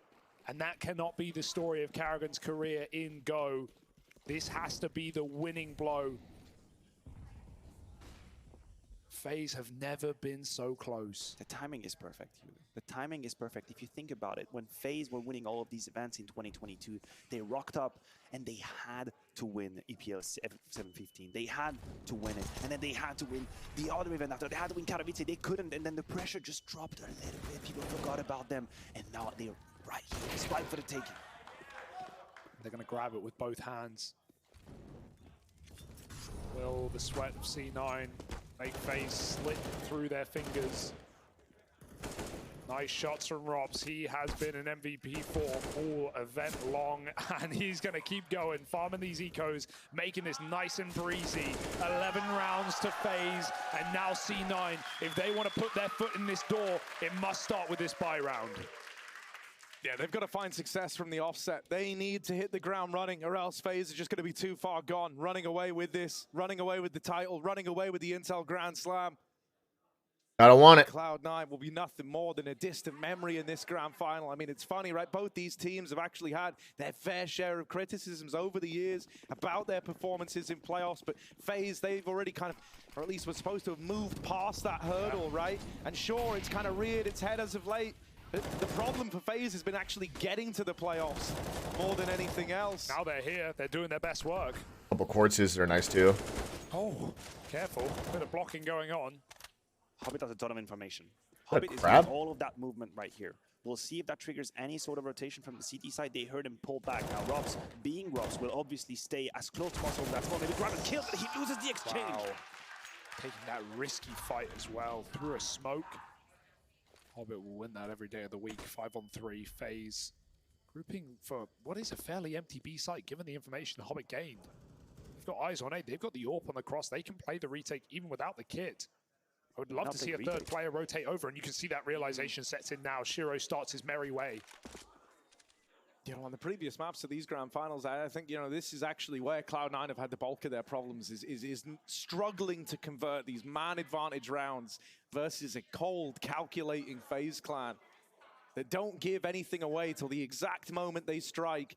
Even though you've got the advantage, you're playing very reactively in this moment. Nafany has support on the short side. They get out. Miss shot. Shiro smoked off. And Nafany only gets away with damage. This one could get weird.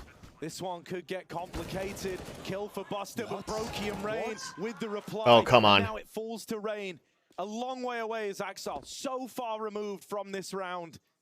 And so Rain has a 1v1 into the site here. He is a 1v1 on Hobbit. He's getting backstabbed, but Axel's got to move quickly. And so Rain has the advantage. 10 seconds. Hobbit taps the bomb. Doesn't have a kit. Prompts a bit of spam. Rain's coming around to check this. Hobbit. Oh my God. That's the round. On the bomb. That's the round. Rain knows the time is on his side. The experience shining through. Oh my God. Rain closes it out in style. A 3-on-5. Just as you prophesized, Harry, just as we've seen all series for Cloud9, they cannot close. The backbreaker. That Mentally, that's it. Yeah. Breaks your spine in half. Look, I said they were committed. I said the positions were fully invested. Nafany was not in a position to play retake. And there was a disconnect between he and Buster. You could see the utility being used by FaZe were great. Molotov was short. Buster is out of his position. Flash to CT spawn. And then they peek Nafany, who's now isolated. They've basically... That's the match. You just saw that. You saw his face. Then they had the exchanges. This was never meant to be. This was Cloud9 with the perfect start to their CT side. Now FaZe pick up the pace. Yeah, that's it. There's no way. In the A site, it's already lost. Cloud9, you know, playing on the other side of these smokes. There is a gap for Shiro, but FaZe realized that they re-smoke it. That's it. That's gonna be it. There's no way. Accomplishing anything with these Deagles. There's no way. To dry out as FaZe entrenched themselves around this bomb. Twists even up on the boost. A very powerful There's no way. position to hold. Nafany's holding for a swing from it, but he's got other angles to worry about. FaZe just don't need to overstep. They're not feeling the pressure here. They know that's all Cloud9, and no kit. Rain gives up one of these fights, sure, but that's the only one that's going to be taken. Carrigan trying to pressure CT. Doesn't even need to do this, but that's just how confident he's feeling. Hobbit and Axel with a couple of kills in at the end, but there's no winning this round. They at least make it expensive, and that was the whole goal. But FaZe have so much money. Rain is certainly sitting at... That's the match, dude. That's the grand final. 3-1. 8,000 as well. Call it. 3 for Robs. Just call it. Superficial. I mean, dude, something that I think is wild is, like, you know, we talk about, and FaZe even said this themselves, like, some of their biggest, you know, advantages is just that they're never truly out of a round. They know how powerful these individuals are, and we say that these rounds, even the 1v1s, just are so important. FaZe have got 5 clutches in this map so far. When we're getting into the late round, when it's coming down to just the individual ability, FaZe are closing it every damn time. Cloud9 have 0, by the way. And they can feel it. Look at Rain running alone. Carrigan's pushing smokes, even if it doesn't work out. It's a sign of the times, and FaZe want to slam it shut. Shiro does catch Rain on the cross. The bomb is in tow. Robs has a lot of space. Does Hobbit want to go through? This is a risky move to make. He's going to anchor down for now. Robs checks the corner. Hobbit wins his, though. There's no flash to get him out. He's just got to try and run, and Twist will not allow. Forget the plant. They know the kills are close. Twist is going to stick it. He's got there just in time. Cloud9 retaking and grouping through the donut in a 3-on-2. Another advantage they must win. Yeah, if they can't win this one, if they can't win this man advantage round, this is it. Cloud9 are done. FaZe are on their way. They do deal with Twist. Brokey in the clutch, but that's been this guy's bread and butter. And Molly forces him off the angle. He's out of there. Wow. He can't even play for this one. So Cloud9, they do respond to one of these rounds. They move in, they retake, and they do it cleanly. It's such a hard round to win if you are Cloud9 now. I want to put that message out there for people, for the fans of FaZe as well. One of the greatest quality of Carrigan is to understand whether his opponent is under pressure or not. And when he feels like he's got the other IGL in his clutches, that's when he plays fast. That's when he picks up the pace, he picks up the pressure. It is not a coincidence that after this 3v5 we talked about, it's an intimate, instant A-rush. What happens after that? Carrigan tries to go through the smoke mid. He's trying to push his advantage because he knows that his opponent are in his head, and they continue again with a fast pace. Yeah, that Molly only stops the B-rush, but they're ready to go. If they get this pick, FaZe will speed this site. Shiro on the angle. Brokey hits the shot on the peak, and that's all FaZe ever wanted. Dude, they're even going to reset around the world. That is just a crazy... Like, Shiro owned that angle. That is supposed to be a Shiro kill. And the AWP on the A site is the power position for Shiro, and he's been there on the CT cross. He's been there in the temple. No longer. He's gone from the round. It's down to Axel, the hero of Cloud9, who's having an uncharacteristically quiet map, and FaZe are going to walk his way. The entire weight of this is ridiculous. Is on Axel's shoulders right now, and that pressure, that weight might be too much to bear. They're moving in through main. Oh, he's making it happen, doing everything he can to keep Cloud9 alive a little longer. There's a sign of life. He's given them a chance. It's down to the rest of the squad now to finish what Axel started. Brokey that was ridiculous. Hobbit on the scene. Wasn't even the one I needed. Away from FaZe. And Rain in the clutch, getting wrapped through middle. Time's the only thing he's got, and even that is gradually turning against him. Looking for a fight, looking for something to tip the scales, but Nafany locates him, sniffs him out, and they do good on Axel's promise. That is such a mow down. Just that moment, right? He is the man for the job. He is the one that you need and want to entrust to put up those multi-kills when it is demanded of him. Look, there is a reality in Counter-Strike. In any round, you're not always set for success. It is how it is. Some rounds you have the number against you. Some rounds you have the wrong gamble. You have the wrong read. This was the Cloud9 situation right here. There were 4v5. We talked about Shiro losing the edge to Brokey, and then what did? They stag B with 3 players. But hey, this is how you get historical wins. By having one player just turning the tide of a round where he's got no business winning. Axel was supposed to be immediately traded. We saw Kerrigan even with the crouch jump to make sure the crosshair was going far, but Axel's multi-kill ability is so high that they stay alive. But make no mistake, the pressure is still very much on Cloud9. All of these rounds will be very, very tense because FaZe is not putting up the break. They are still buying. Yeah, you can see the stress on Kerrigan's face there as FaZe realize it's so within reach back to B. And with a ludicrous pace, it seems, Rain running right up. The mollies, you must respect them. Cloud9, keep the pressure on with utility and spam. Nothing comes for free at this point in the game. Cloud9 are not playing like they are on the back foot here. Even Nafny getting aggressive towards the cave will eventually cool off, making sure he can play with his teammates in the site and trade out. Shiro's here as well.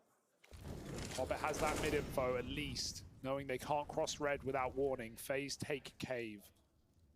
But Mac-10's I mean, not going to make it easy. Dude, like, you know, this buy, it's hinging on a lot, right? You really need to find success with this because this is how Cloud9 can get back in if they regain control of the money. So you're hoping the Mac-10s can close the distance. Shiro was caught with nades out as well, but he still comes in with the first. Nafany holding onto the cave. His teammates overran, but Buster locks it in from the long angle. Buster putting on a show, stepping up, tries all he can to save this round. This is the guy. It's left to Rops. He has been lights out here on Ancient. Looking for a fight. He saw a leg in cave. That is a lot of info with the nades out from CT. He knows where both players are. Rops is a dangerous man to give the info to. He's evaluating this, keeping a note of the mental timing. He's expecting the swing. Nice. Even though he's looking the right way, he can't win it. Cloud9 onto double digits. They're starting to believe again. Yeah, just the way not dead yet. There, and it shows how confident they are not dead yet. The open on an off angle, expecting to hit that shot and flick to the second. He knows everything, but Hobbit with a perfect clear. Shiro, I don't know how he even takes one with him, given how that West Rain ran through the smoke. Buster is an absolute hero in this round. Yeah. I have to say, look, FaZe had done a tremendous job at disguising what they were doing as a map control, and this is why we saw Buster keeping an eye on window because the amount of saying there's a utility chance. and the noise they were making towards B looked like we were just taking some map control. FaZe again put pennies in, not everything, but enough. Rops has his exec. I love this exec for FaZe. They're going to give him 3 smokes. He's going to throw them all over the A site. He's got 3 lineups very quickly here. Going to be towards CT, Temple, Donut, everything. Rops will lob the lot. But this is a fake out. They're still going mid-late. They've been spotted. Yeah, Nafany has the info, but Rain's going to deal with him fast up the lane. Shiro keeps them in check over in middle, and that is such an important equal. Not even. Ah! Oh no! Twitch!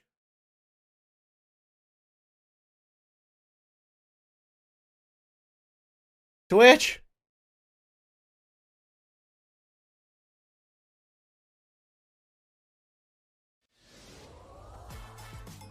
What happened?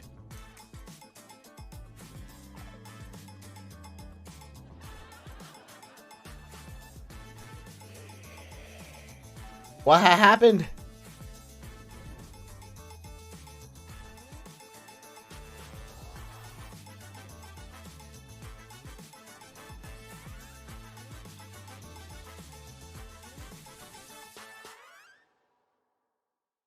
He's on 3 in the round. Buster holds it down. Nice dig for Robs, but surely no more. Cloud9 close the gap. They continue to fight for every shred. And this is where, you know, the heart rates of FaZe start to creep up. You know, that pressure, it's not ignorable anymore. The Barbarians are at the gate, you know. You can feel them. They're right there. They're closing the distance on this. And, you know, what was once just a little thought, a quiet voice in the back of your head reminding you that this is not over yet, that this could still get stolen away in the 11th hour. Well, now that voice is getting louder. The anxiety is increasing. And what a journey for Buster as well. I've seen games of Cloud9 where he was a liability. I've seen him struggle on that B side at the very beginning when he was fielded on that server. He struggled. The connection between he and Nafany, the synchrony wasn't really here. He was struggling, and now it's been back-to-back situations where he is the one stabilizing. He is the one having that multi-kills. And this has forced FaZe into a position of respect. Not to say they're out of solution, that's not the case. But they have to respect that the first group of defense... Salmon dinner, nice. Oh my god, do you no really one want to beats challenge Rain in that, man. Like, I mean, he gets out 50 HP. That is a lovely bit of damage to have found from Nafany. Rain is so proficient with these angles in cave. One of the first guys to really master this position, and so Nafany feels good about that output. He heard the dink. He knows he's done damage back the other way. Twist's in this mid-fight again, but he's been faced. Axal did get flashed through, but didn't commit to the peak. This is just default right now for FaZe Clan. They're holding for any sort of aggression in the mid-round, but they've been given nothing. Oh, they have to exec B. It's their only hope. It's their only chance. Full exec being thrown in from Brokey. Flash is the last piece of the puzzle, and Karrigan's going to slot it in place. Nice shot. Man, if he can be the one to open this, if Karrigan can be the one to turn the tides, God only knows what that does for FaZe. He's been quiet in this game, has the captain. Having a lead from the shadows, a hell of a lot, right? Normally the first man gone in these rounds. But in this one, oh, how different it is. He gets that one kill that tips the scales. Oh my god. The They give up 14. And FaZe deliver upon it. They keep it nice and easy. They wait all round. They burn out every bit of util for Cloud9, and it's a smoke, a molly, and a flash.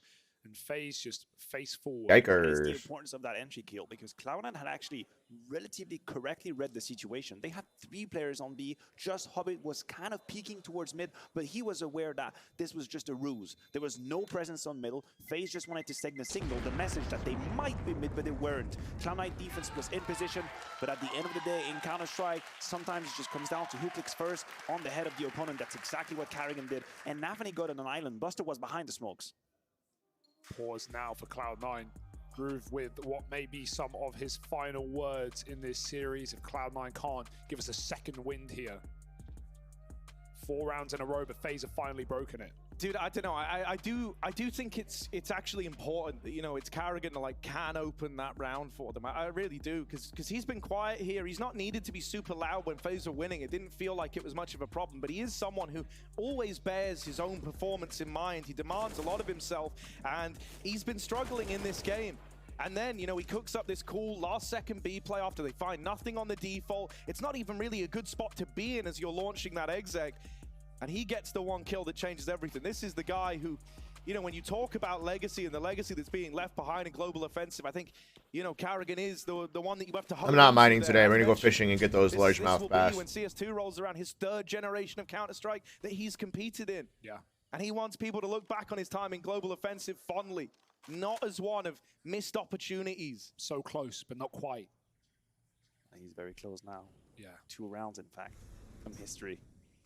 We're right here for the blacksmith, so. Make it. They will make no mistakes. Slow and steady wins the race out mid. All this map control's been given away to FaZe time and time again.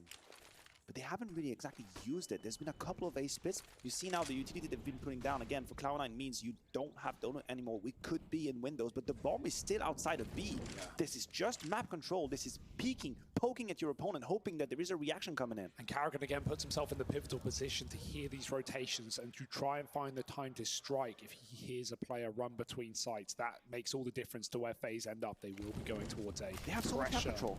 Yeah, Nafany's been pushed back on B. That's going to keep Buster here as well. He won't even play into this one in the pre-plant. FaZe got a group for what is a triple hit into A. Cloud9 are fully falling for this as well. They are leaning heavy over towards B. They don't have that info. They don't know. And so, once again, the saving grace has to be Axal. And with this room given up in red, it could all go downhill for Cloud9. Shiro deals with Karrigan. Axal traded. Twists with a double. Come on, bro. He's looking for his 2nd Intel Grand Slam. He's trying to be the difference maker, to find 15, to find match point, with so much on the line. Are you kidding me with this? Twist has answered the call, battled back into the 3-on-3. And now he sits, waiting for Rops's contact. Sure, Rops falls out of the round, but Twist is still a threat out behind the big box. Another on the tally. Twist is on a mission. Oh my god. For 5, one more to find, and these 1v1s have been where FaZe thrive. Baits the shot, Nafany's moving, Unbelievable. but it's Twist, Unbelievable. the man who could make history tonight, looks to show up an ace to find match point for FaZe Clan. You kidding me with that? On the line, Intel Grand Slam on the line, and Twist stands up and delivers. Are you kidding me with that? Could you want anything else? Could a story be better for Twists? I mean, dude, if he isn't already, this is going to cement him as the face of NA Counter-Strike in a big way. The most winningest player looking to take to the stage in all his glory. Where did You kidding me with that play? What an incredible second wave from Twist. And he had the words in the interview. Anytime someone put a microphone in front of his head, he said, listen, I'm going to go ahead and I'm going to make history.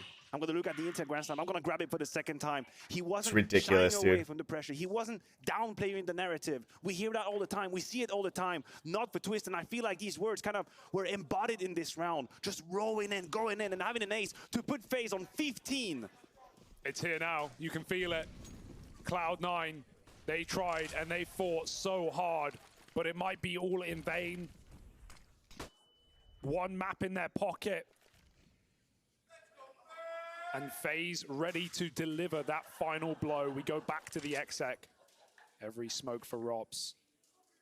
And it's bare bones buy for C9. No kit, no molly to stop this approach. They've got double nades. They go in early. And FaZe arrive right on time.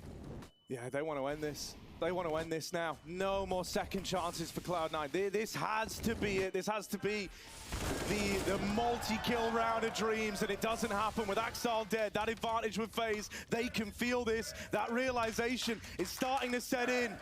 That in a moment's time, they might have finally caught this elusive trophy that they've been chasing to find the Intel Grand Slam. Rain, the hammer's been slammed down by Thor himself. That's it. And now it's just Buster That's and it. Hobbit left up in this one, but they can't find a thing.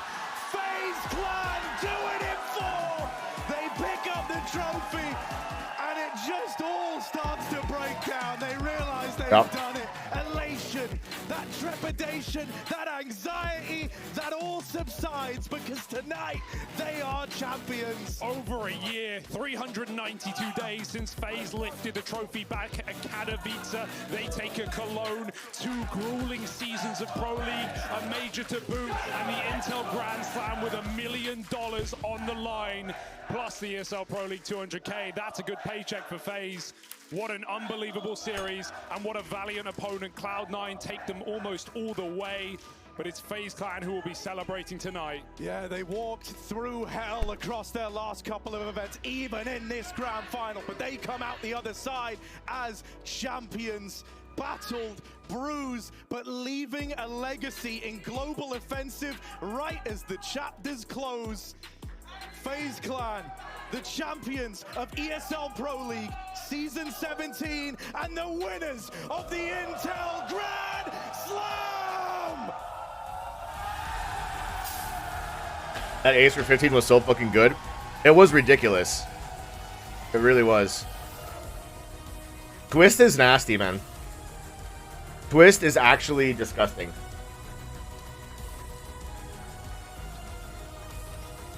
He's so good.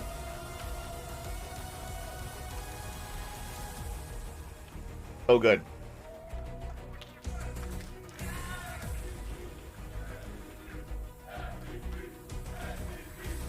Yeah, Twist. That's the face of NA Counter-Strike right there. The Canadian man with the dyed hair. He's gross. He's gross, bro.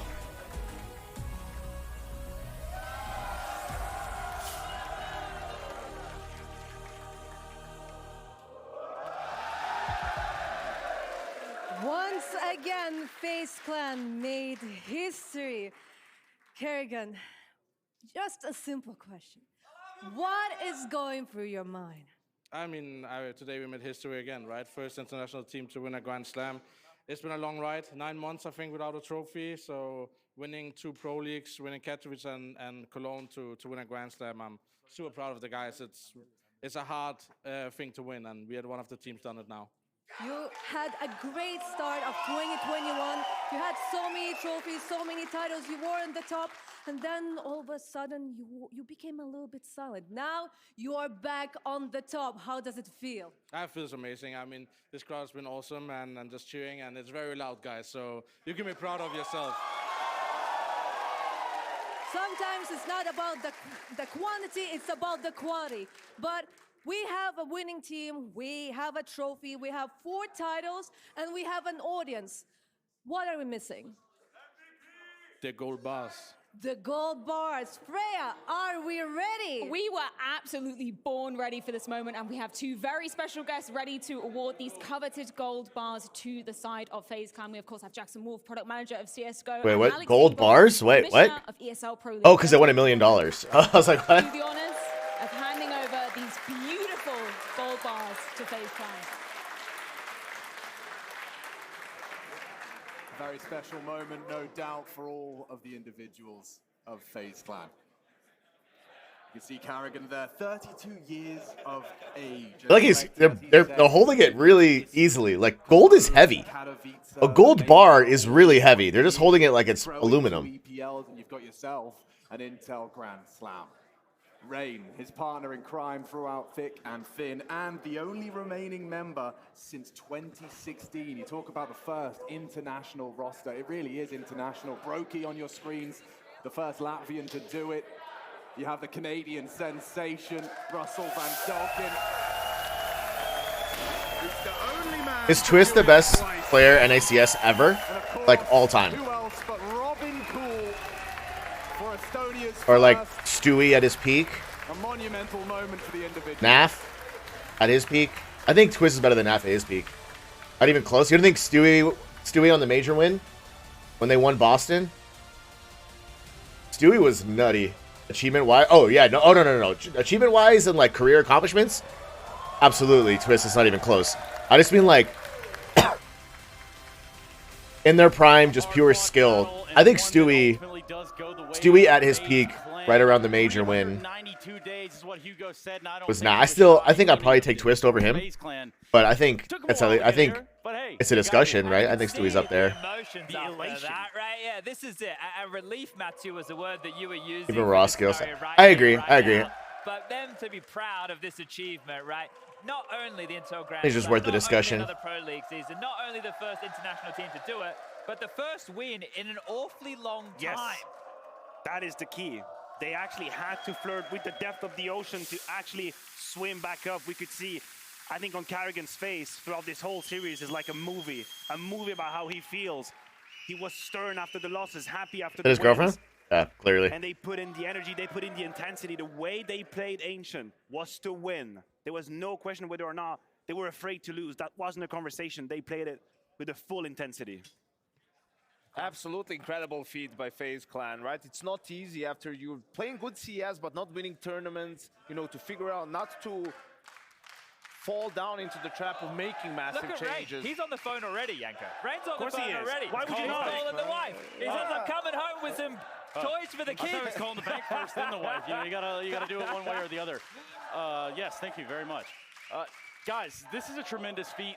They're, you know, one of an elite few that have been able to accomplish something so monumental as that. And they'll be the last team to do this in CSGO. That is true. Right? Yeah, Harry Most was pointing likely. it out very astutely that, well, most likely. Yeah, we're making some broad Is there enough assumptions, tournaments right? to have another? Yeah, I mean, technically, there could be. Well, yeah, who's going to speed run it? Good question. Yeah, I don't think anybody. For Ghost Twist, like, sixth most accomplished by Astralis. At all, right? Considering how Counter-Strike is right now. Well, we were counting down the amount of Astralis, yeah, I was gonna say those do this. It was just one after the other after the other. those Luminosity teams were in Go though. Dallas, but no, they get it done here. Although I guess they changed, it was Luminosity and then SK, and then you know they had that run. Fnatic was in Go. what's left for them to do, right? Obviously, win a Have few fun, more man, and that's The Fnatic run dangerous was for all nutty. the other teams out there. Like FaZe has ticked all the boxes that for sure. And then I wasn't watching CS:GO during that NIP run, or I wasn't watching Counter Strike during that NIP run. But I remember the Fnatic run, I remember the Luminosity run, and then the Astralis run was nasty. Yeah. Now we're gonna come into a tournament, and we won't hear 100 times, "I win the Grand Slam here." But about the Grand Slam, you know, you only have a couple of chances left. Is it happening? Is it happening? Well, I can tell you what is happening, Yanko. How about that? I'm gonna tell you something. I'm gonna learn you today. It's Freya with our DHL MVP. It's Twist. Rops not only lifting Rops? the EPL Okay. trophy, not only claiming the Intel Grand Slam, but also taking home our DHL MVP trophy. I thought Rops, about you're gonna have that. to grow an extra arm to carry all the trophies home from this tournament. You were saying to me just a moment ago, you started crying after that win. Can you tell me what's going through your head right now? This is the craziest win I've ever had in my career. First time I ever cry after a tournament because it's just so beautiful. So. Isn't Rops is super young too, isn't he? Very happy. Rops, you've had incredible consistency throughout the Only entire compare duration is of the SK's event. 2 Can you tell me majors, mentally 1 major and 2 how Grand you were Slams. Yeah, feeling that's coming true. into today? Yeah, man. Did you feel like you were in championship? Crazy run. Well, I think after beating Navi, we all knew we can do it today. I think Navi. He was about to say, we all knew we already won. When we beat Navi, we already knew we already won. in our this tournament, and I would say, you know, before that we lost the vitality with a stand-in, and you know that was, you know, only a chip in the road. But I think overall, yeah, coming into the final, we were all so focused, and we were all focused on this one goal, and this was it. Twist said as well that, you know, Intel Grand Slam for him, obviously two-time champion now. That was at the forefront of his mind coming into the grand final. Was it the same kind of mentality for you? For sure. I mean, obviously, it's like event to event. People ask us, is it this event? Is it this one, that one? I'm happy we don't have to answer that question anymore. And we finally did it, and I'm fucking proud of everyone. Family show! What a feeling, man. Yeah. It's such an incredible moment for you, Rops, and the rest of the team as well. I do want to just ask you one more question. Obviously, you did get this done 3-1 versus your opponents of Cloud9. When did you feel the most pressure during this series? Was it coming off the back of that Mirage? Was it during Mirage? Was it during, you know, their comeback on Ancient? When was the pressure the most felt for you? I honestly don't know. I would obviously say Mirage is up there because we had a lead similar to Ancient now, but we just couldn't close it out. But I think it's just, you know, it goes to show we learned fast, and we had exactly the same scenario in Ancient, and we just did the opposite. So I'm happy. I guess we lost that third map to you know, refocus and get a good fourth map. Absolutely incredible performance from the entire team, and of course yourself, Rops, is the DHL MVP trophy for you. But I feel very selfish just keeping Rops to myself down here. So Trace, should we come over to the desk? Yeah, come on down with it. Come on down with it. We got a few microphones. Yeah, no, these are so these are many. the Look at all the beers they have there. That's a bouquet. I don't think it'd be fitting to get them here, right? Considering the season we've had so far, the conversation we've had, we need to get him on the couch. Those are the flowers, and this is the chocolate. Oh, okay, I get it. It took me a second, like, you know, it's been a long couple of weeks. Nonetheless, I mean, obviously, congratulations to the side of FaZe. Like, you can't So much beer. Look at the Cloud9 side, right? This Right, is a there to team give that you your could've gifts. inched another notch towards the Grand Slam Yeah. today. And now it's a clean slate. Everybody's starting from zero right here, right now. So, look, we'll have to wipe that one clean and see what the future holds here. We'll get Rops. Look, Rops is the first one over here. We got him He's a ready. microphone. Oh, I already gave him a gift today. Welcome, welcome. Hey, Robin. They'll be here. We'll get him Let me over get your friends here. here. Take a seat. For beverages, we've got the DHL MVP with us. Rob, hold on, give me this for a his second. mic is mate, on, one no? second. Yeah, no, Just making sure that he can number talk to five. us. Number 5. He's on number 5. All right. We'll get you live. Mate, MVP, $1 million, another trophy, back in winning ways. Counter-Strike 2 coming up. Where's the head at? What does that even mean? I'm so confused. Exactly, though. What does this even mean, right? Like, right now, you're in the success. Yeah, I'm so overwhelmed with feelings, honestly. I don't know how to answer you right now. That's all right. We can just sit here and take it all in. Honestly, it was the first time I ever cried after a tournament. Right now, right here. It was just such a beautiful moment. And, you know, we all have this goal, and we're united, and we just have to do it. And it's been a tough road. We've had a lot of tough moments, you know, Rio especially. And I think it's important that we just kept believing, and everyone knows we have it in themselves, and I'm just proud of everyone. this is an odd question, right? But based off you saying this is the first time you've cried after a win, you won a major. That's the pinnacle. Like a Cologne, a Katowice, they're also up towards the top. The Inter Grand Slam winning this, is it because it's been so long for wins? I think it comes down to myself in what situation I am in. Because winning, the first few months of phase, I couldn't really expect winning those tournaments. So it was just happening so fast. And I didn't even realize that happened, and I couldn't even, cry, I guess.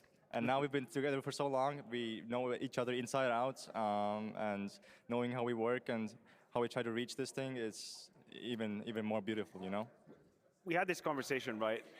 Between all the wins and this win now, there's been a period that was a little bit more complicated.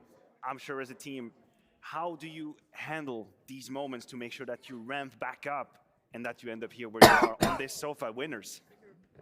It goes deep, We've had many tournaments where we lost. Yeah, get in there. Get in there. We got plenty of room. There's plenty of bevies. Everything we need. We've got Did they Intel see Grand my Slam winners, the gold whole bar? line. I have an extra microphone. No one's going to see your gold bar. Yeah, give me a drink. There you go. He's like, yeah, give me a drink back. That's Rain. Rain just goes, hey, give me a drink, man. I guess I'll It's just not take one easy too. standing behind, dude.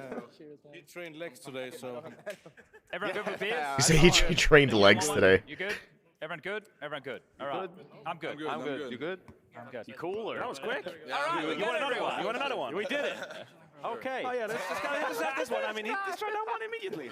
Oh, where were we in that question? We were somewhere. I was asking how it was to have this journey of obviously all the successes, and then there is a bit of a dry period, and how you don't second guess yourself, doubt yourself, and how do you build back And up? the Navians love to drink. Moment that we have I don't blame him, dude. They also just won a Grand Slam. Good at having talks and getting to know each other. Obviously, after Cologne, we only had a lot of success, right? So I think Rio was kind of the test of the team, and I believe the way we bounced back end of last year kind of set the tone that we are good at talking out mistakes, we are good at improving, we are good at staying adaptive, right? And I think if you've looked at the results we had, like at Katowice, it was, in my opinion, an unfortunate game against Liquid that cost us the tournament. And showing up here with 1 month practice, everybody feels super comfortable. A lot of new papers, a lot of new tactics, right, Hovi? You never had so many Too tactics. many new tactics.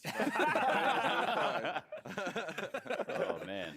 Karen, I've never seen you look so intense in like moments as this game, because we get the reactions of you, right? And you're seeing just like maybe you're dead and you're watching your teammates, and even still like that intense in your eye, or even your reactions here.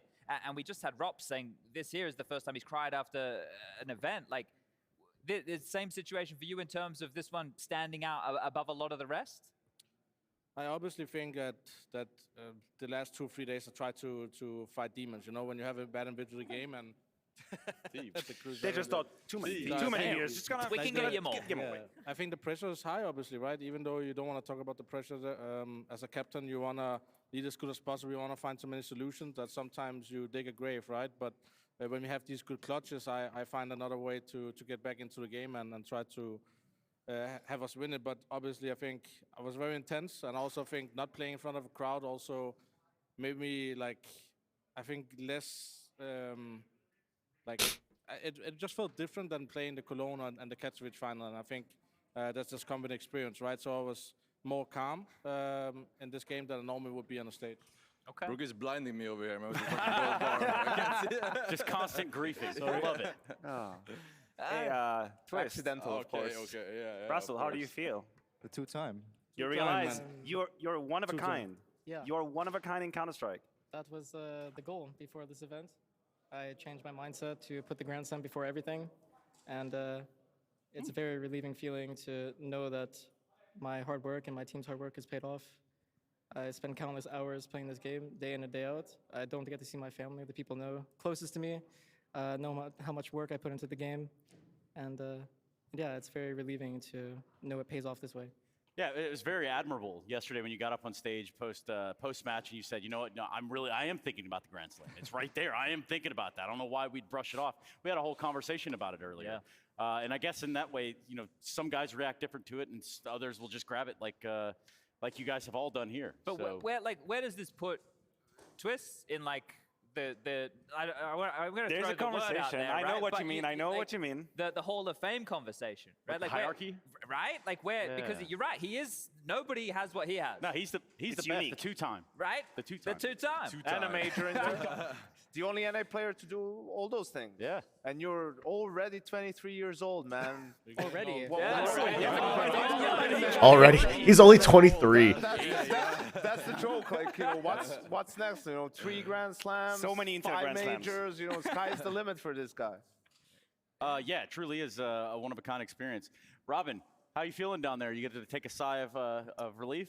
I mean, it's amazing, right? We have been working very, very hard for this. I think, coming here and show that we're still playing really, really good Counter-Strike is really boosting all of us.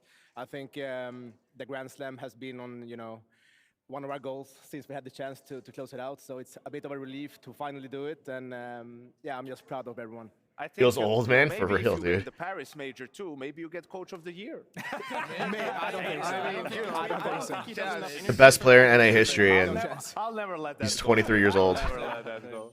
It's a personality contest, isn't it? Yeah, personality. That's what they say about those things. I would know. That's I why don't Chad win. wins every year. That's fair enough. Yeah, I man. didn't know Straight as bullets. coaches better to have second place than first places. Yeah. Who knew? I don't know. Hey, look, man, we don't set the rules around here. No, we just write the script. Yeah, That's it. That's it. No, so I guess one of the last questions I've got, at least, would be, for you guys to have come here in the fashion that you did during this series. Was there any point where you're like, okay, this is like rock bottom? Surely we got to come back out of this hole. Was there any point there? Anybody want to take that one? During what? During the In the series. Yeah. Any moments where things felt a little bit harsh, hard, maybe after the third map? Salt like is Mirage, real? perhaps A you're little bit like, of Mirage. There was a few mishaps and some things people forget. Not me, at least. there we go. Point some fingers. Point some fingers. Let us know. Tell us what it is. What I mean, the stretch What is too big happened? for my small brain, It's hard. Rain hasn't gone through PR training yet, Overall, so- yeah, I think Kerrigan called a really good game.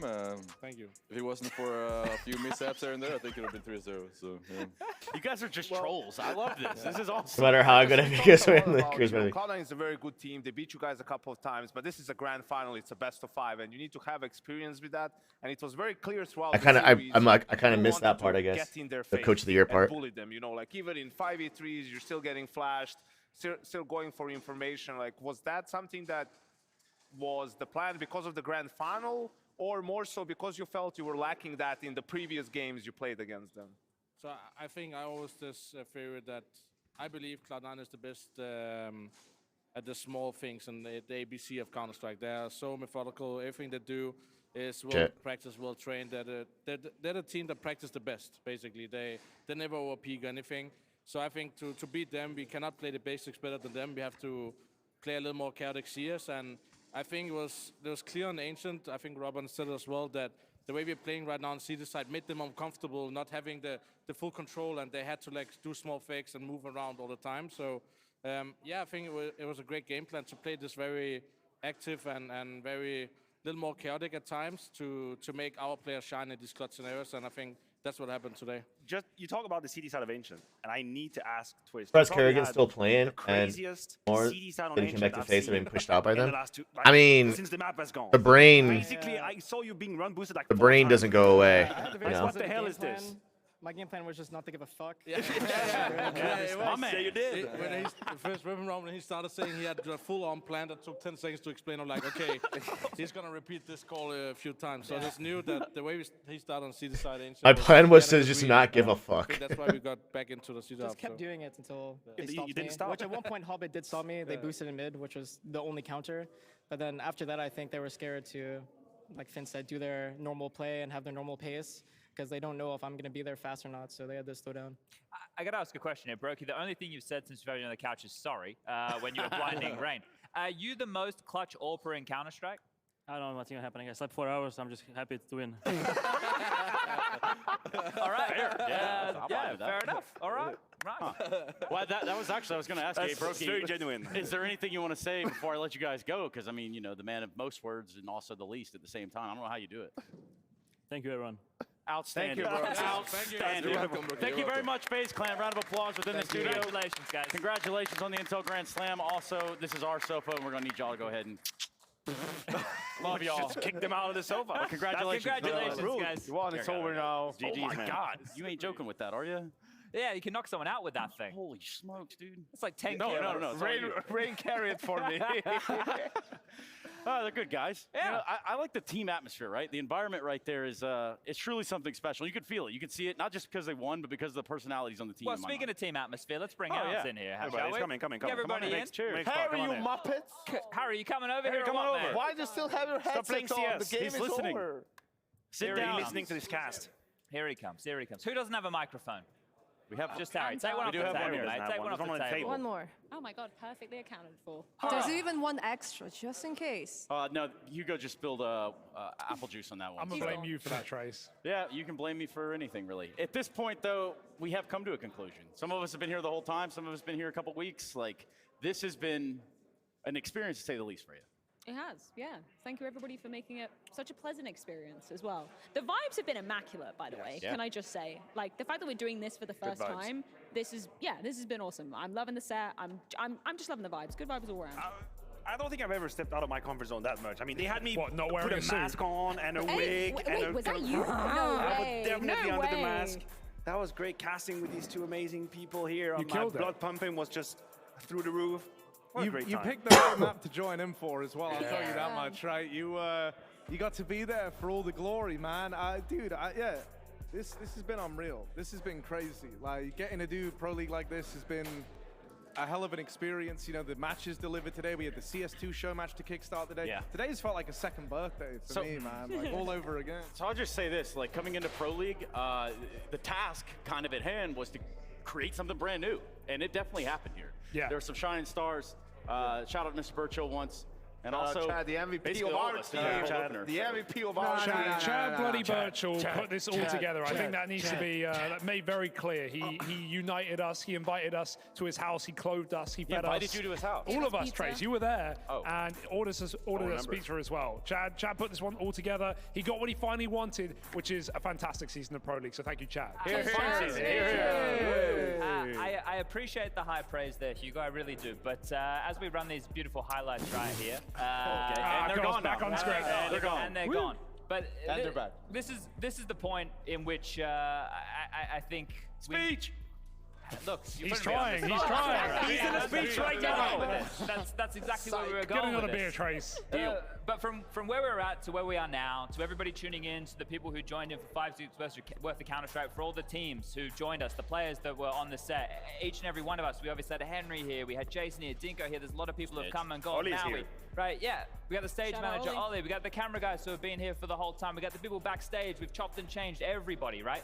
The key with this season, the key to this have been so much fun for all of us, because that's the key. That's what we were touting. And week number one is everybody buying in and enjoying what we were coming here to do. We have the best job in the world. We get to talk about a game that we all love, and that is the key of what we do every day, coming in and doing something that we love. And I am so happy that we had everybody in this room, everybody involved in this, get to do their passion on a daily basis and show it, right? And show it and get to have fun with the one thing we love. And if we can't have fun with Counter-Strike, what can we possibly do? So I just want to say thank you to the people. It's supposed to be fun? Who allowed this to be. We're supposed to have us fun? To have this experiment, because without the blessing, we would never have had this opportunity. And there is no doubt in my mind that it was a coin toss. You know, in the sense that for them, they don't know that this was going to be a safe pair of hands. We knew. We knew. Are they going to be a safe pair of hands, or going to talk about blowing golden cocks? Yeah, or well, that too. whatever? That's always an an option. option. You can have your cake and eat it too. It's kind of like a good fine line to walk there. Yeah. It's like a tightrope. No, we are. We've been dancing on the tightrope. Sometimes we've fallen off, but we're right back on it. You know, I think we've done the dance delicately, and I agree with Chad in the sense that I'm grateful for the trust, and I'm really proud of everyone that managed to put on a show over the course of our 5 weeks, 6 days a week. Everyone's doing everything, and I think that it's a magnificent achievement for you individually. It was really sick, man. Like I loved how collaborative everyone was this season. Like I feel like we've all gotten on so well, even with like the. All right, at the end of this day in Stardew Valley, we're gonna switch over to Elden Ring. I'm sure great for the folks at home. It felt great for us because you get like a fresh perspective on things, right? And I think, you know, even like from the production side, the fact that everyone working back there has been so malleable and like accepting of the things that we're putting out, it's led to something very unique, and I hope that this like becomes the kind of. How do you get rid of standard mummies? again next season. Yeah, let's do it tomorrow. And Let's a start shout out, tomorrow. a shout out here.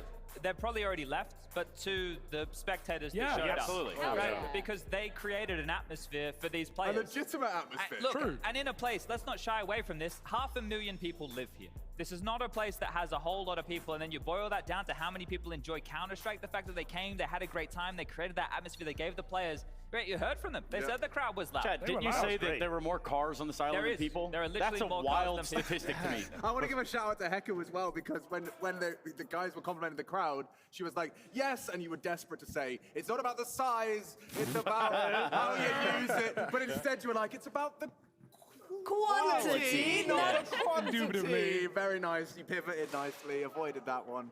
But yeah, honestly, the crowd, what was it? Maybe like, I think I saw the ticket sales, like 200-300 people. And It sounded like a few thousand back there. Like when I'm really hearing did. it, I'm like, okay, When like you have they're your lying casting- about how many people we got back there. When you have the audio in your casting headset, you're like, It genuinely sounded hear and him felt through the like I was in headset. an Yeah. arena Yeah. at times. Give or Like, take 200 people, as I'm told.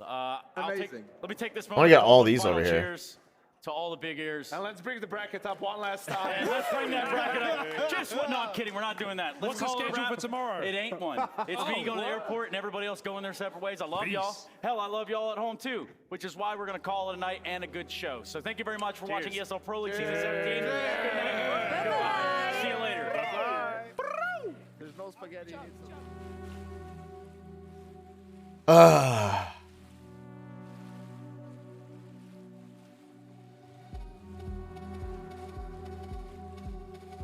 Winning the first ever. If you're on a team with me, I do the fucking interviews.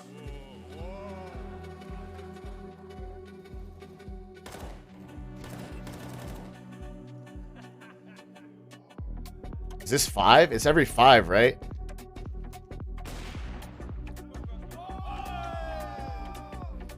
I don't know if I need to get to 6 to get like credit for it.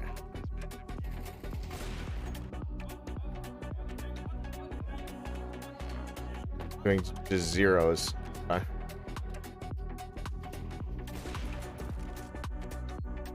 In the regular mine, it's every 5 floors you get an elevator, and that's what I'm kind of waiting for. Oh, excuse me.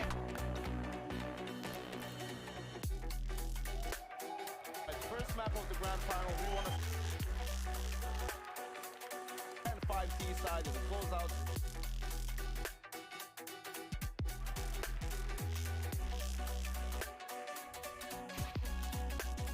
I want this iridium.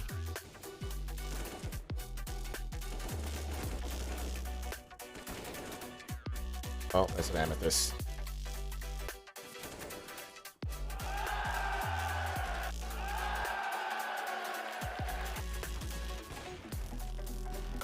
Wait. Shit, did I do that wrong? Oh, to do all 25 in one go? That's gonna suck. I have to like actually stock up to do that.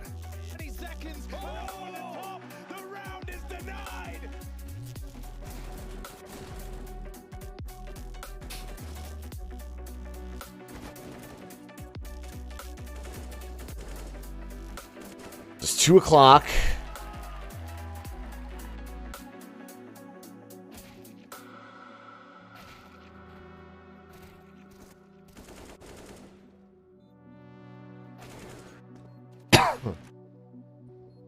Tea time. Grab some tea. I'm gonna hold on to these because I think somebody likes these. And then geode.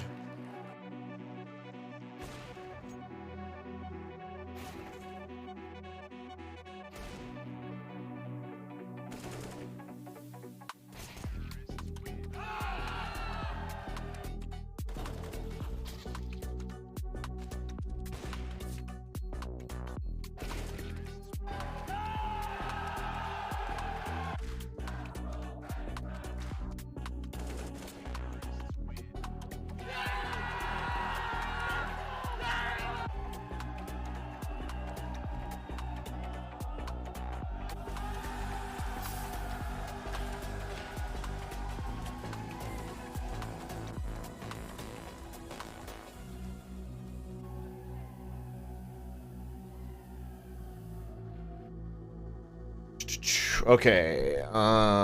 Stone.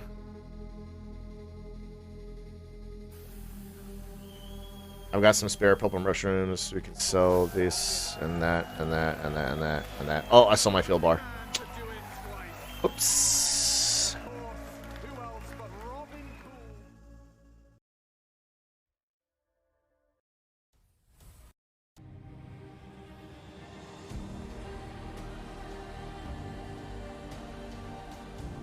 Okie dokie. Well, we can turn this off now. Turn that off. Oh,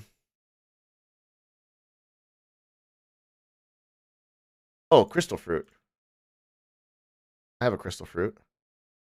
There's a crystal fruit. Who needs it? Marnie. This chick down here. All right, chat. Who's ready for Elden Ring after I get a cup of tea? Also, looking at my schedule for next weekend. And I'm not going to go snowboarding tomorrow because I forgot that I'm going to be in Vail next weekend. Oh, of course, it's fucking locked. I'm going to be in Vail next weekend. So, yeah. I'm going to take it easy tomorrow. Also, my back is exceptionally sore for some reason.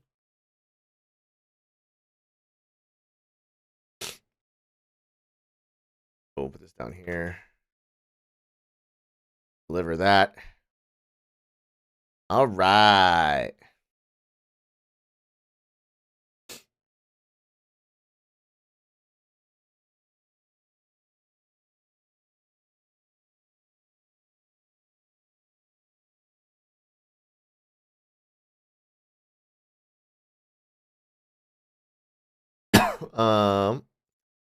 Exit. Not gonna lie, I'm gonna miss the Elden Ring streams next weekend. Well, I'll be here. My stay in Vail is Saturday night, I'm pretty sure. Hold on, actually, let me double check that before I forget.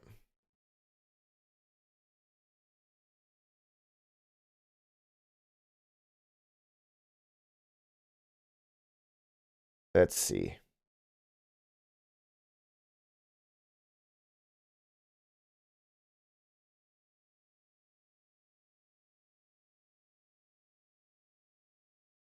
Yeah, April 1st. So I check in Saturday, and I was only for one night. So I'm going to go up Saturday morning, snowboard Saturday. I spend the night Saturday night. I'm going to snowboard a little bit on Sunday and come back. So there'll be a Monday stream. It's probably the only one there'll be. Yeah, probably. Okay. I'd be working. Oh, yeah, true. All right, well, you miss out on a Monday. You'll miss out on Monday, but that's okay. You'll survive. Okay, so let's switch this to Elden Ring. And we're going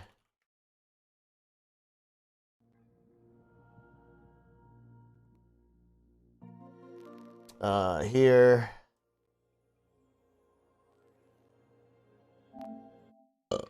Oh, excuse me.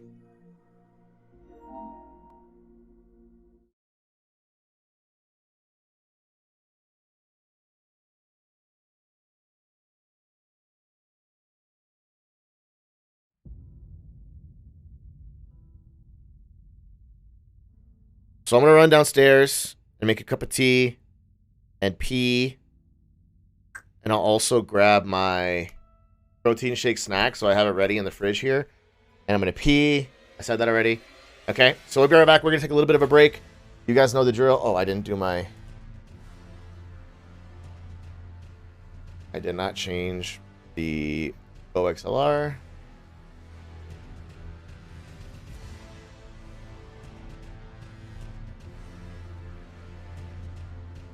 Okay, so I will be right back. And then we'll get started on some Elden Ring.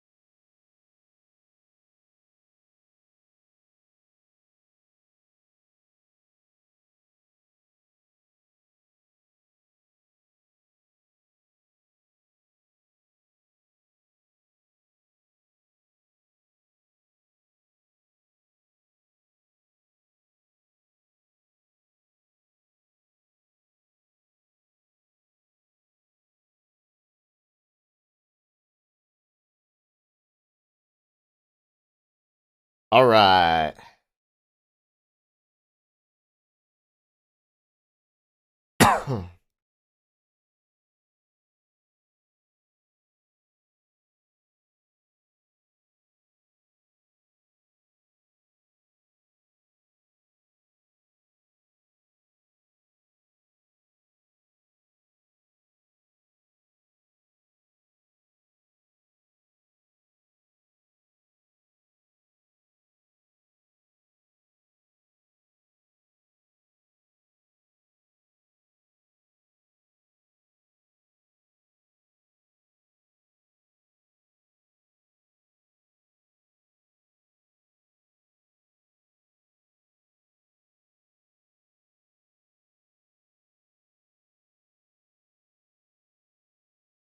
All right, here we go.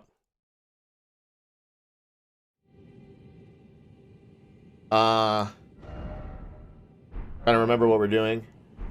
Screen frozen? Oh, it's paused. But it shouldn't be.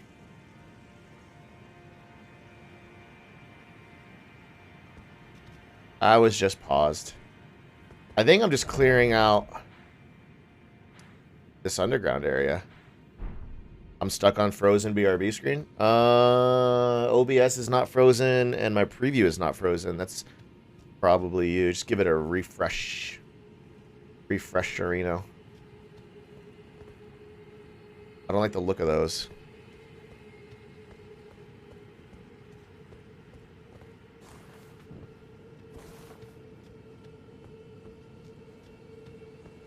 If I remember correctly, you can't swim.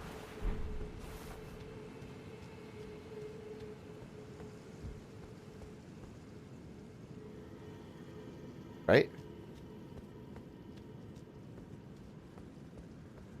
I can't throw anything at you, so... Wait, maybe I can.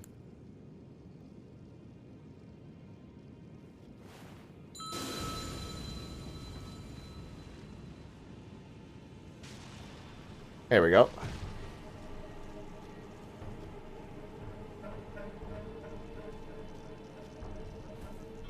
Come here, boo-boo.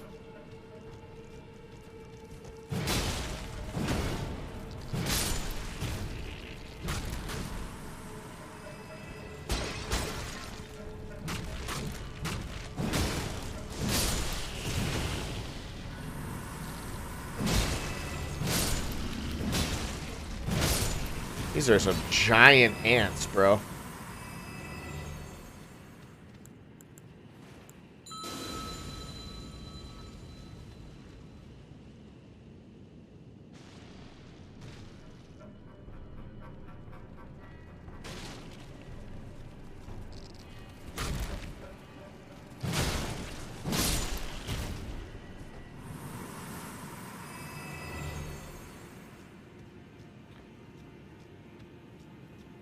This...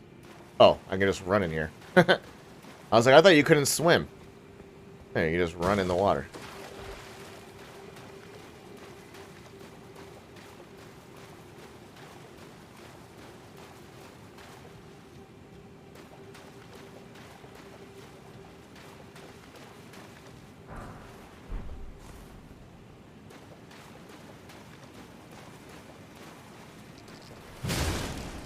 Think you're gonna surprise me, bro? No, you're gonna jump scare me? Ooh, jump scare.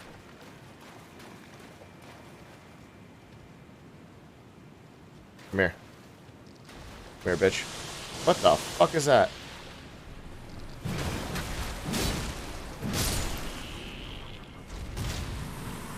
I don't like that it spit at me. I think that's very offensive.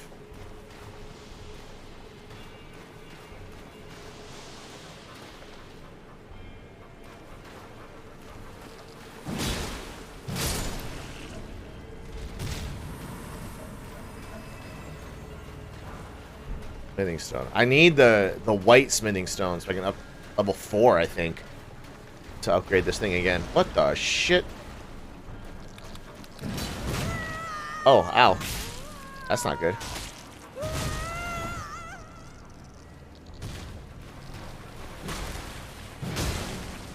That wasn't very nice at all.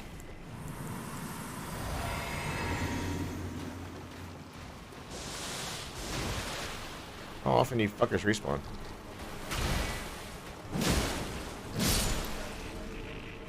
I guess a lot.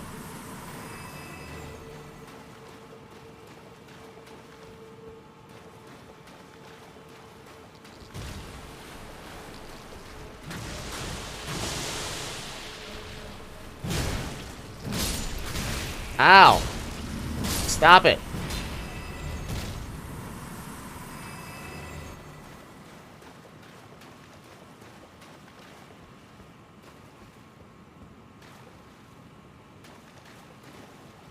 Something's definitely coming down from the roof.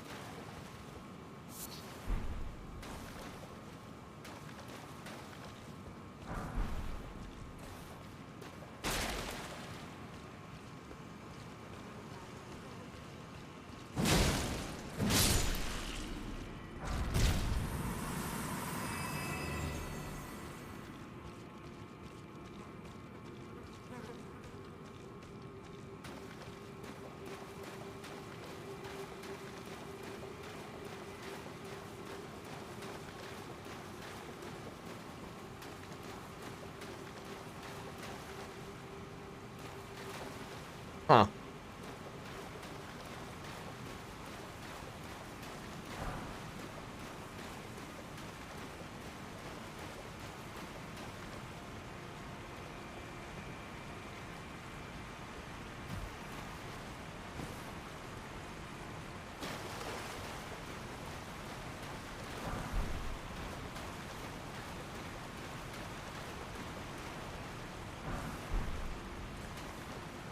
Okay.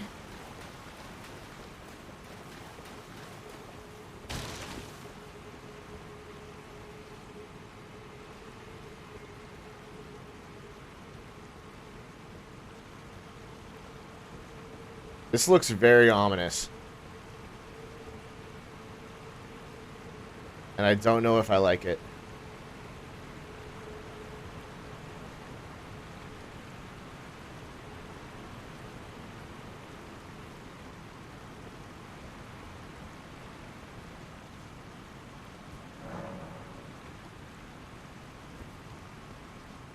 The fact that there's a save here makes me nervous as well.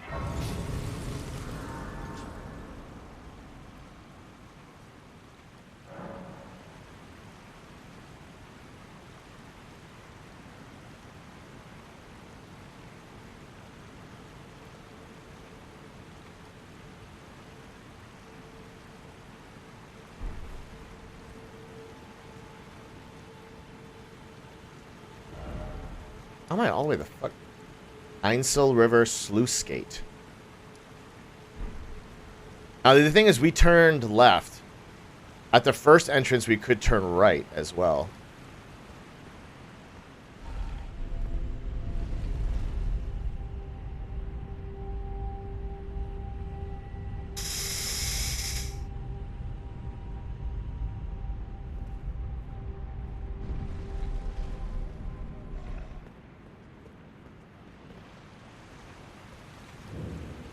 Old Palace Ruins. See, now according to the map, this does lead to a place that I don't want to be here yet, and I wonder if this is it.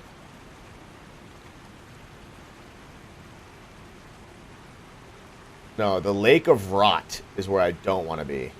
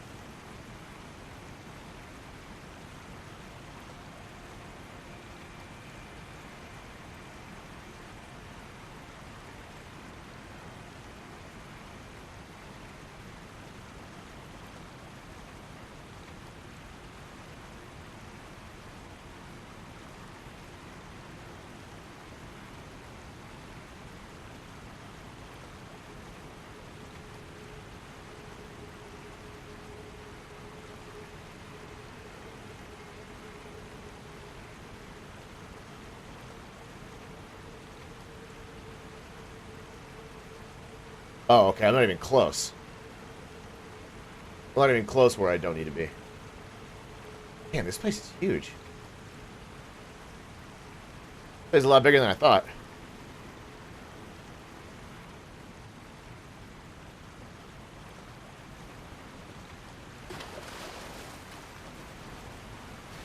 Uh-oh.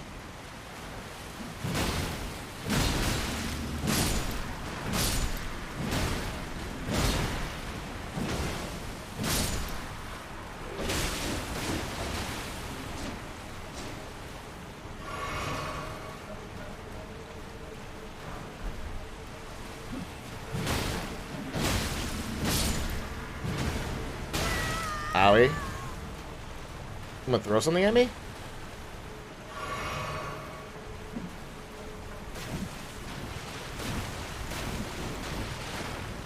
Yeah, you kinda did, eh?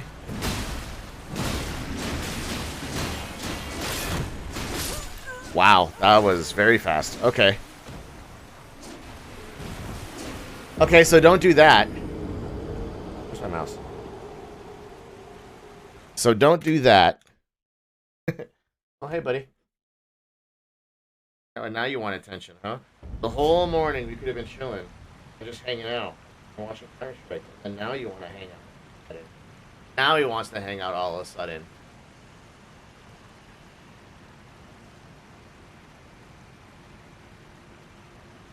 Well, now you're in serious game time.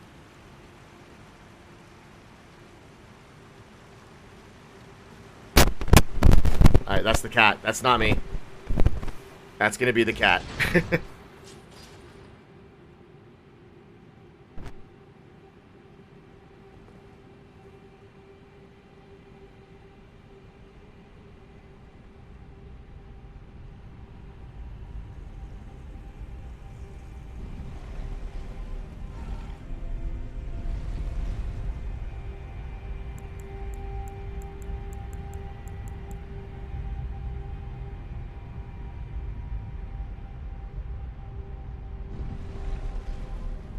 Quickly before I lose my hearing. He's laying down now. He's laying down.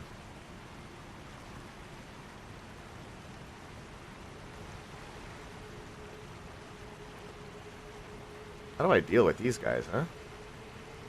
Ooh, what if I L2 this?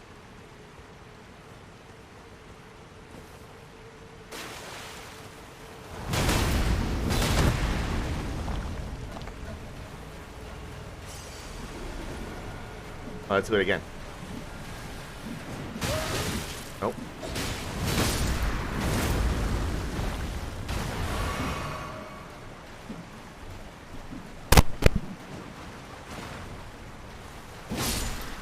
That L2 came in handy. Okay, I need you to... I'm gonna move it to the side. Oh god, now he... Okay. That's a lot of deaths. No, we got it. We got it. We're fine now. I just gotta move the microphone a little bit away from his head so he can't... He likes head scratches, so he like rubs his face on the microphone to scratch his face. Oh, we got a lot of these assholes coming now.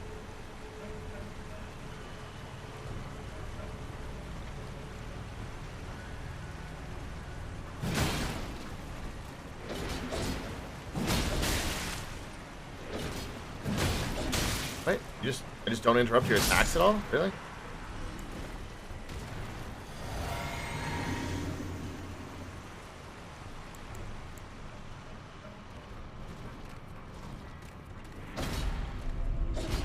Come on up, buddy. No? Oh, I thought he was gonna come up with me. He knows anything on the desk is off limits now? Yeah, that's what I needed. That's what I need to start engraving in his brain. I thought I was gonna bring one up with me here.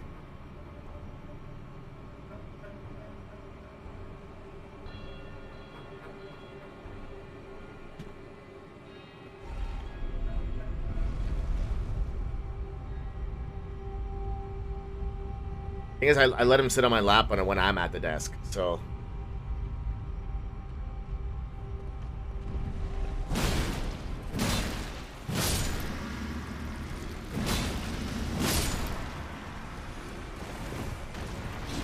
I'm in trouble.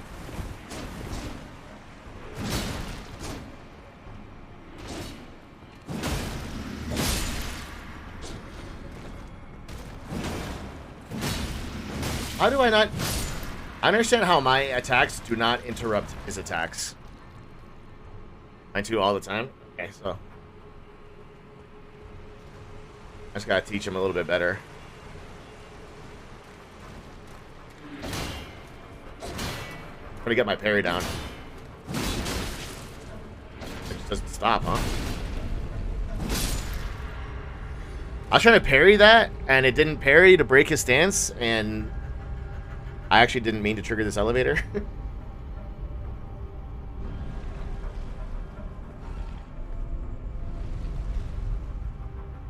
I'm trying to time this parry, but it didn't break his stance, and then my attacks don't stagger him, which is kind of ridiculous. Or I guess him. Look at this, just a pile of poo-poo. It's a lot of freaking bad guys, dude.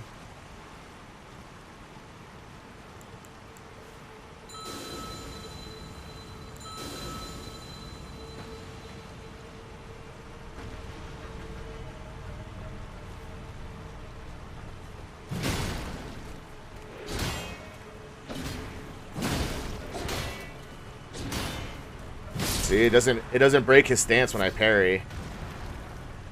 Or when I attempt to parry.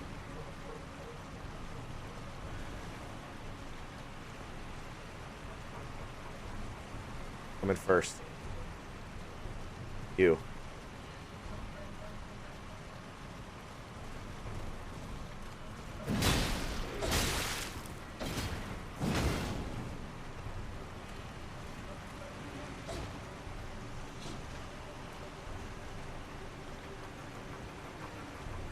You're gonna end up here first. Oh, just kidding. You're gonna end up here first.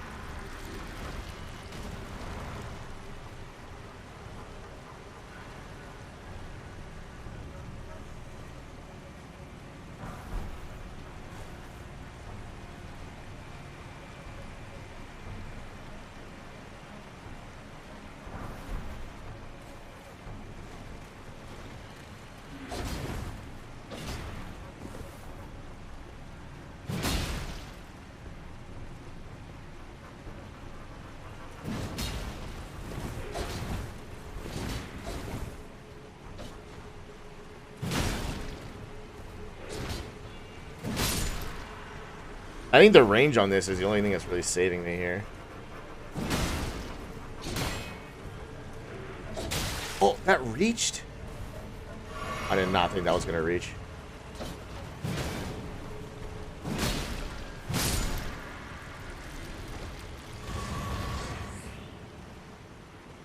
Alright, no stagger on enemies is kind of lame.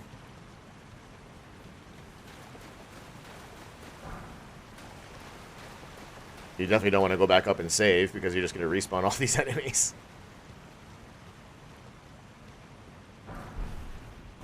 You get up here. No horse.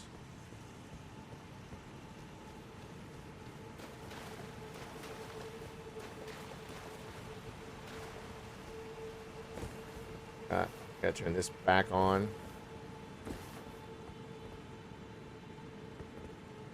Okay, we could go that way.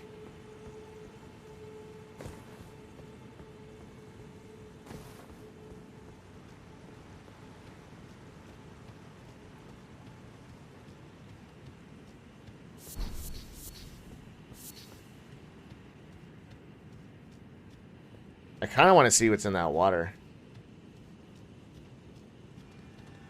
Oh, I don't like to look at this at all.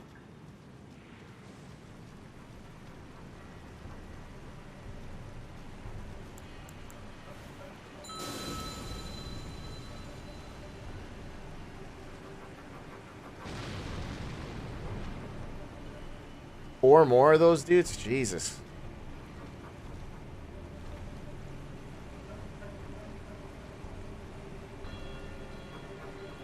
Oh, I got two rollers.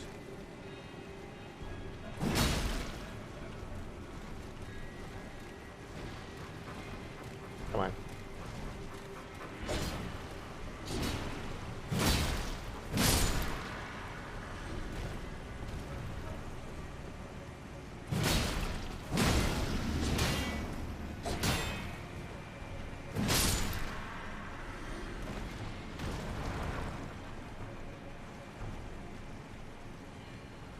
I want to get you to roll to me. There we go. Then I can deal with the sorcerer over here. Yes, sir. Can I help you?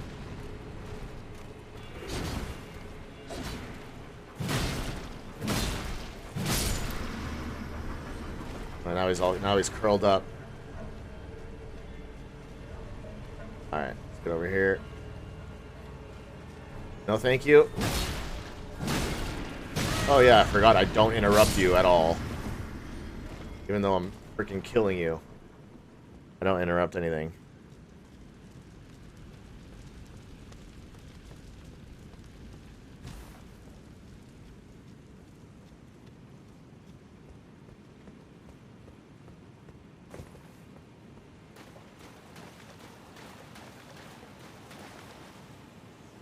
Wait.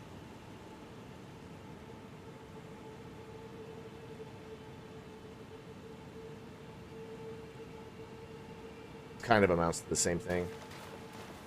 At least according to the map.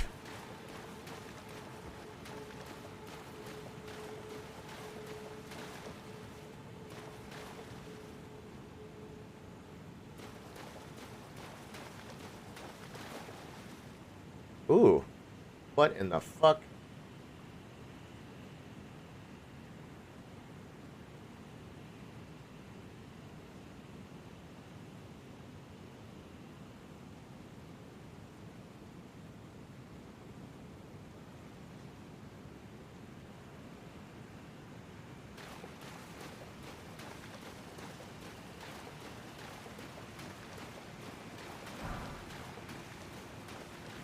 So that's a boss. And I'm scared.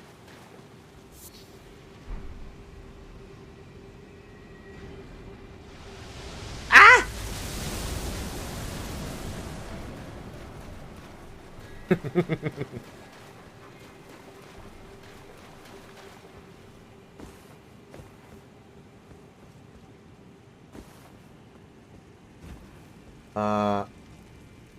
Maybe we want to do a little backtracking, actually.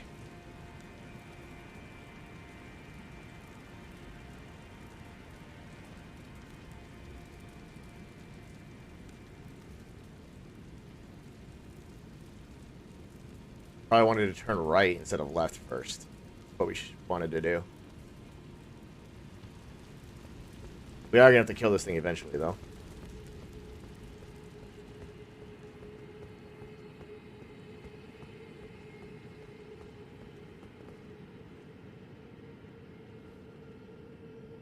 A lot of bad guys. And you immediately start attacking us. I need to come in from a different angle. Is what we need to do. Yeah, we got to come in from a different angle here, which we can. Which we can. The other question is, how do I get up there? It's actually a question I do not know the answer to.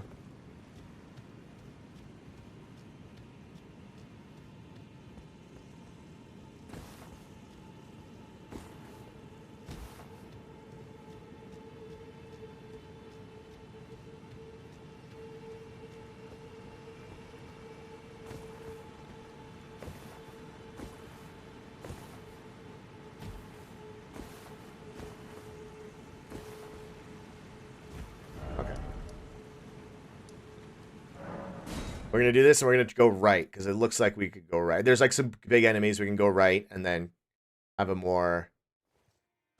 better angle of attack.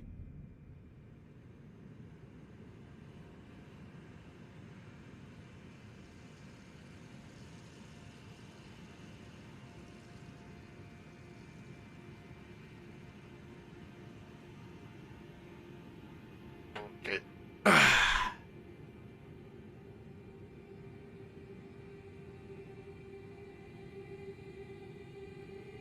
Yes.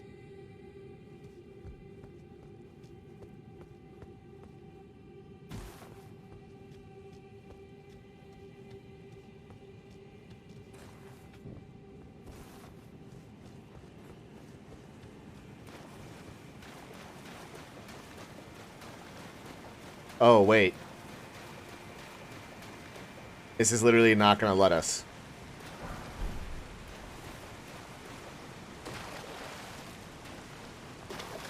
Well, why did the stupid... How the frick do you get there, then? Oh, you have to go, like... Oh, man. Okay, well, okay, never mind. We did do that right. I thought we did that wrong, and we have to kill everything again now. Well, I guess we are farming runes. That's my mistake. That's my mistake.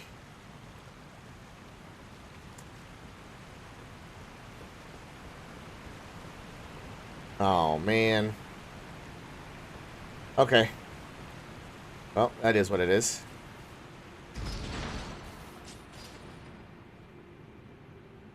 The map shows like it's a river, and then I guess that's the symbol for rapids that I didn't know. Because there's a couple enemies up there, and like another save, and like a big enemy up there, and I was like, okay, we can clear that out real quick. I have no idea how we're gonna kill that thing.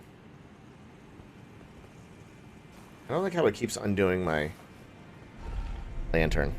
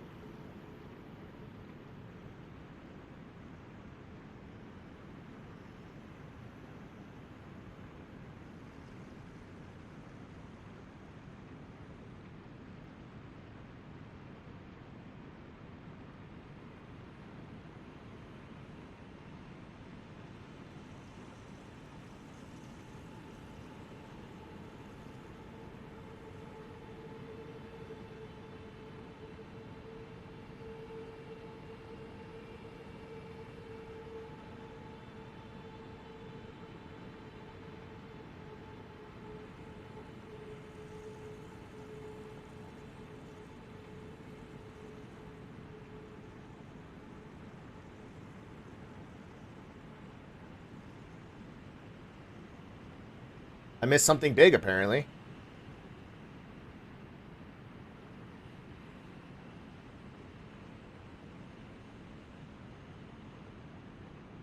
I don't know how. Oh, I see how. I'm telling you, man, without this map, I'm just completely lost. We missed a little mini boss, which is why we're gonna backtrack, because I want to kill the mini boss.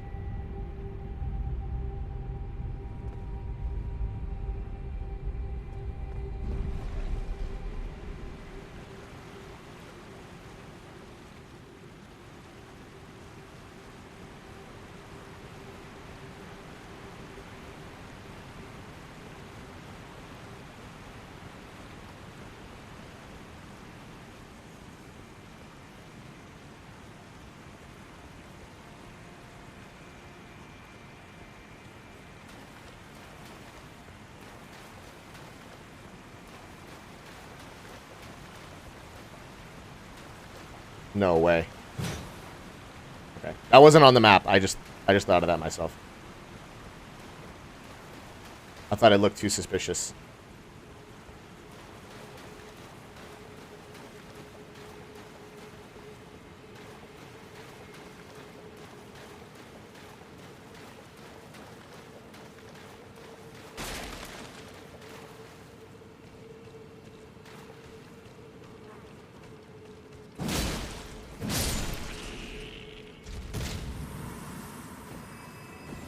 Didn't even consider this.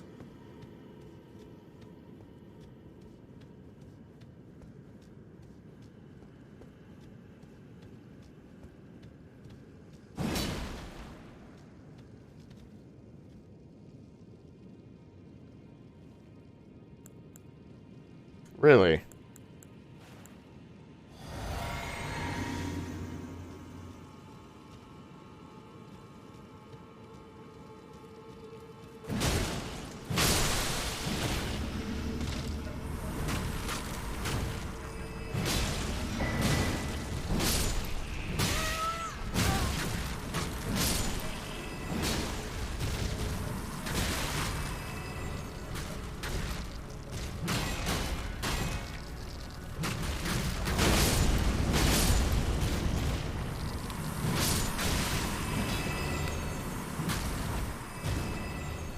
That L2 is pretty great.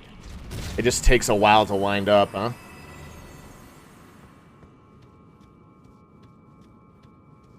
So that wasn't necessarily a mini-boss, I guess. They put the icon of a mini-boss, but that was a 2-hit. Are you able to change the L2, or is it weapon dependent? It is specific for this weapon. This Godric's axe, you are not allowed to equip any ashes of whatever the fuck it's called. Which are these things? No, those are the summons. Which are these things? Which are the different L2 attacks? The Axe of Godric is specific that you're not allowed to equip it because it comes with the L2. So, but I could put it on, like, when I had it on my other one, when I had it on this, it was like the spinning attack. Remember? So this one has a specific L2, which I like because it's what Godric used against us a shitload of times, and it was annoying.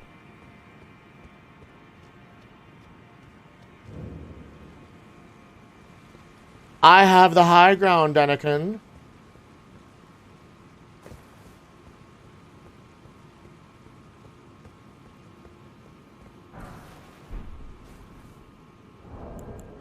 That's not the one I needed, is it? I need this one. I need a somber smithing stone. Huh!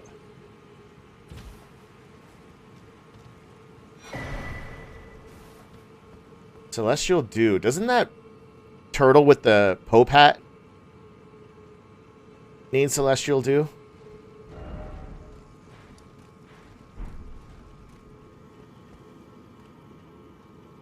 That turtle with the Pope hat takes Celestial Dew, doesn't he? And I can fast travel right back here. Do you remember where that turtle with the top hat is? It was the Church of something. Lilith? No.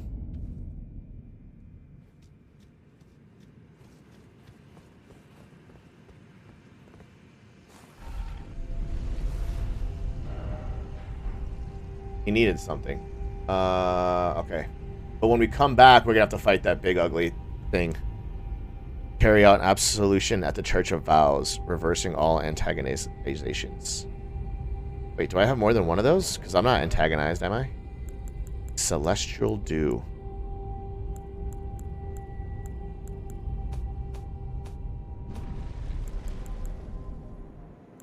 Oh, I have 2 of them. Oh, well, I don't need to do that then. Okay. Thank you for looking that up because you saved me a trip. You just saved me a trip.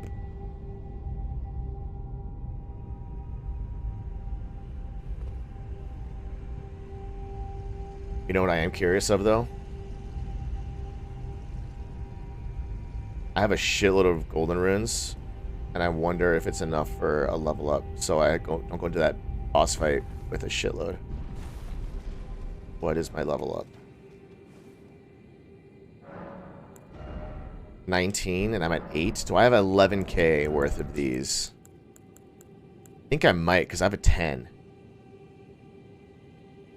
Let's see what this, how much a 10 does. 5k? Oh yeah, we're doing all these, bro.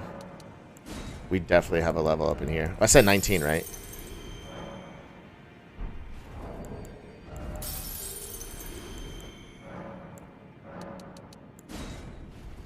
$14.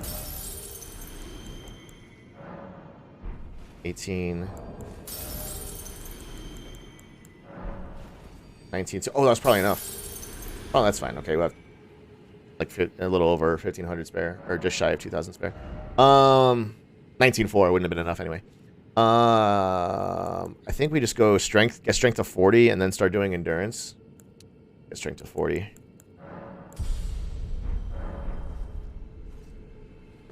Now we can come over here.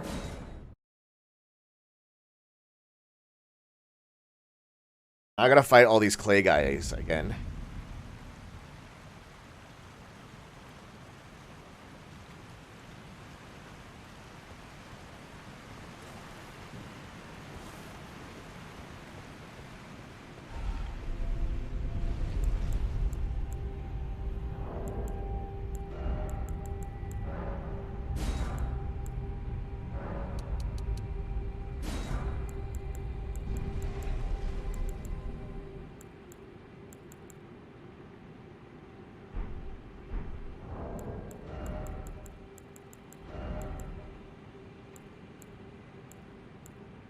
What does item discovery mean? Temporarily boosts item discovery? What does that even mean? How do you boost item discovery? Like, the items are there. They're either there or not there, right?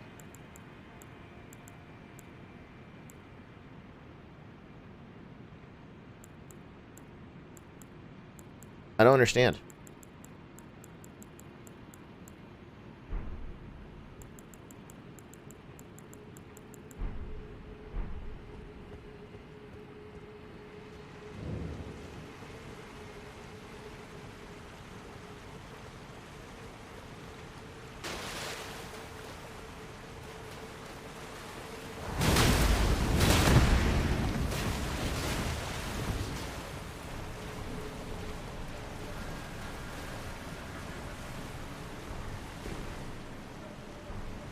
Item discovery is a base stat.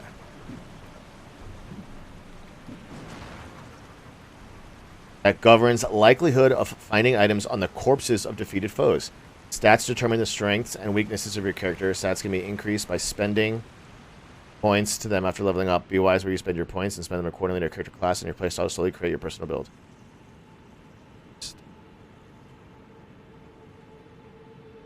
Well, the second part isn't really useful, but if we're going to be killing a bunch of people.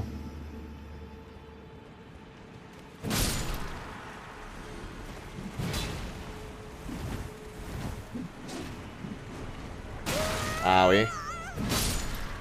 That's not very nice.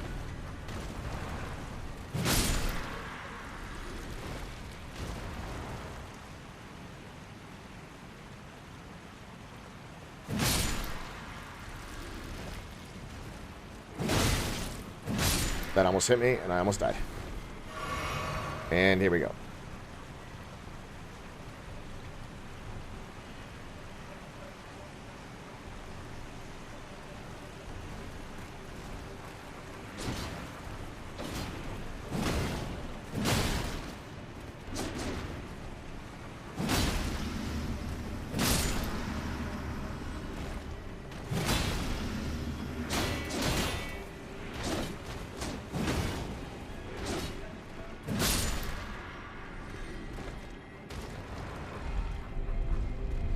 And we're going to reset this a little bit. What I don't like is using the L2 uses up so much FP. I might have to actually get an FP flask in here, or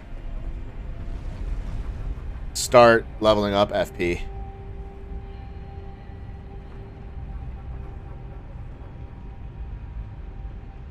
Really, no one gets behind me. Okay.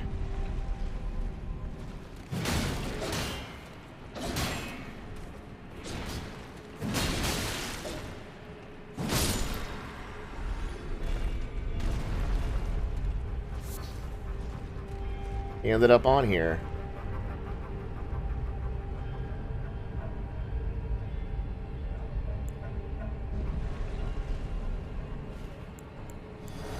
And then I can't use my summon. Unless I do a different summon.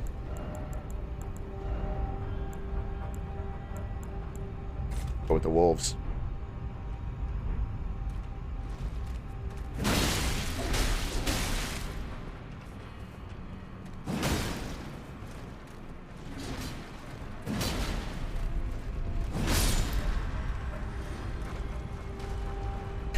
They're stuck under. I wonder if they get stuck underneath the elevator and I go back down, if it crushes them and kills them. Because that would be awesome.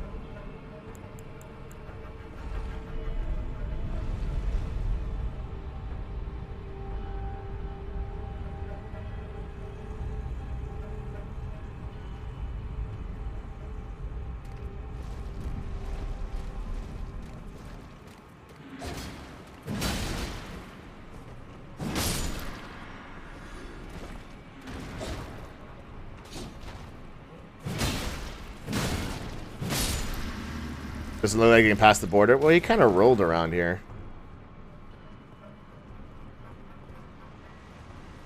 Alright.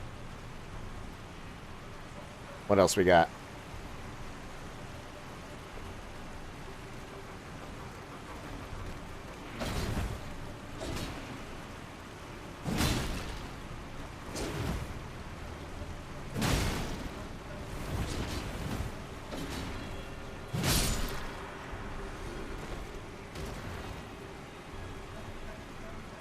You're gonna get here first? Oh, you're not gonna get here first?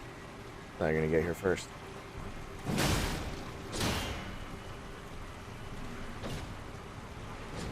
That's very slow.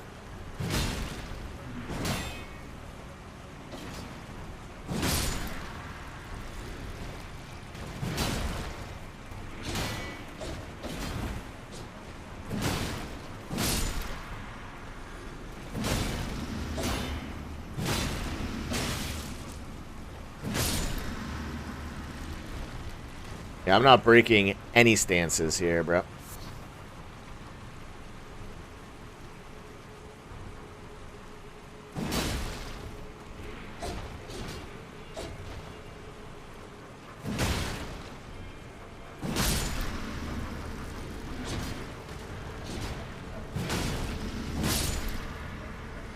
I'm just like farming runes though. It's kind of nice. Ooh, I got a flask back too. That's very nice.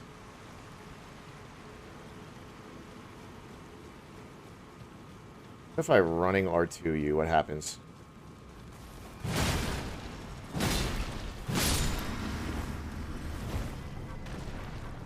Alright, you don't get to cast your shit. That's what.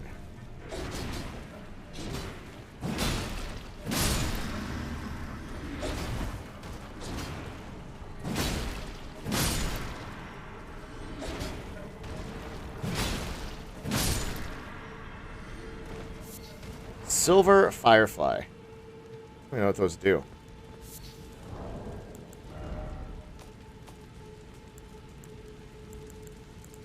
Material for crafting items. Okay. I gotta clear out the ads of this area before I fuck around with whatever that thing is. Maybe going through the water is better then.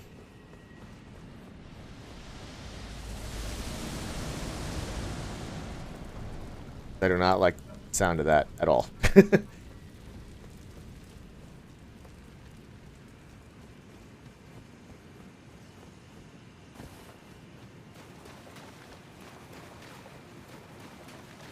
Now we gotta bait people into my little cave.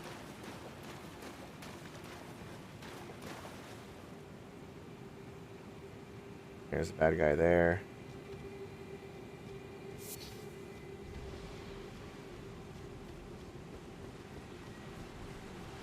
Hey, buds. Ow.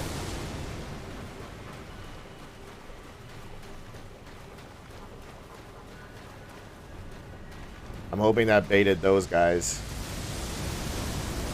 Because I don't want to deal with them running around, or these guys walking around while I'm trying to fight that thing, whatever that thing is.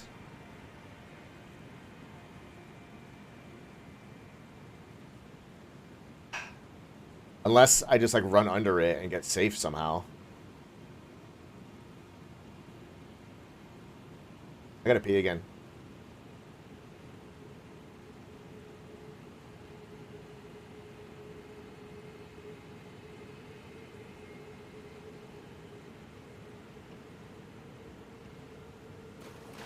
Here, bitch.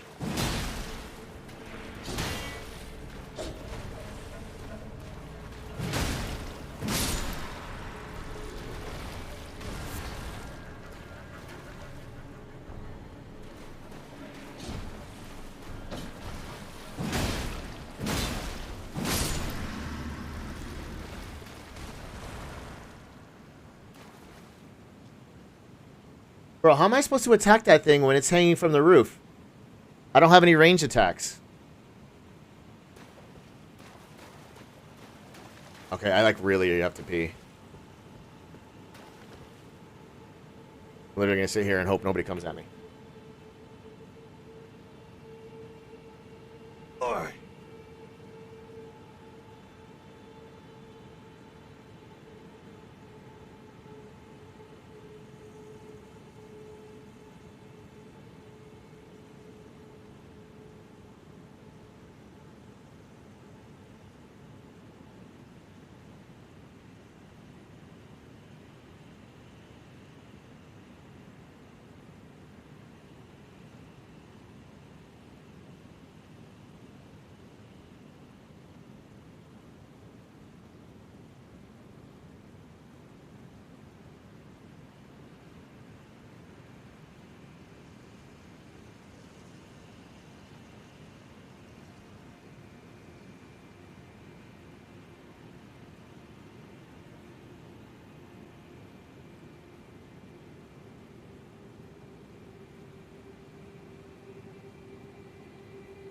Okay.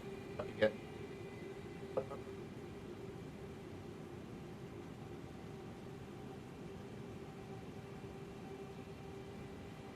Silly goose. Ugh. That's how that works.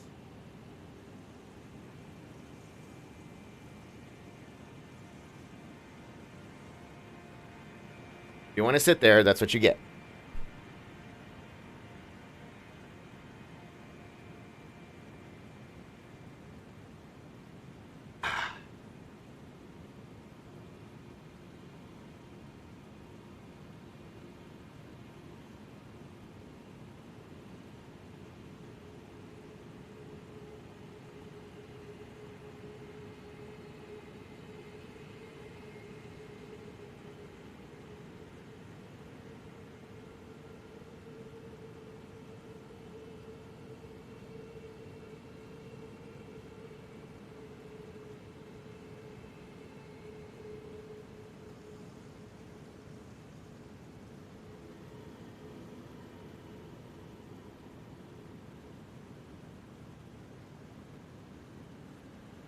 All right.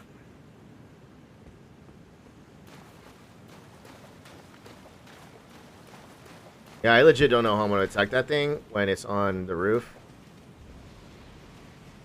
Whoop. Grab you two. Oh, is it throwing fucking rocks at me, dude? I guess I could use the pillars to try and, like, line of sight.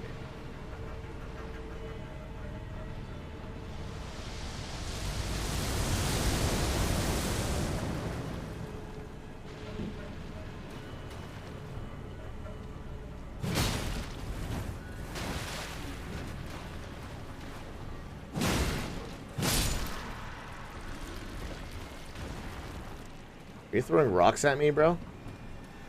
Oh, it's one of these guys.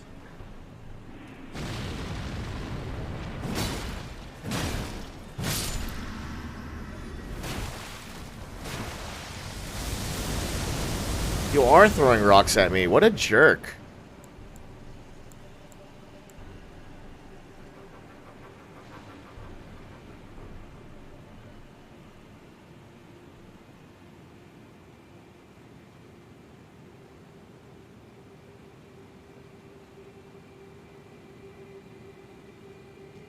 Oh, there's another guy right there. Convenient. Oh, it's one of these guys.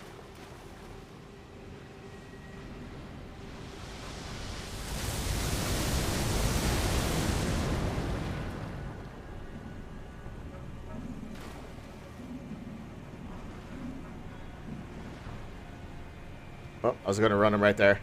I was going to run him down right there as soon as he got his water bubble.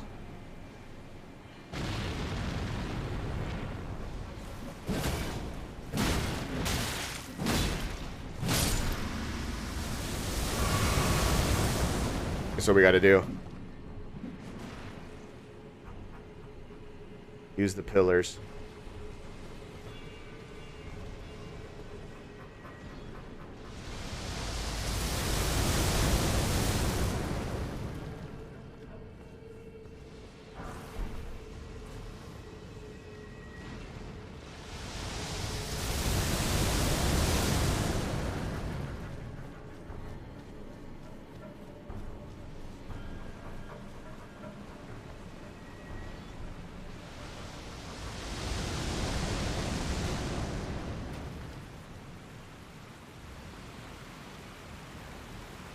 Are those bad guys? Bad guys down there?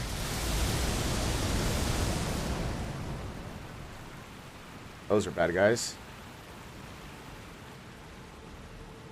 There are a lot of bad guys in this area, and I don't like it.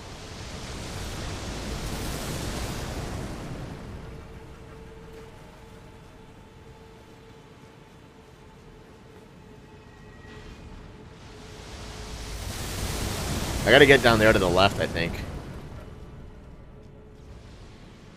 And all these guys down here.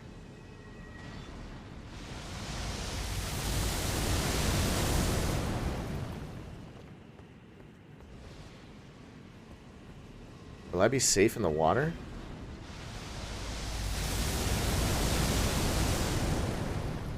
Let's try it.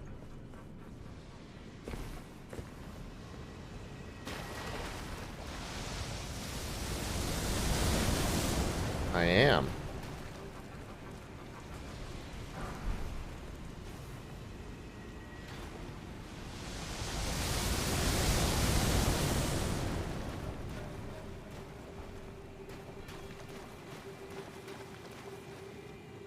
Wait, do I just skip that?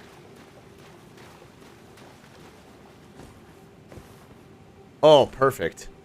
Oh, this is perfect. Okay, okay, okay. I barely killed anybody there. And we have a save right here. Okay, this is the way we do it.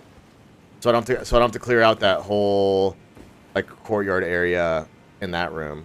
We just do this. Perfect. Okay. Okay, okay, okay, okay.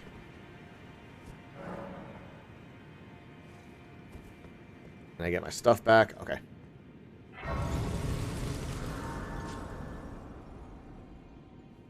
Now, technically, we can. We can just go around and skip this, but I feel like we should kill everybody here. 20k. I feel like we should go for this kill. Because it's here. Right? I don't know how we're going to kill it, but I feel like we should.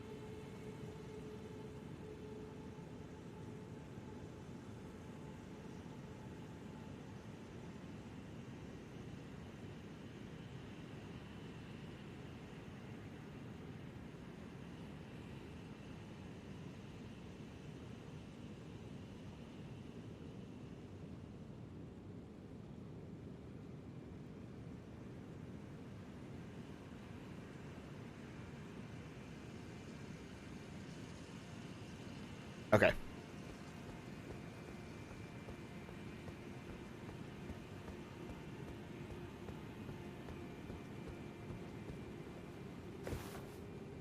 I feel like we can do a lot just dodging it. That's a lot of bad guys.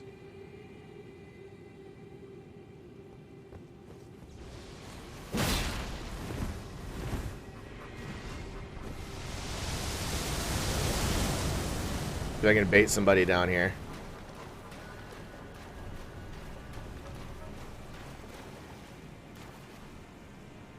Yeah, buddy.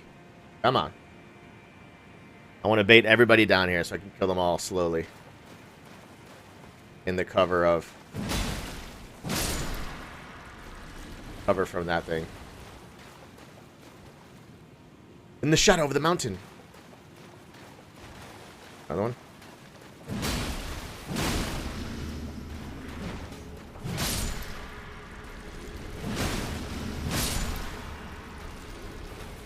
Yeah, this is perfect. I can get all of them down here, and then I can have free reign of the whole area.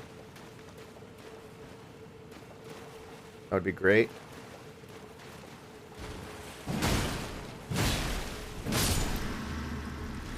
Okay, you're in my domain now, bitch.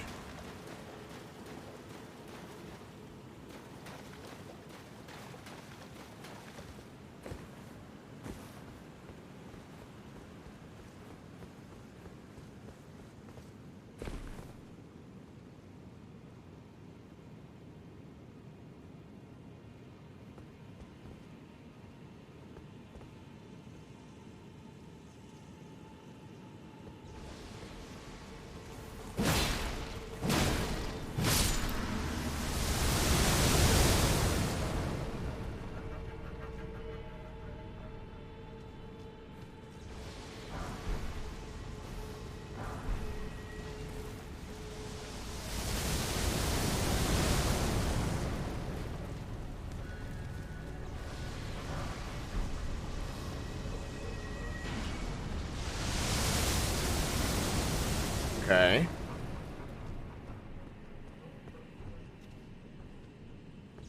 Hey, fellas.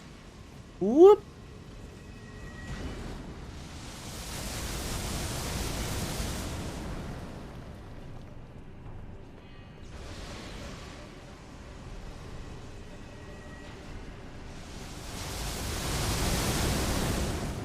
Actually, I could fight him down the front.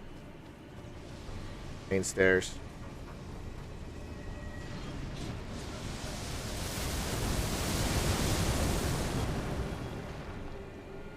Too bad that fucking Rain of Rocks doesn't kill her own people.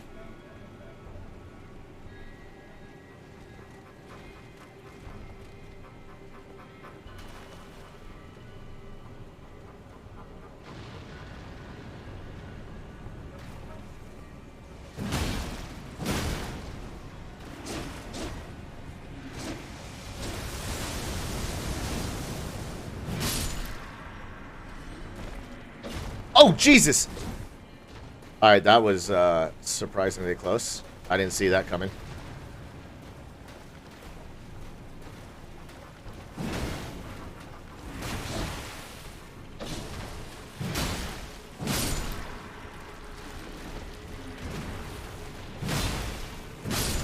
I did not expect them to jump down like that.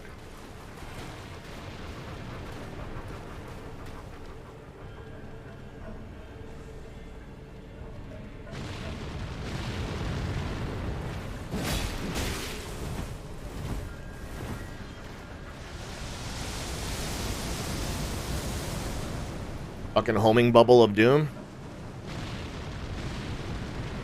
There are 3 of them? Oh, we'll deal with you first.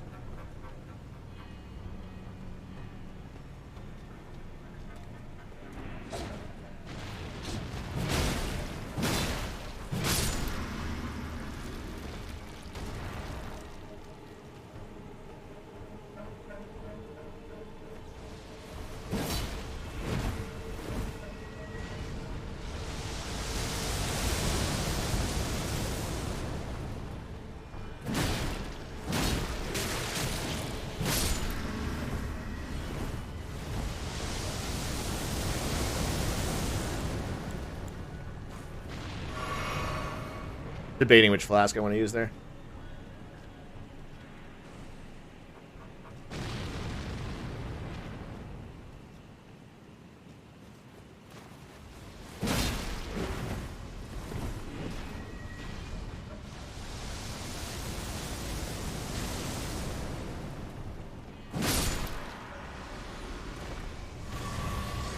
And that gave me my flask back right there too, for killing the group.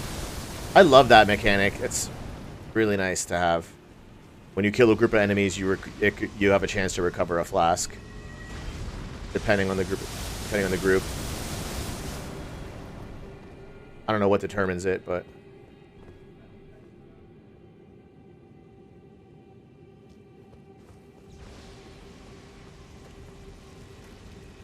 uh-oh.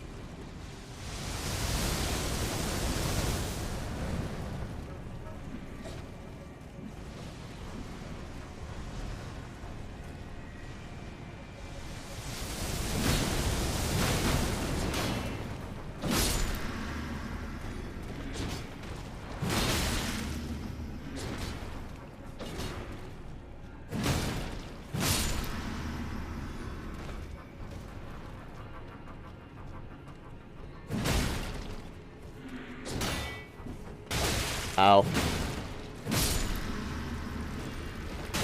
Ow. I'm kind of going to hope that this recovers a flask for me too, killing this guy. Or this group.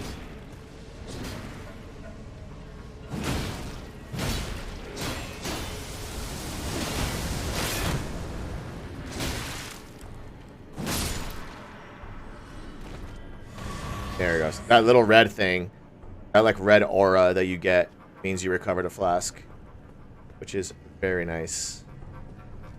Okay. I want that. That's what I want.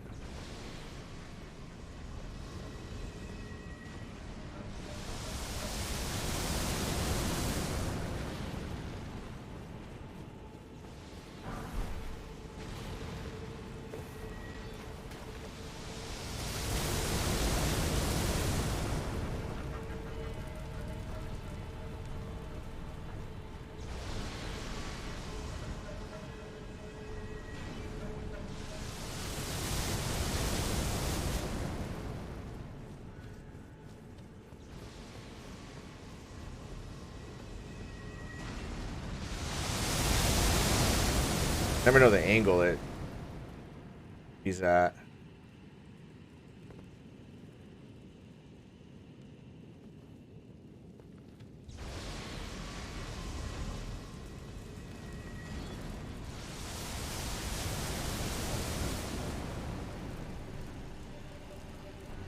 It's kind of a... Oh, it's one of these guys. Fuck me.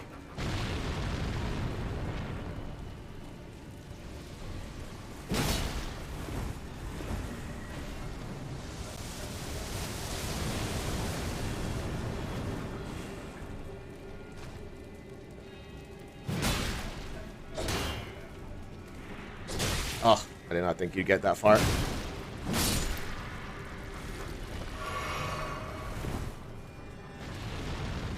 was kind of close.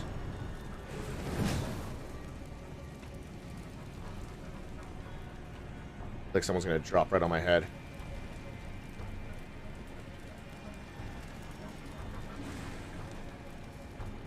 Are they both fucking? They are.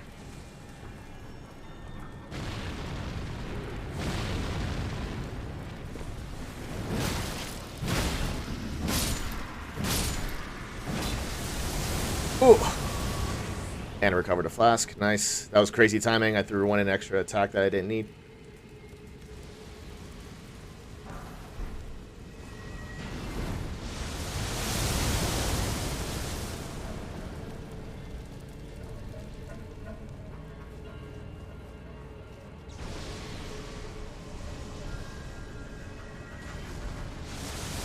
Oh, what the fuck? How did you get me from there? There's just a dude chilling in here? I got a map. There's just a dude just chilling in here. Are you kidding me?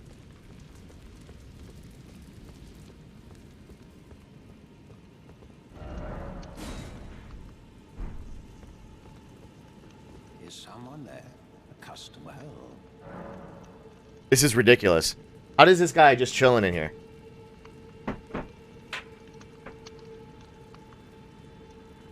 It said there were items.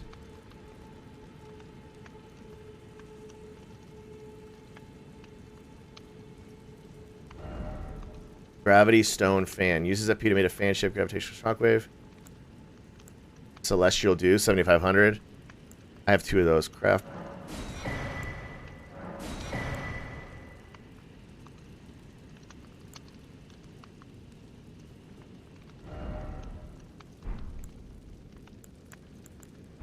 I guess we could sell some stuff, right? We could probably sell a bunch of these, but... let me go through my equipment. I don't think we're ever going to switch off. I'm going to keep...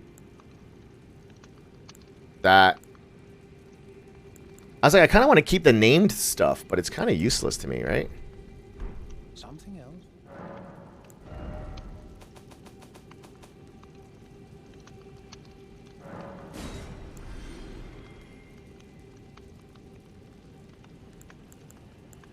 I guess we'll keep them just in case.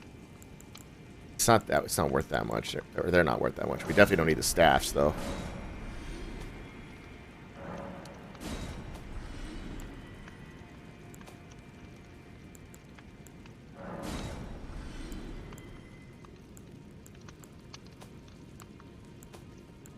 Keep those because they look funny.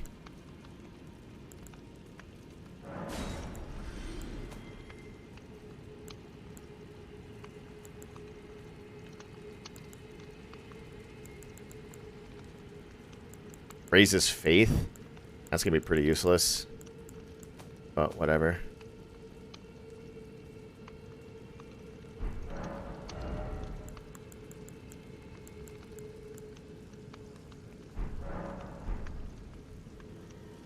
Right.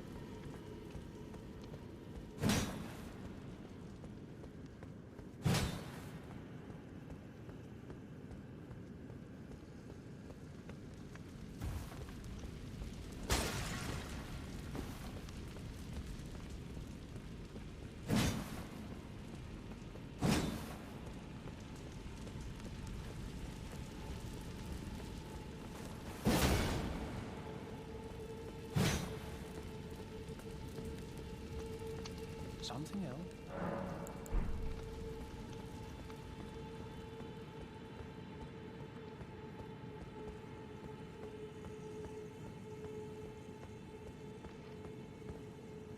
Am I supposed to... Oh my god, bro, look at that. Am I supposed to run up that thing to get to there, to get to there, to get to up top? That's nuts.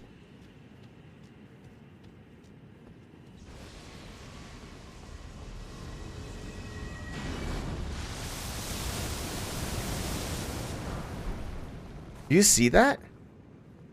Unless I can get on top of this thing. No. Bro, that's crazy. It wants me to get on top of that ledge to get to there? How do I even get there?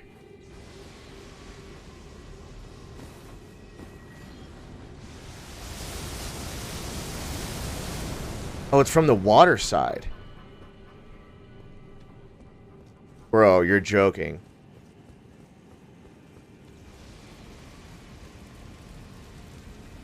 Game has to be joking, right?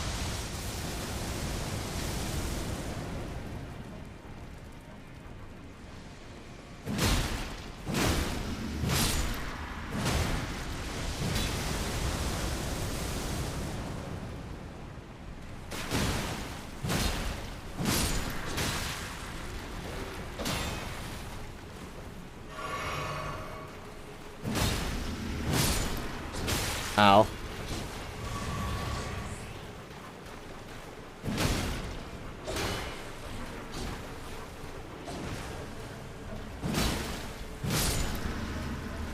I bet you I'm gonna get another one back from this group, so I'm gonna heal right there.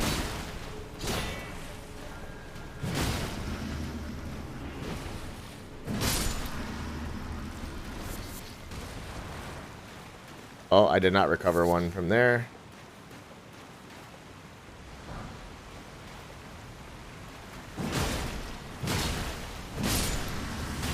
Ow. Oh, now I recovered one. There it is.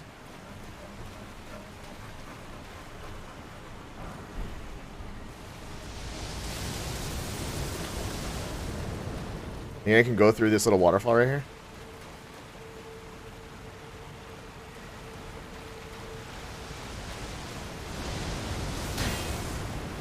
Doesn't do anything. Bro, I think I literally have to run up that thing to get up there. I think I literally have to do that. Which is absolutely bonkers.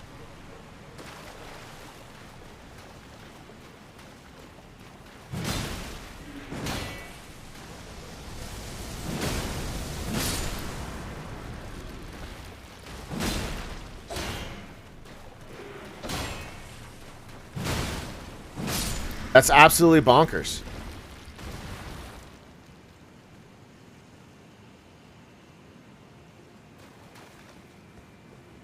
I'm gonna go out the main entrance and then back in that water entrance, I think.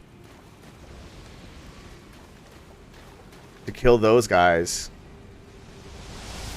To then get back in. So how else do I get up there? Now we could skip it. Oh! I forgot about those guys.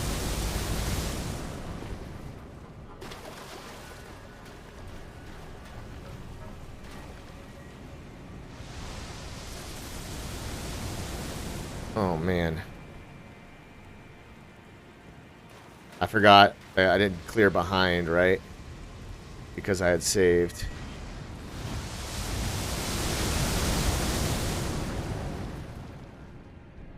I mean, how else do I get up there?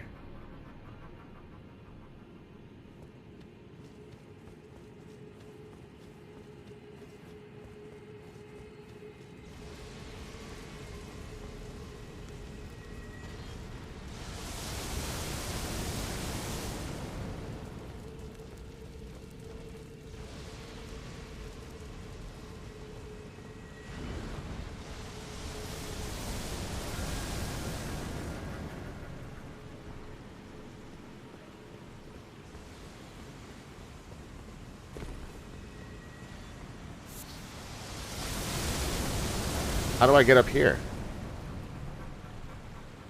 I think I have to run around, don't I?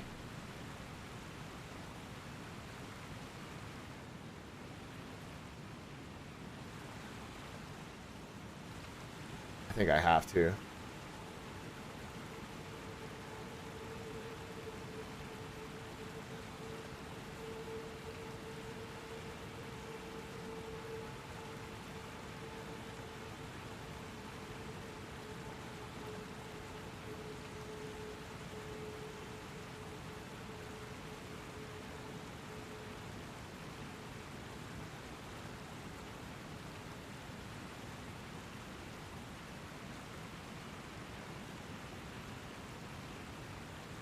That's crazy.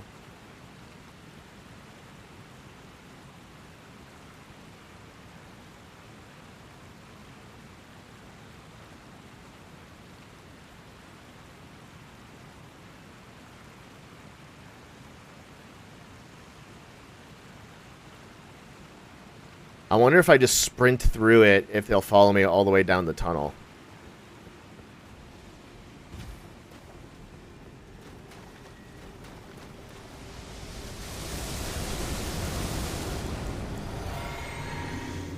I guess we're gonna try it.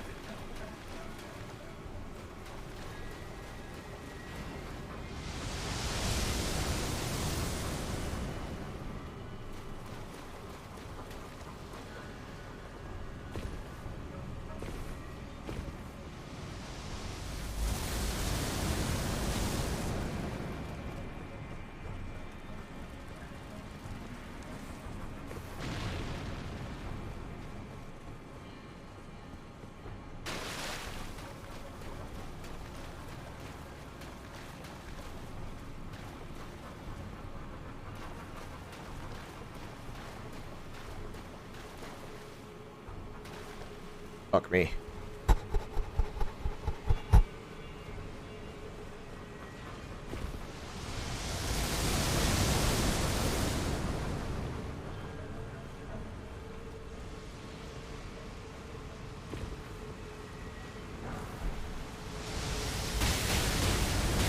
Oh, shit.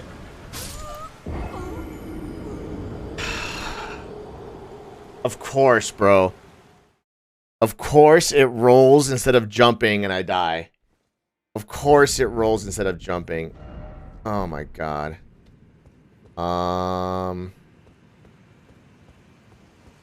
Okay, well at least I can skip all of this garbage.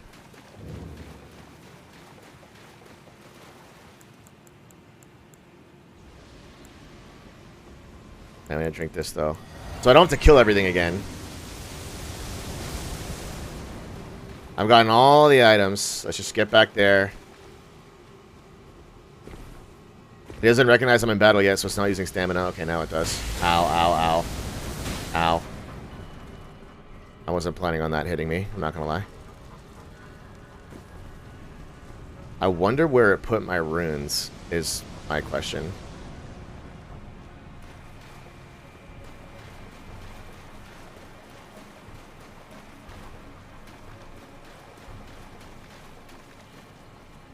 Oh, it put it on the end. Fuck me.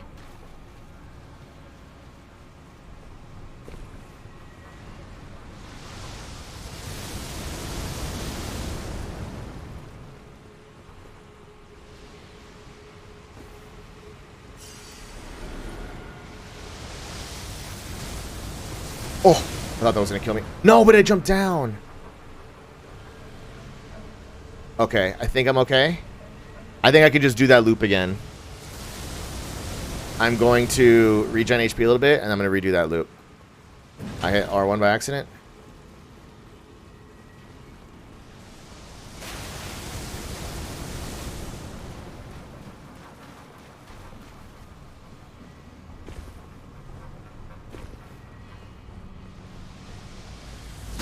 Ow.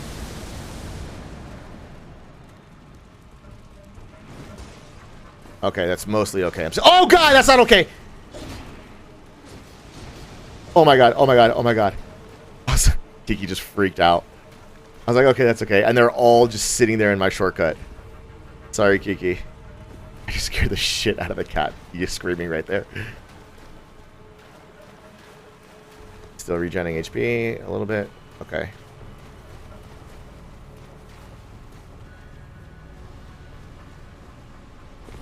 He's getting down now. I'm sorry, buddy. I'm sorry.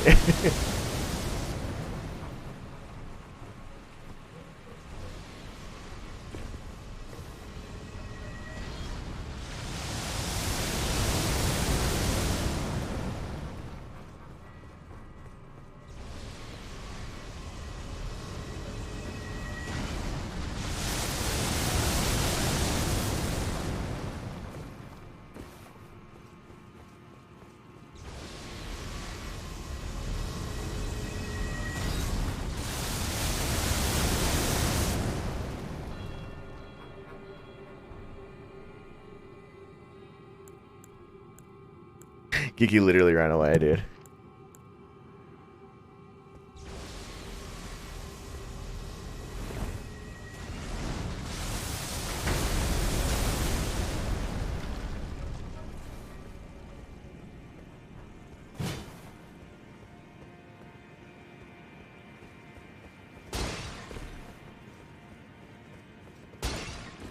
There's nothing back here?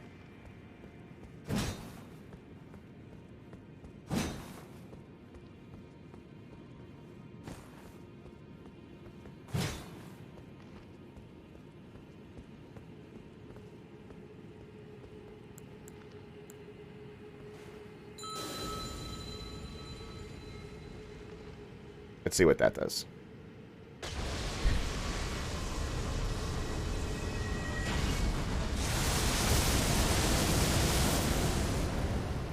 Not a whole lot. Is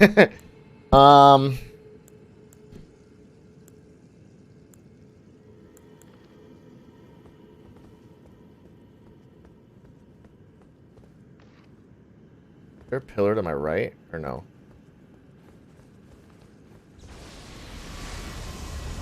There is one over there.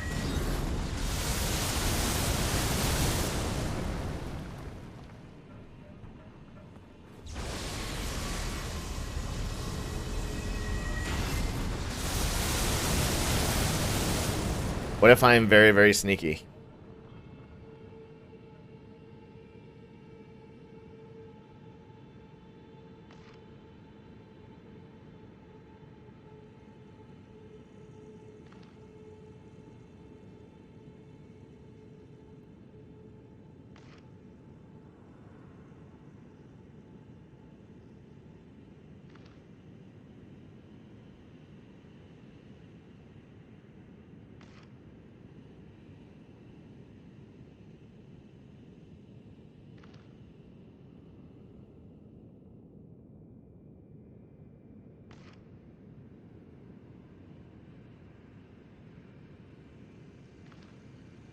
You think I could sneak up behind him?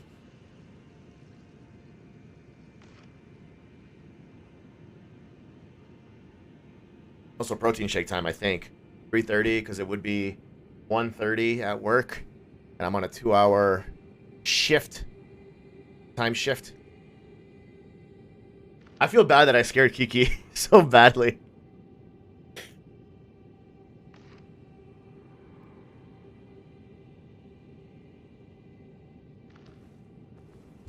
Nope.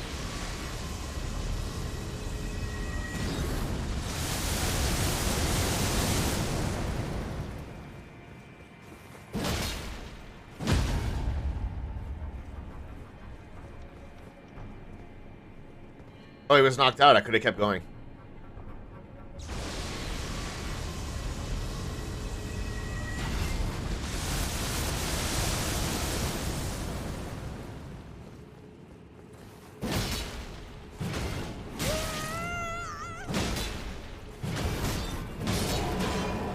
Bitch.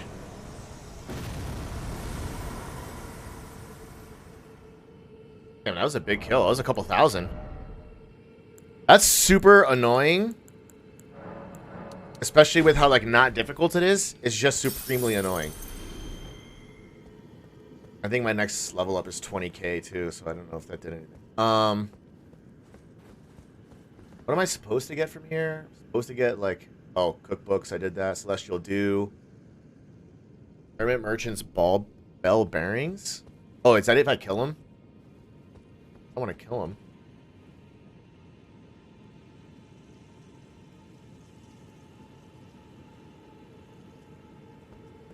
No, I'm not going to kill him. Okay, well now we can continue.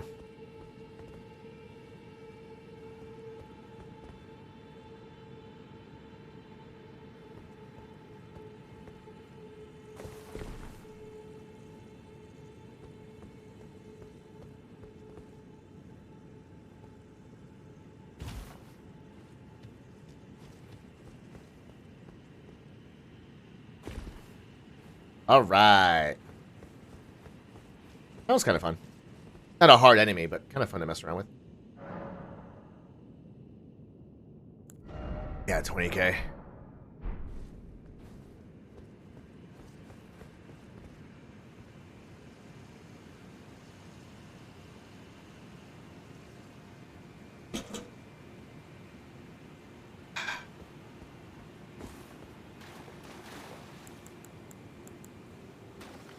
What in the fuck is that? Oh, those are just big ants. For some reason, I thought that whole mound was one big thing.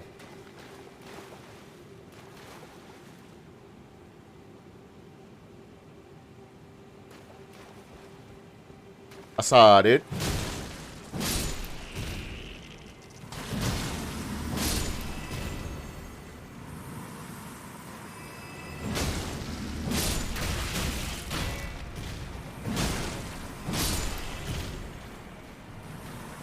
Is that all of them?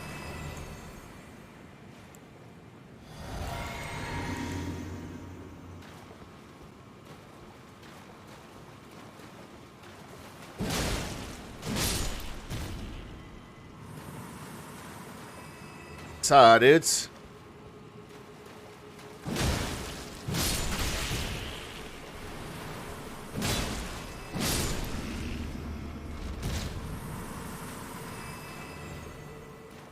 Look at all these items.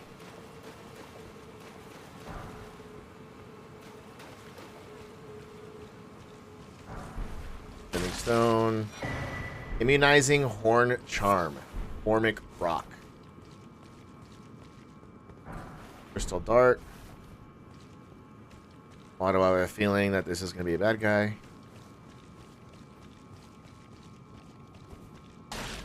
Oh my god. I literally just jumped at the sound of the bone breaking. What's up, dudes?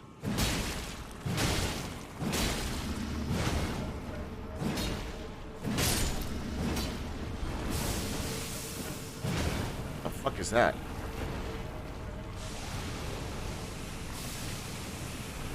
I don't even know what that status is.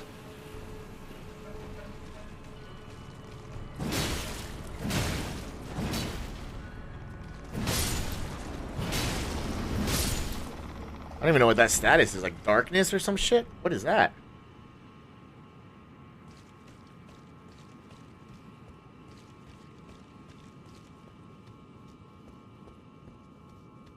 Hi.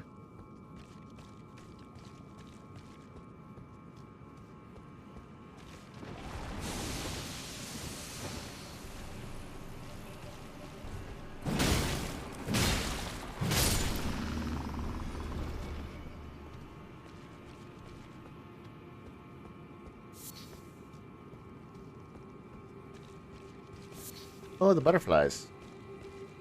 There's a lot of bones.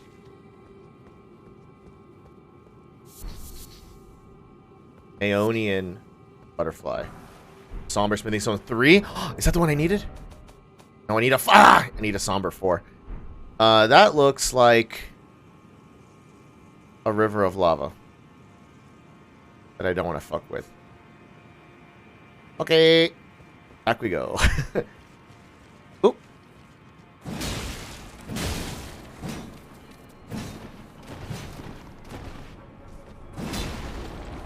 There we go. I was like, what the shit? Soap?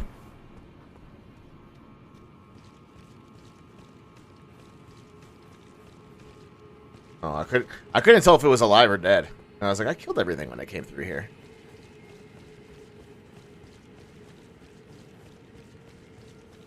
Okay.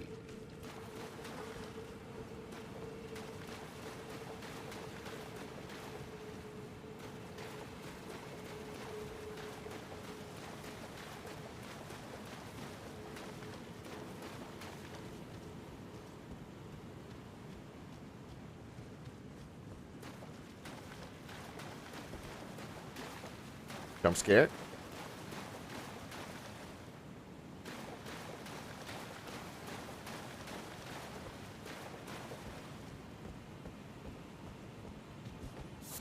Melted mushroom. Whoop. Oh, I can respawn here. Okay. It's not a save point, but I can respawn there. That's good to know. Healed up.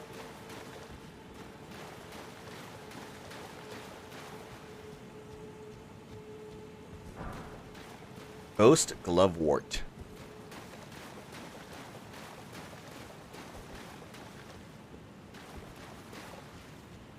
This looks like another nice big area.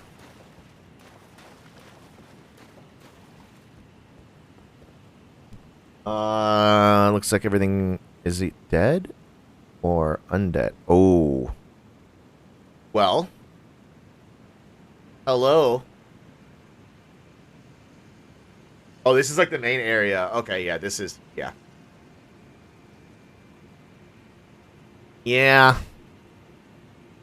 Yeah. About that. About this.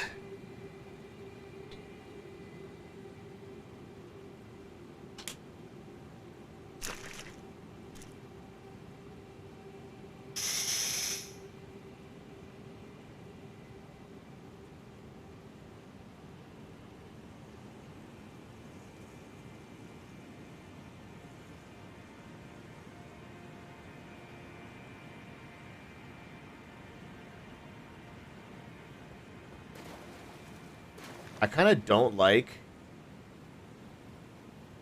how everything is dead here. I'm gonna go pee real quick, and then we're gonna figure out what the hell this is.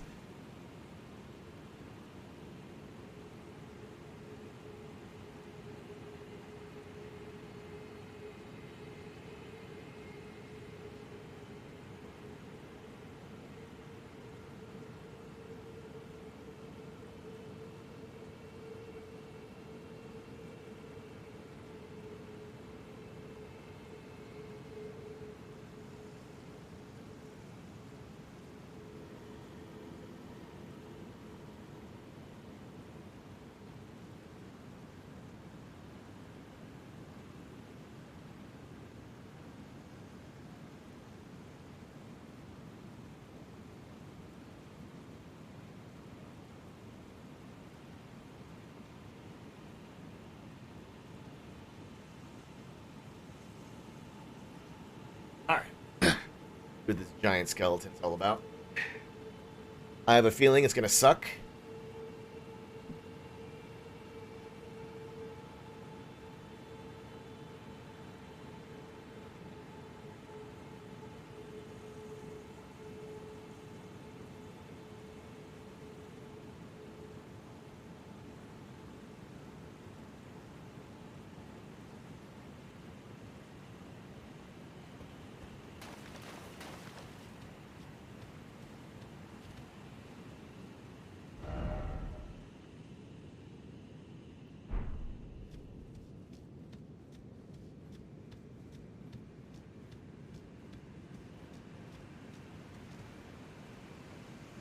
I can't target anything.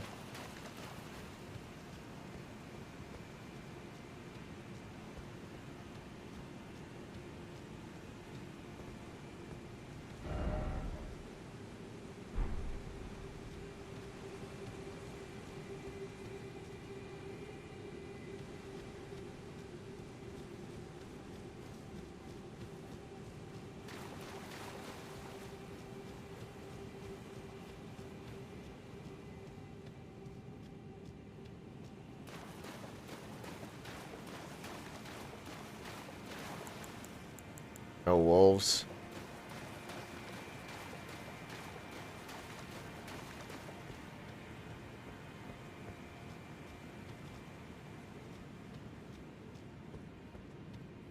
Nice and quietly. Ah! Oh.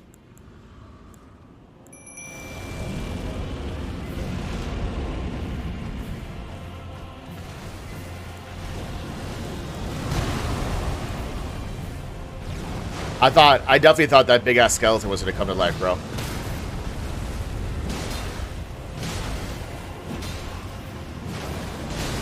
Owie. Ah, I'm dead. Okay, well that alleviates one spot of concern. I thought that giant skeleton was gonna come to life. Okay, so that alleviates that. I'm kind of happy that's not the case. I'm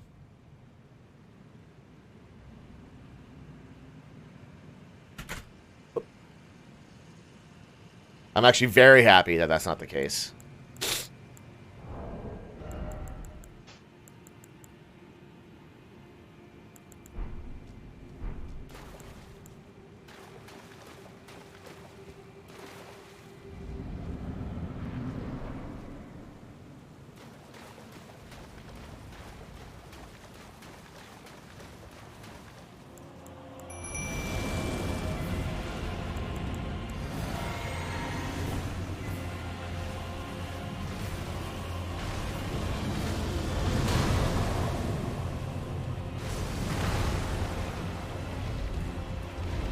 Where my wolves at?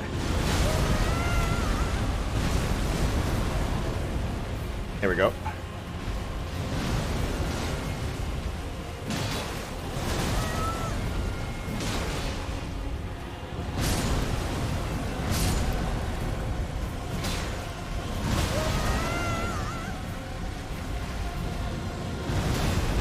I would love to not be stuck against the wall here.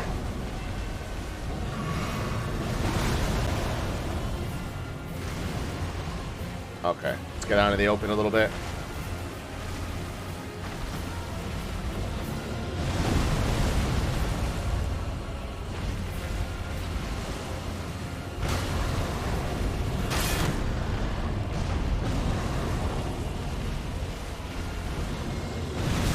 Owie. Yeah, I'm dead. I kind of forgot that I can roll.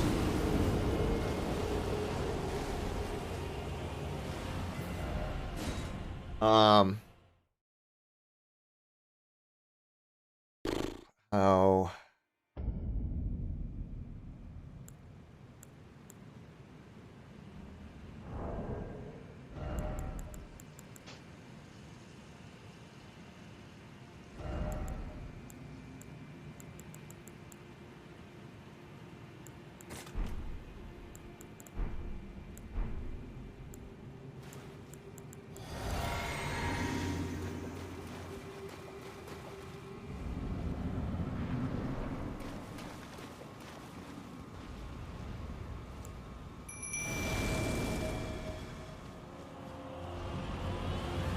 Where am I? Oh, they're all the way over here?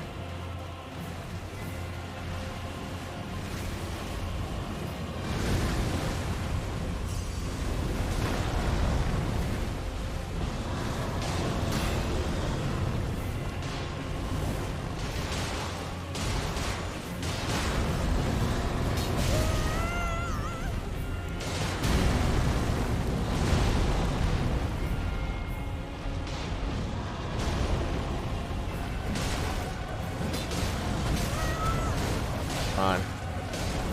I can't move. I'm just stuck.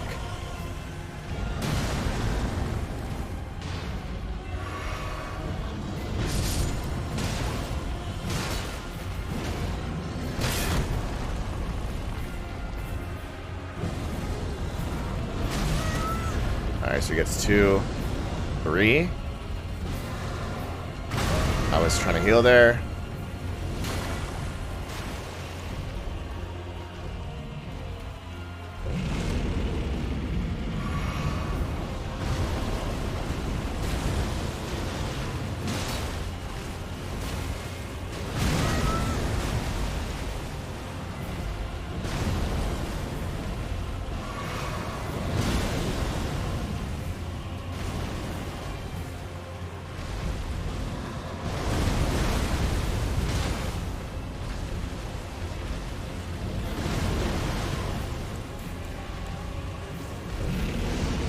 That didn't go nearly that far. What the fuck is that? He has wings. Oh, he's electrocuting the water now. And I get stun locked, and then he kills me. Okay, that's cool. And I'm super far away.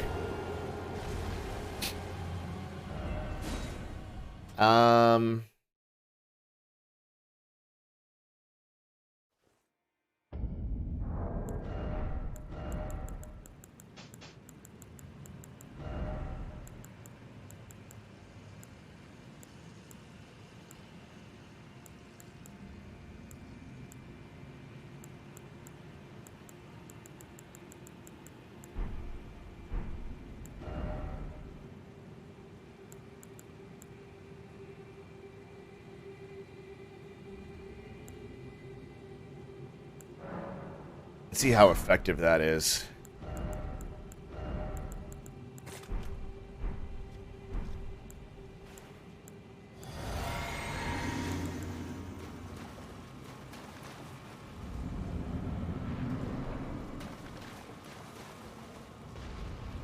It's like all the way.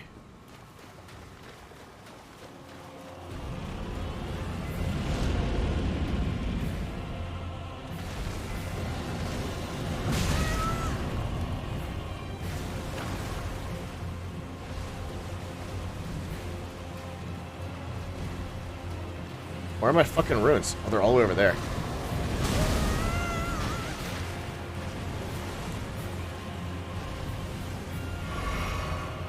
I want to get my runes, and I just want to test how effective a holy bomb is.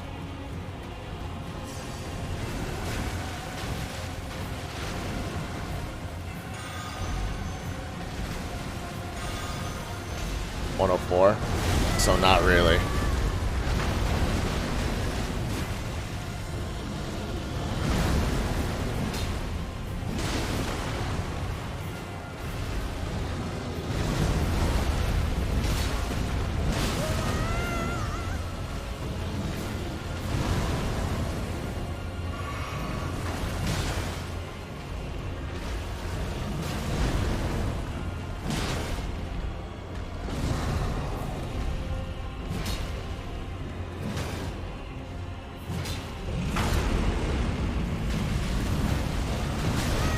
Owie.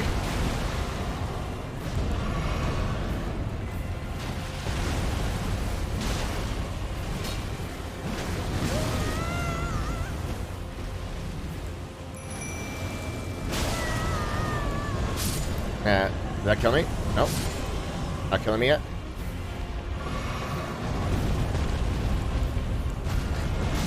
And now I can't summon? Oh, it summoned them? But it didn't summon them.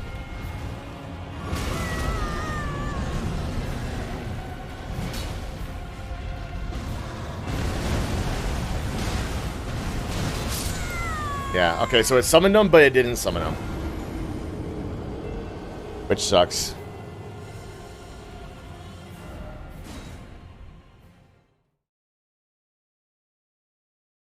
Okay, so none of the bombs are effective. Might as well not even.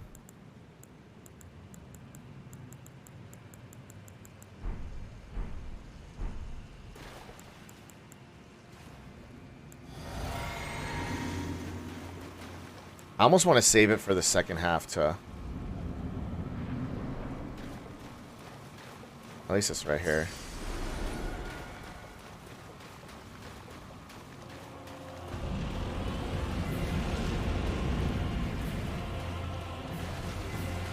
Come on.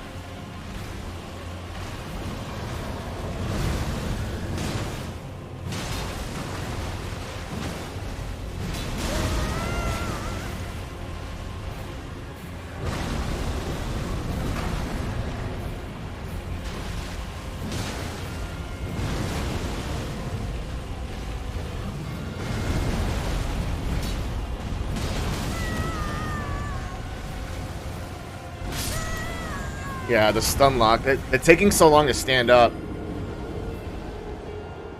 Is a little frustrating.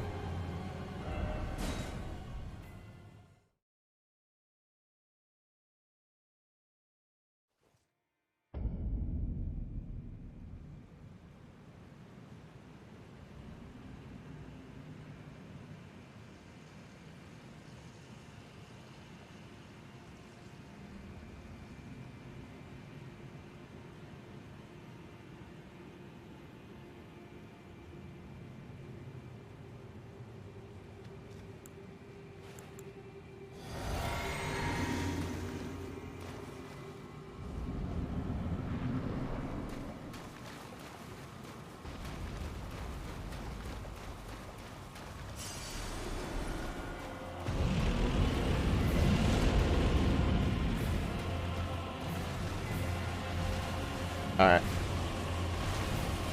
Let's get our rolls on. That hit me. LOL. I thought I rolled it. Definitely thought I rolled it.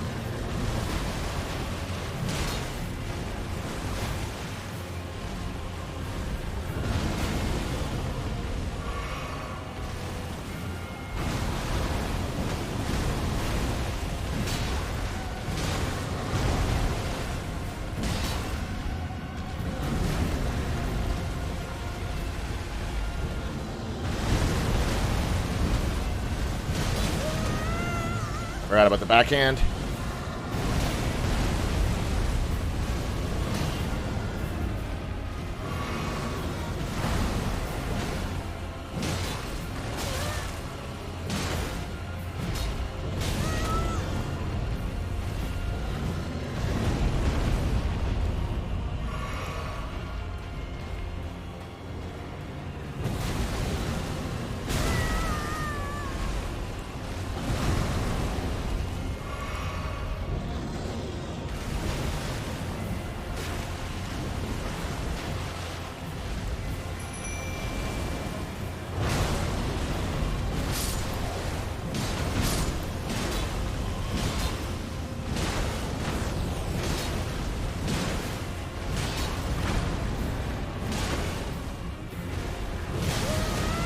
Did it kill all my wolves already?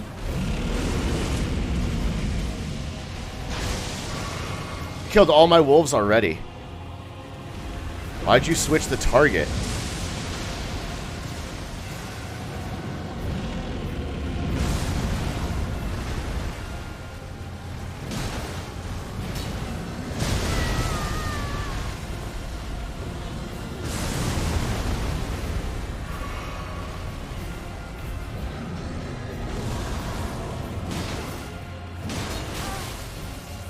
Send it. Let's go. Let's go. Frozen lightning spear. Useless to us. I think what helped is right in the middle of that fight, I got stuck under his leg. I got like 6 or 7 attacks before he hit me. And that, I think, was super key. I'll take it, though.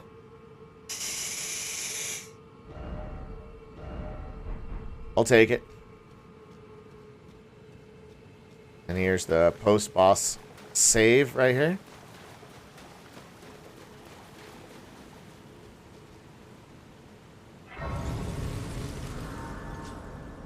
We can put some stuff back. That's always good to have. I guess just that. And we should have a level up, I would assume, right? Perfect. And we go 40 strength, baby.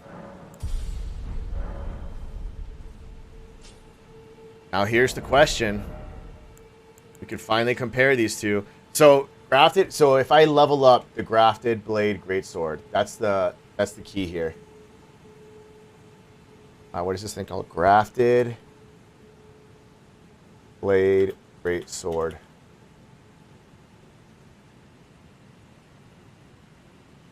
So we get to level 3 basically for free. It's 232. Oh, it's actually better, bro. Oh my god, it might level that up. Might level that up.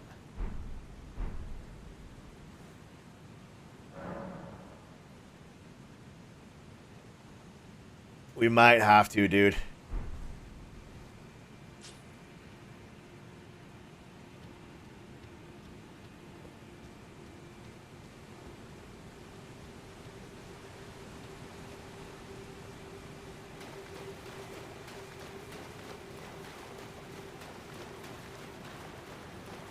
That's something. I might level it up and compare it. Oh, we definitely don't do that.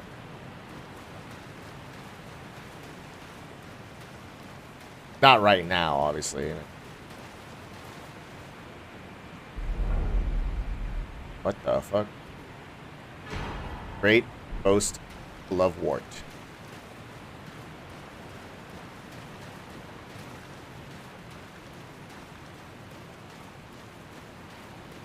So is that the end of this, like, dungeon?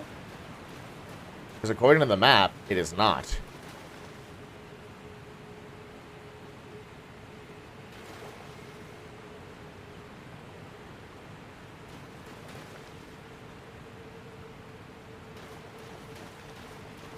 Or maybe it is.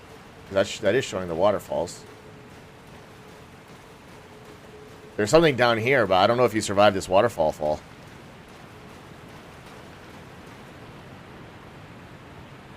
No, there's no way you survive that, right?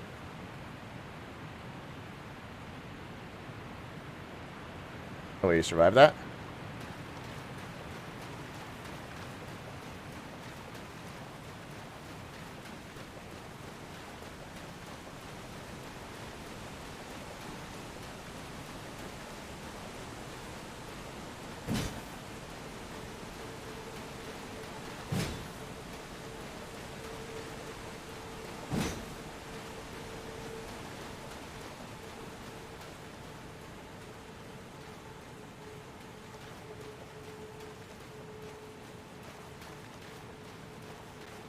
Okay, I'm going to read the walkthrough, which I had not been doing, but I'm going to do it just to see if I'm meant to be done here.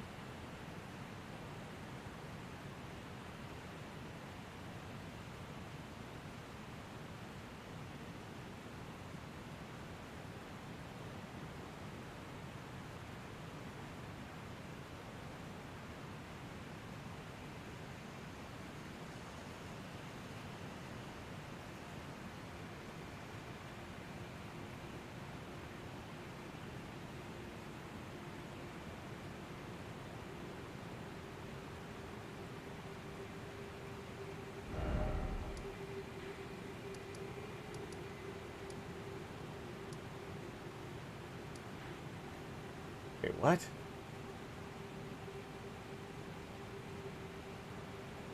Supposed to have gotten Rennie's chamber?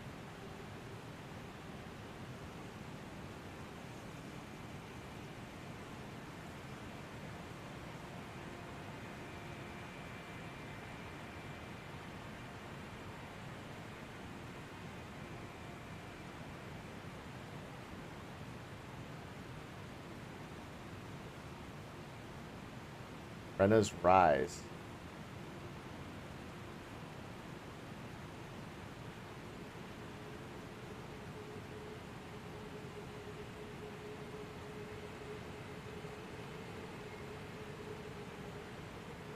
What the shit?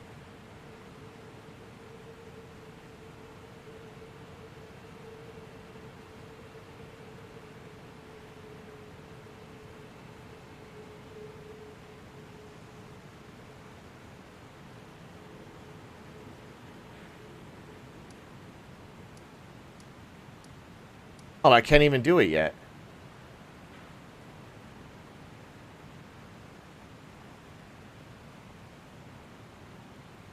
I can't even do it yet.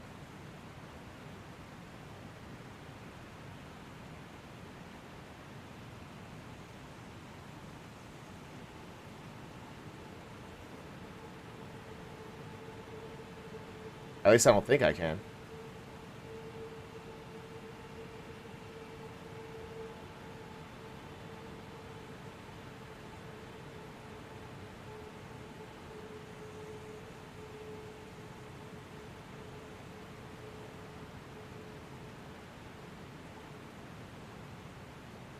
I'm supposed to progress Rainy the Witch quest line. I don't know how to.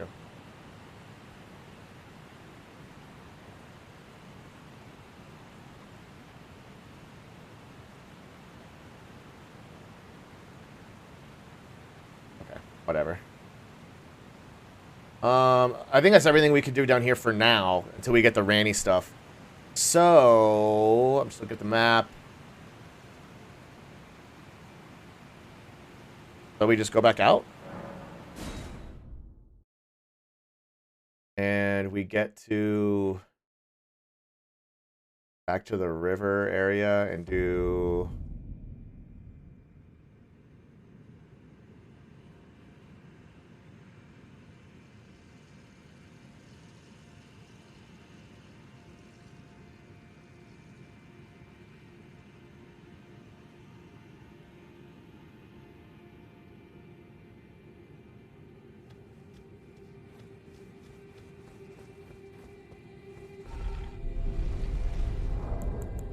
level 59.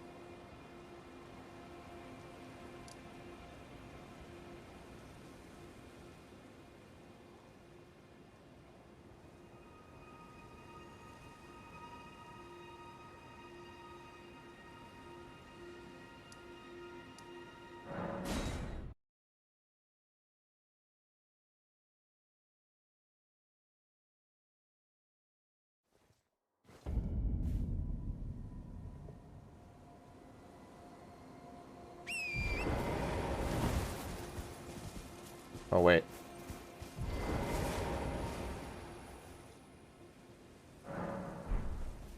Oh wait, I knew what I was gonna do. I know what I was gonna do. I was gonna go upgrade the we were gonna go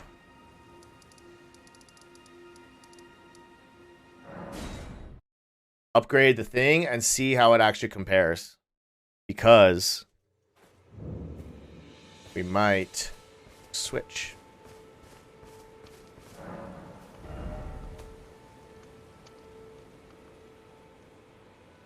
Oh, it uses somber smithing stones.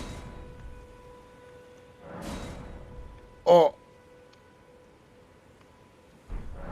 Alright, so we need a little bit of a rune farm.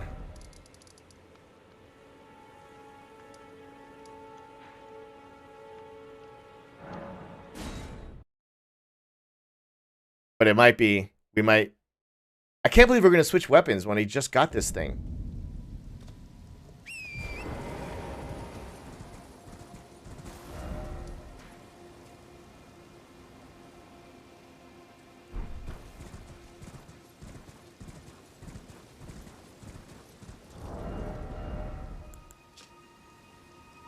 It's, oh my god, it's so much heavier. 11 to 21.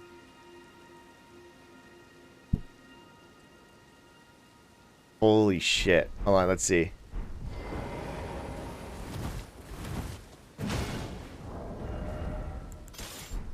Look at this fucking thing. This is the fucking Game of Thrones. Oh, yeah.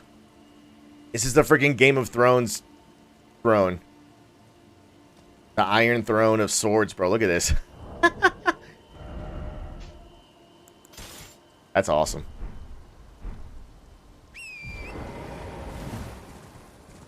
I'm gonna keep it, but holy crap, that's ridiculous.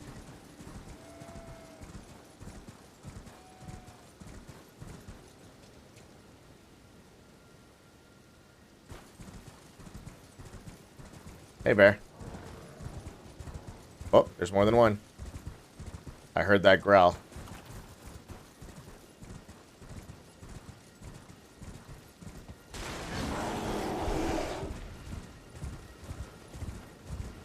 Yeah, I wanted to bait one at a time.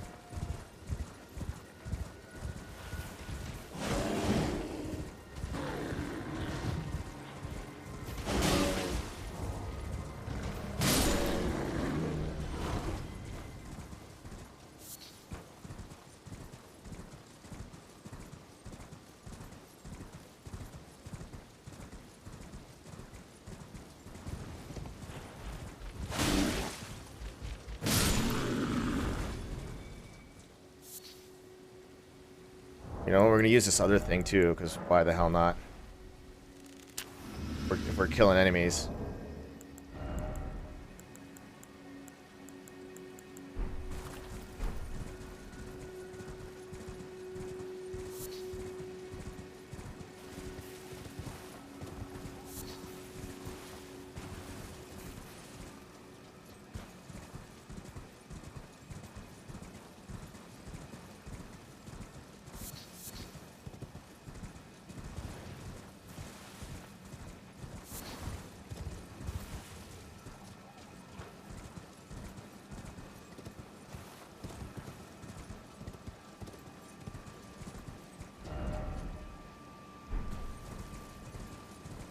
Oh, what's up, buddy?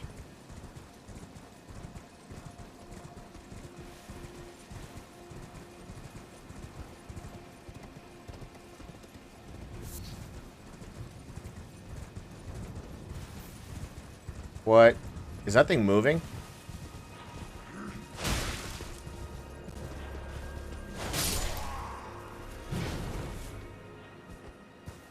I thought that thing was moving for a second, I'm not gonna lie.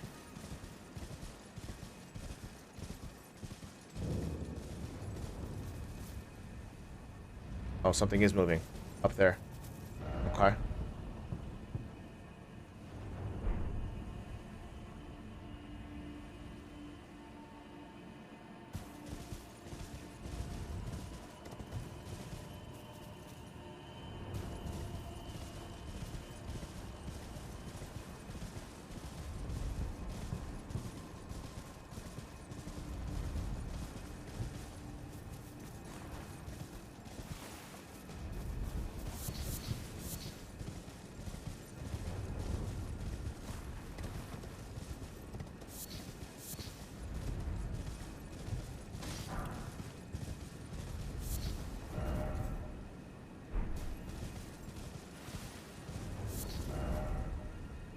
This is the way to a boss and some other bosses.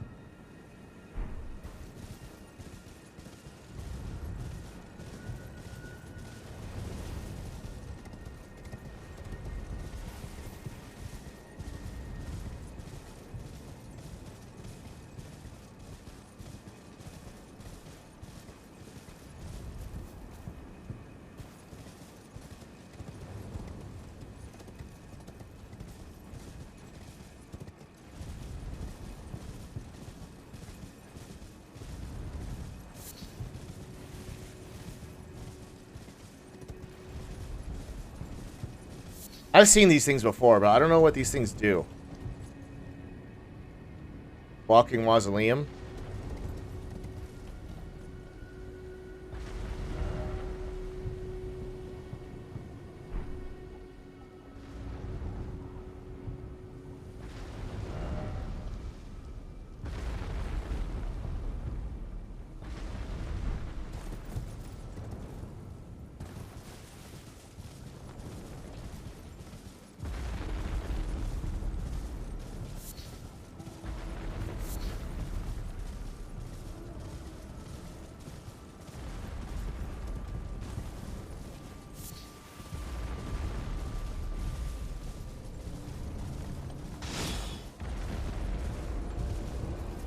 The fuck?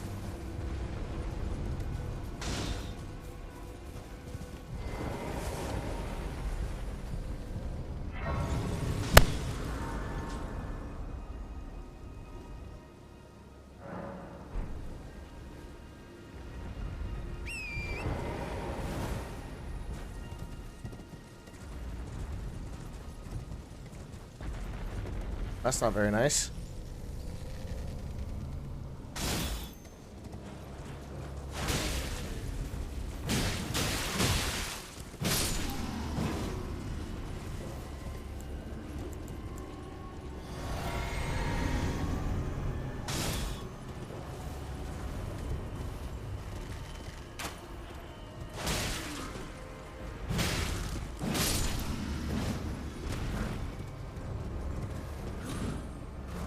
Bitch.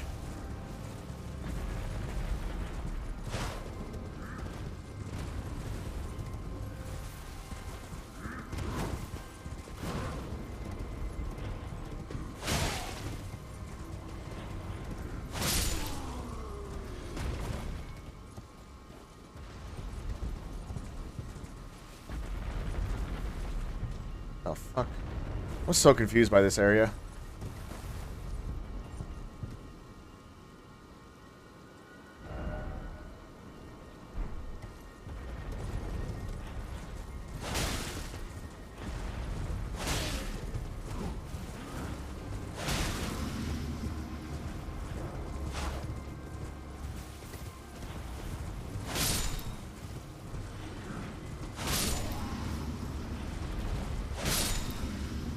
There you go. Fur leggings.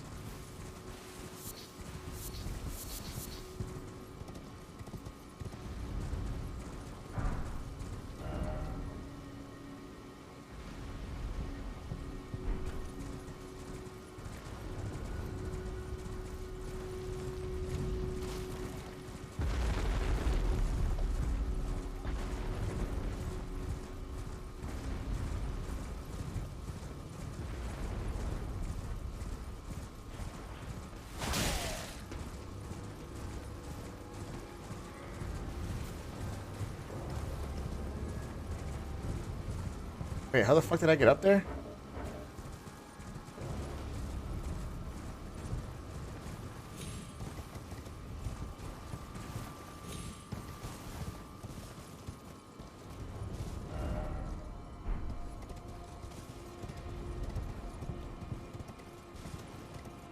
How did I get up there?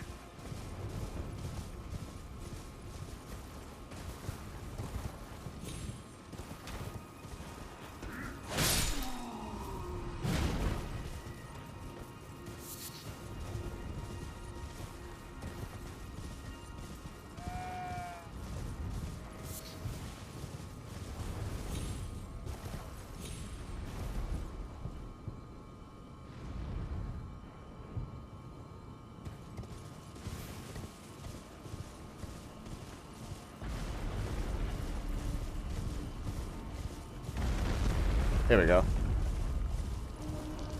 Alright, what do I do with these giant walking mausoleums? Anybody?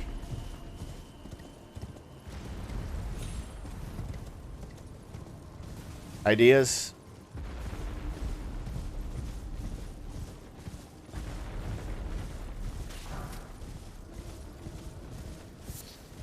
We're supposed to like interact with them somehow, I think, right?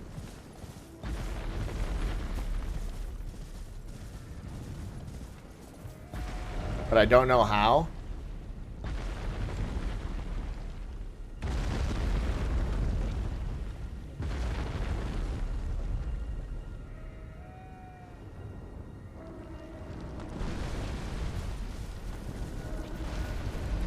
What the? That doesn't seem great. Let's not get stomped on.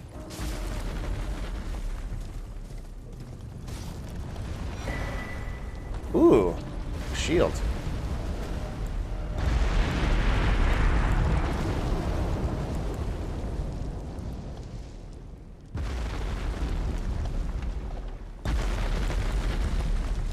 Nope. What's over here? A rune bear. And then a boss.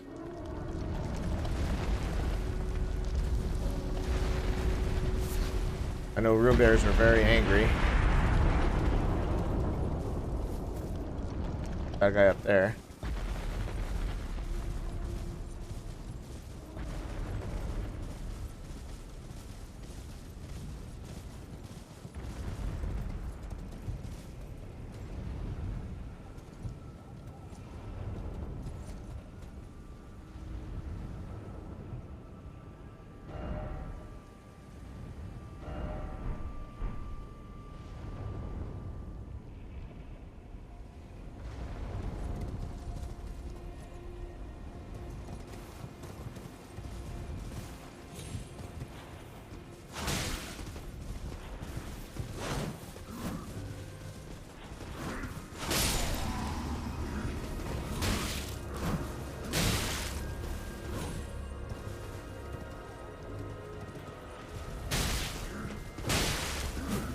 Ow.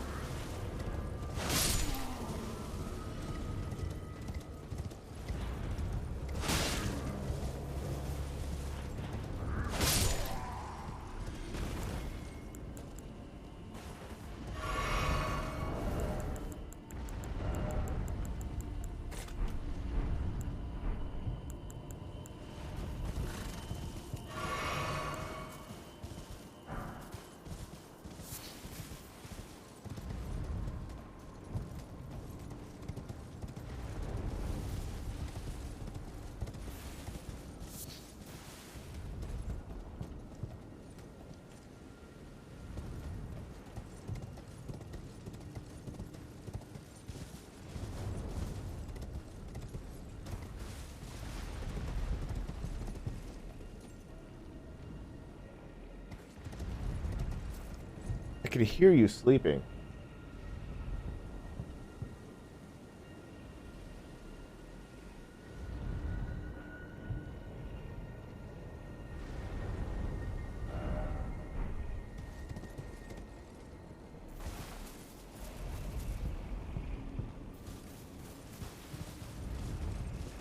There it is.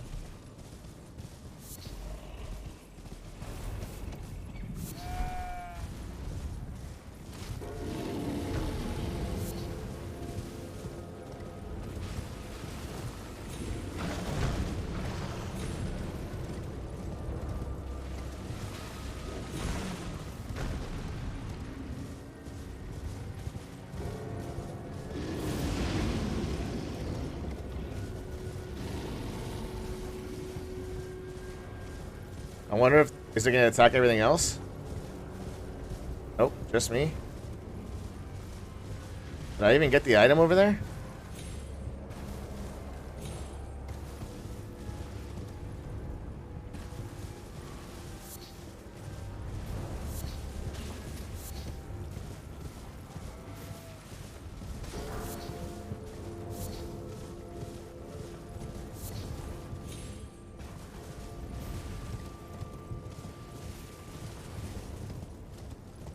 Oh, you can go way down there.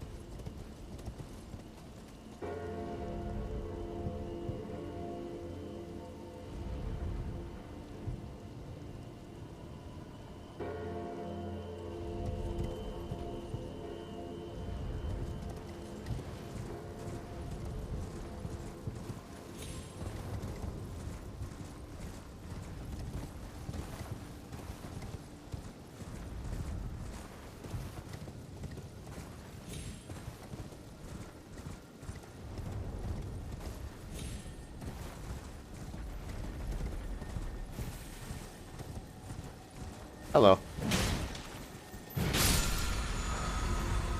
Armor Smithing Stone 2. Or level 4.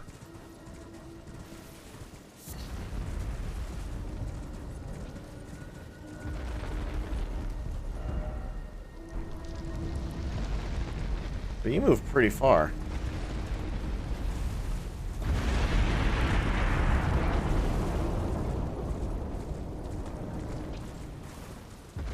Because you were at that lake down here, way down here. Unless there's a second one.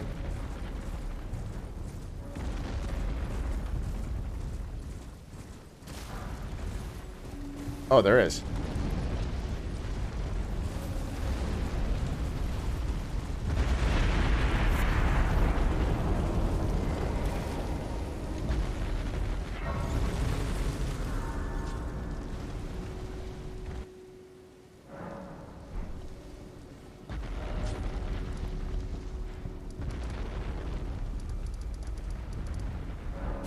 I want to upgrade that the Iron Throne and see what's up.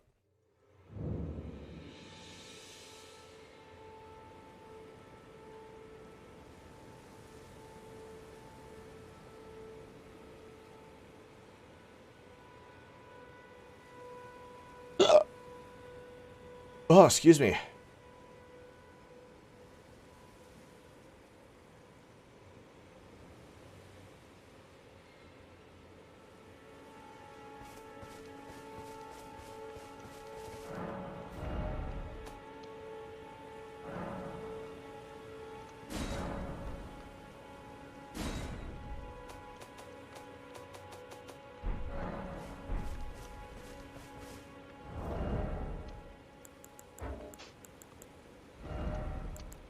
Oh, look at the damage, but you just don't get to move. You just do not get to move.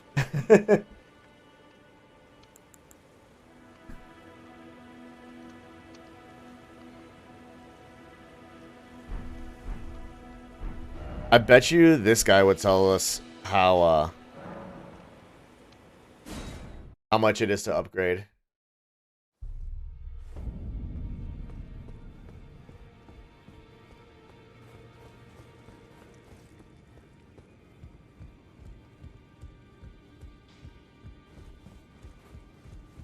Well, I took you no matter. Lay out your arms then.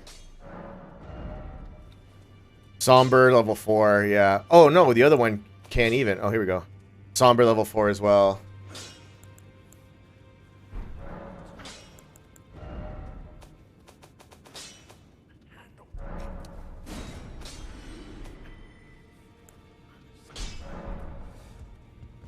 Yeah, not worth it. Okay, so let's do this one.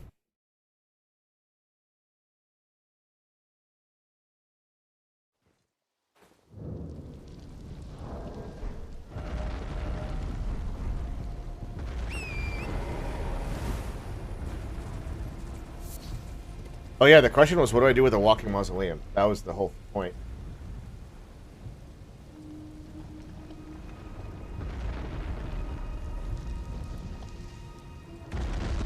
Special locations.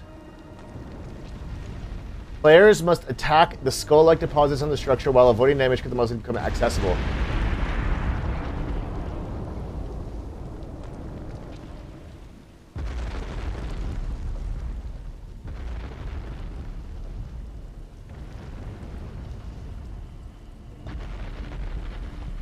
Place your boss remembrance at the altar to duplicate it.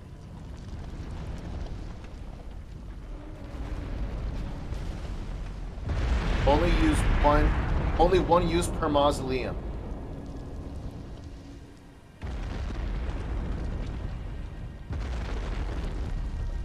Cannot regain a remembrance weapon that you have already obtained.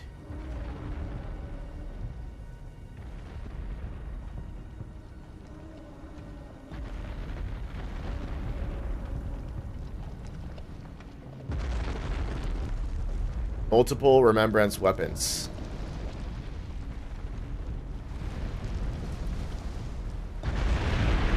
And there's only 7 of them.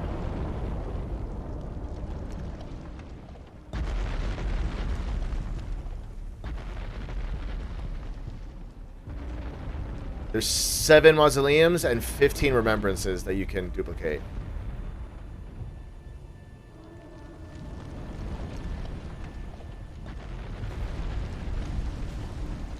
So if we duplicate anything that we got right now, it'd be just to get 20,000 runes.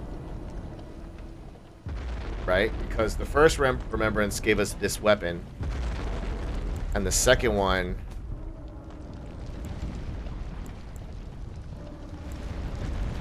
was sorceries that we sold. And the other one, Remembrance of the Grafted, was either this or a melee weapon.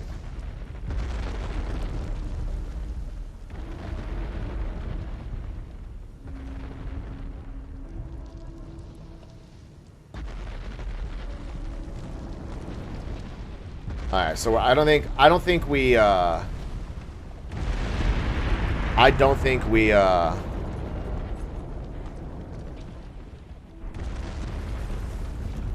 duplicate because we only have the 2 so far.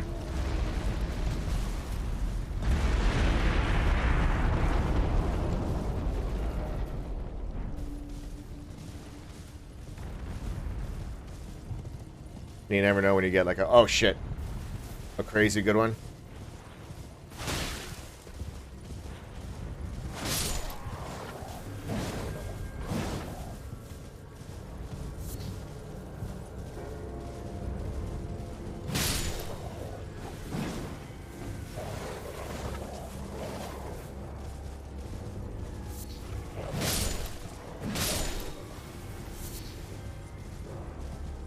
We're still alive.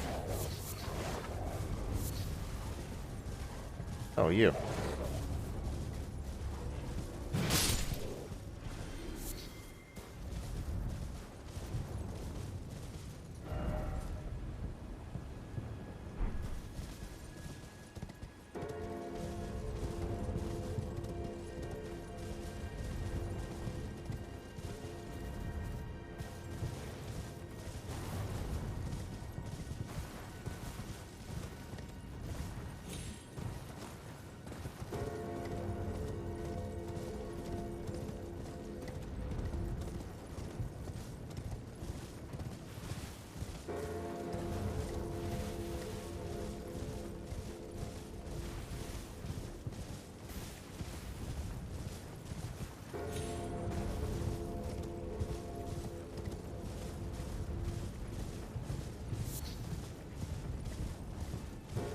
Okay.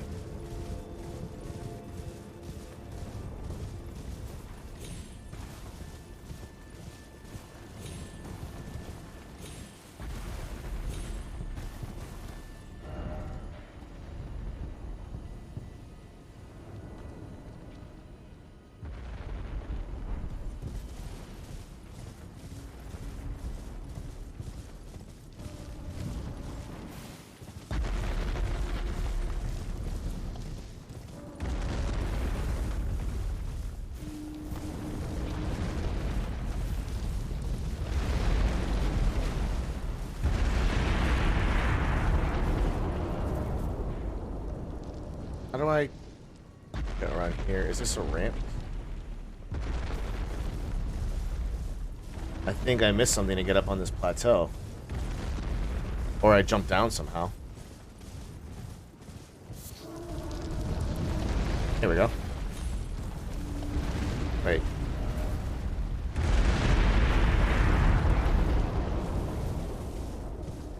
Whoop. No, not there.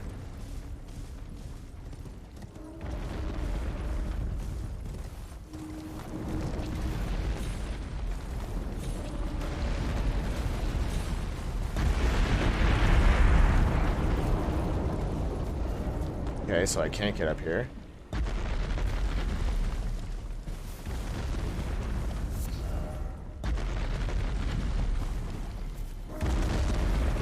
Alright, I guess we're going this way.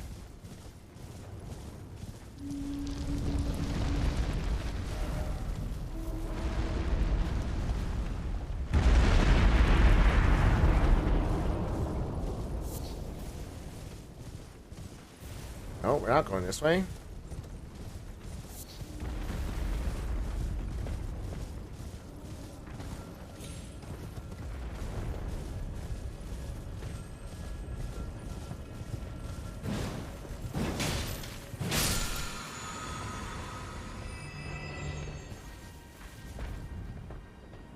Oh, this is an Urge tree.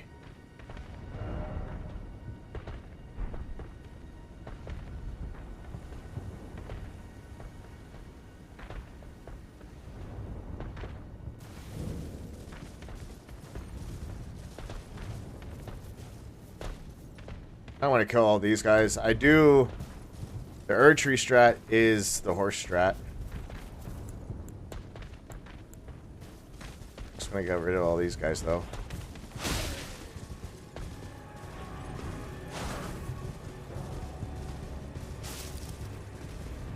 This will actually work out better.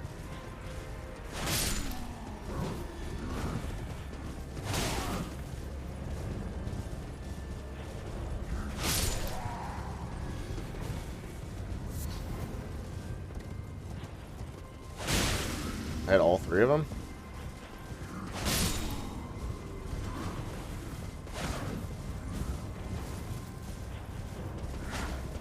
Owie.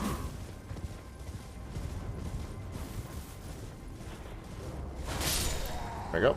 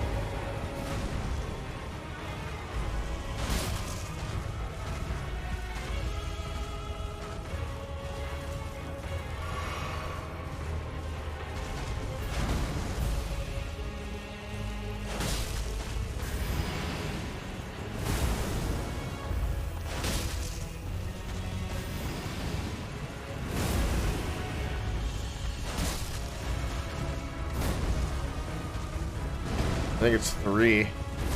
Yeah.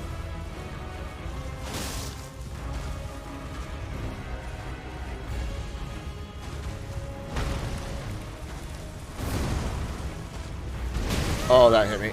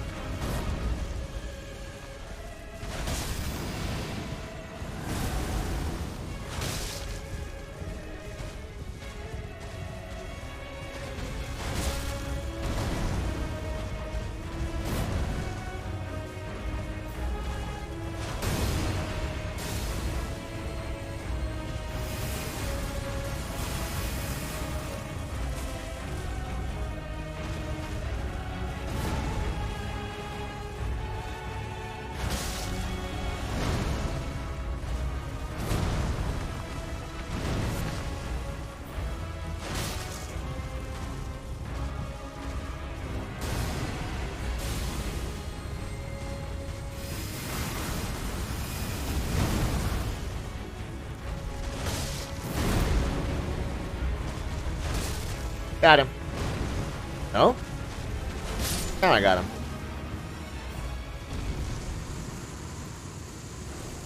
Enemy felled. Yeah. Archery Avatar horse strat is too good. Magic Shrouding Cracked Tier. Lightning Shrouding Cracked Tier. Holy Shrouding Cracked Tier. Cracked, bro. We're cracked, bro. Alright, see if anything good's around the Urge tree.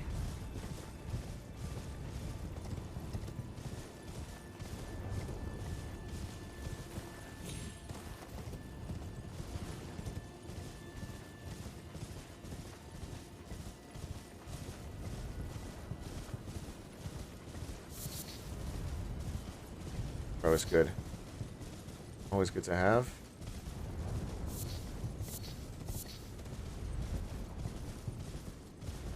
Okay, so that's the Erd Tree. Erd Tree avatar.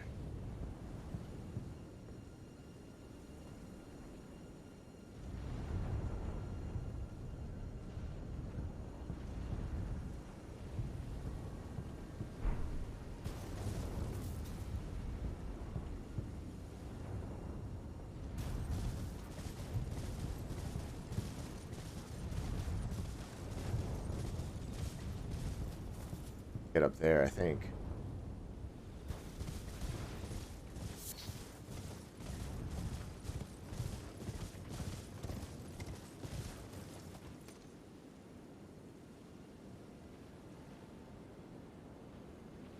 Have I been down here?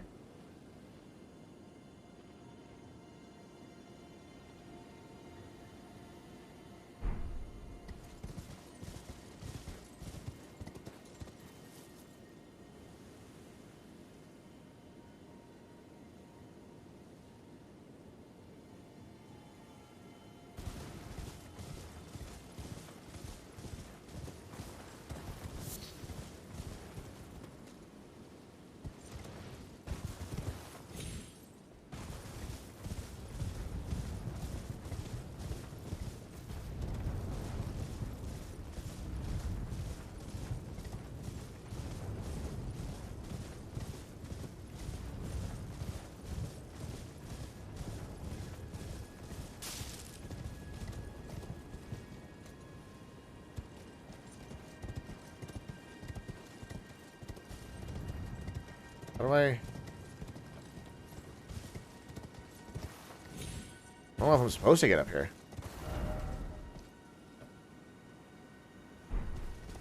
I can come down here, though.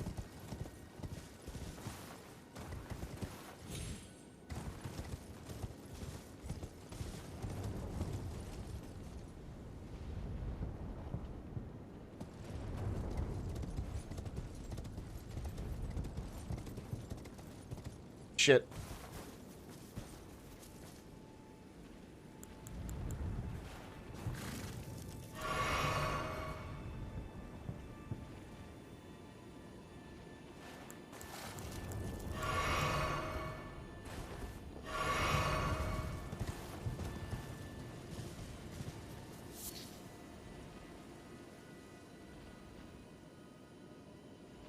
Should we try it? Let's try it.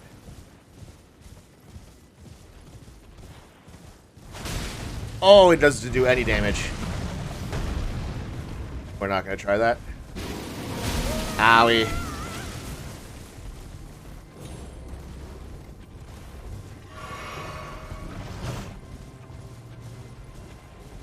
We don't do any damage.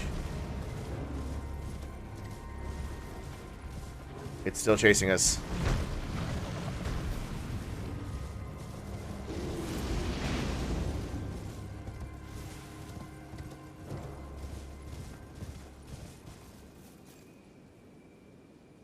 Whew. That thing was angry.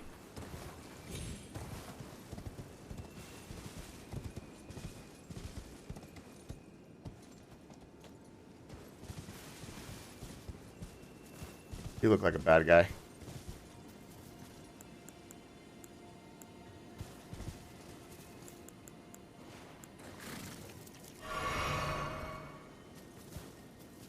Eat.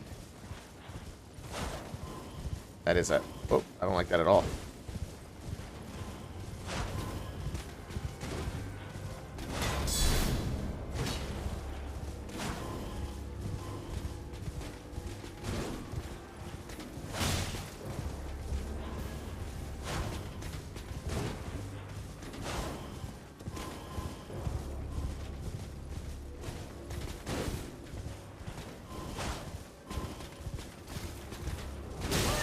Owie.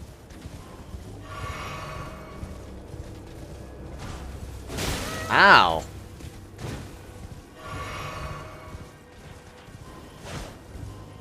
It's annoying as fuck.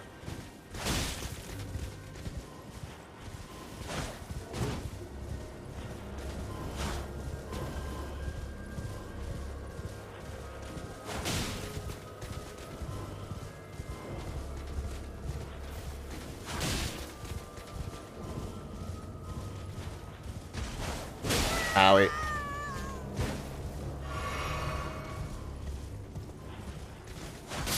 There we go.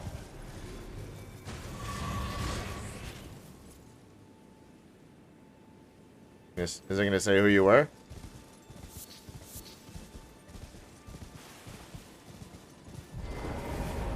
Elm Highway.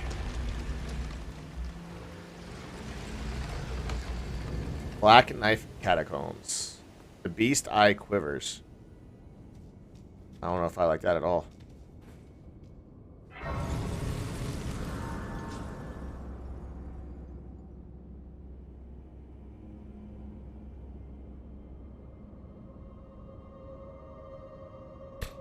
Oh, what time is it? 4:40. Oh, excuse me.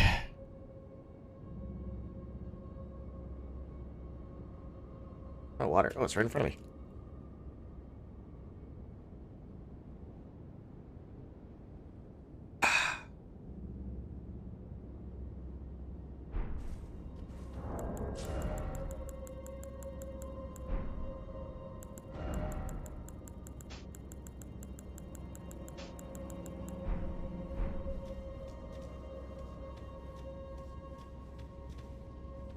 Oh, he spawns right back. The fuck?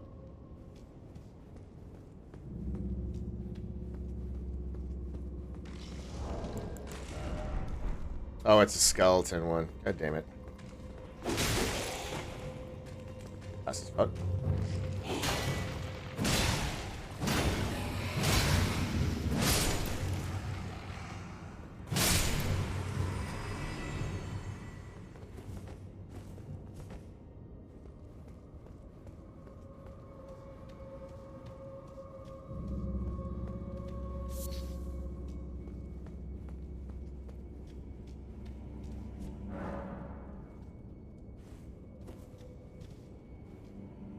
What was I looking at?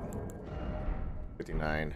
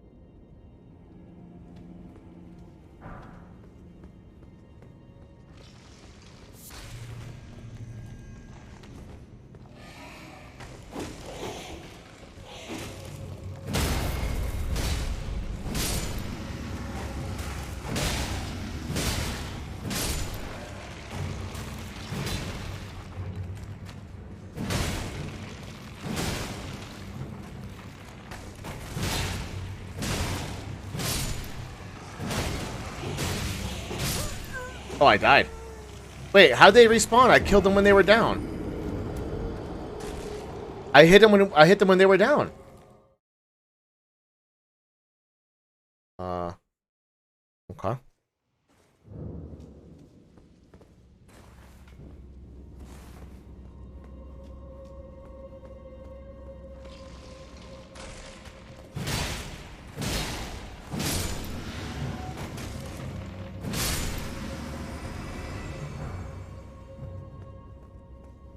I guess they got to be like extra down.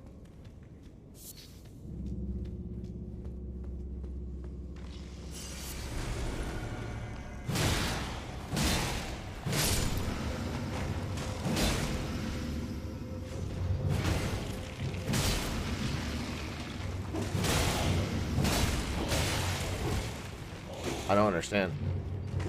Why aren't they full on dying?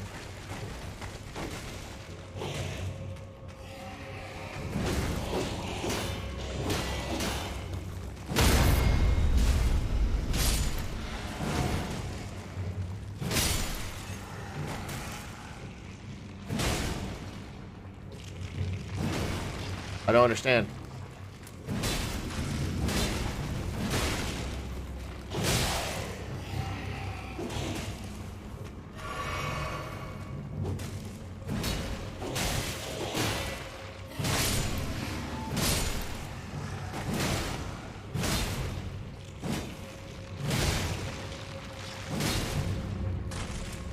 What the fuck?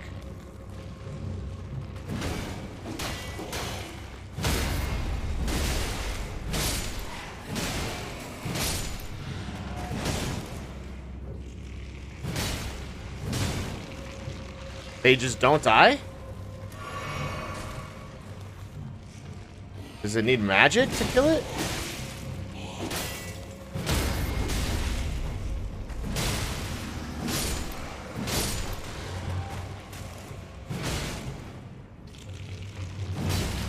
I don't understand.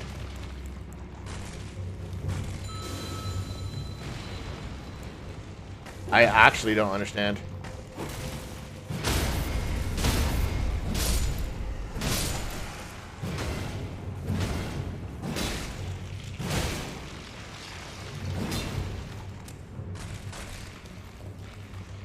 I like actually don't understand.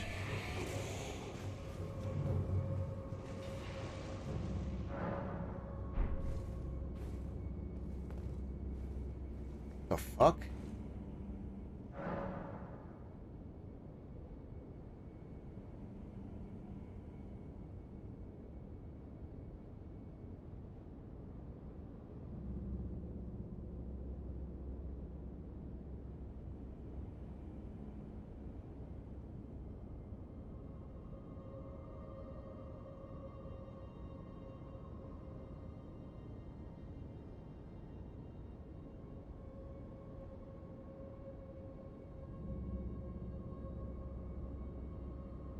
Oh. An idiot.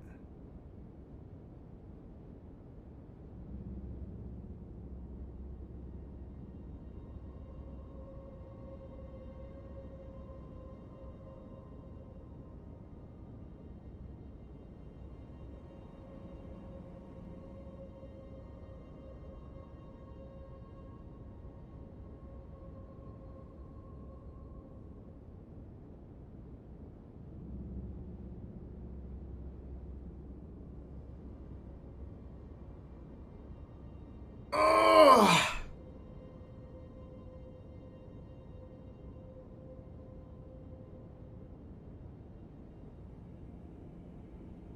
You know what I just thought of, chat? John Wick 4 came out.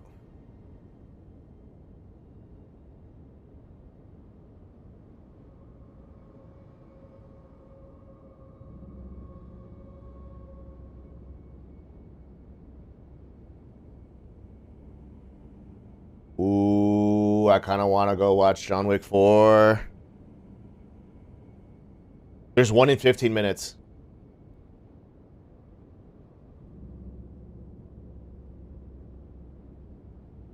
I was thinking about taking a break. John Wick 4, there's one in 15 minutes. Chat, I'm leaving. I'm going to watch John Wick 4. I literally just decided right now. Oh, wait, I haven't eaten yet. What's the late night one?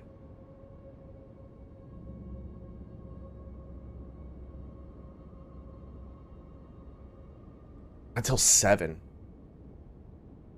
going to drink my protein shake. I'll eat when I get back. I'm going to do it backwards. Chat, I'm leaving. I'm going to go watch John Wick 4. We'll be back later on. Possibly late night. Elden.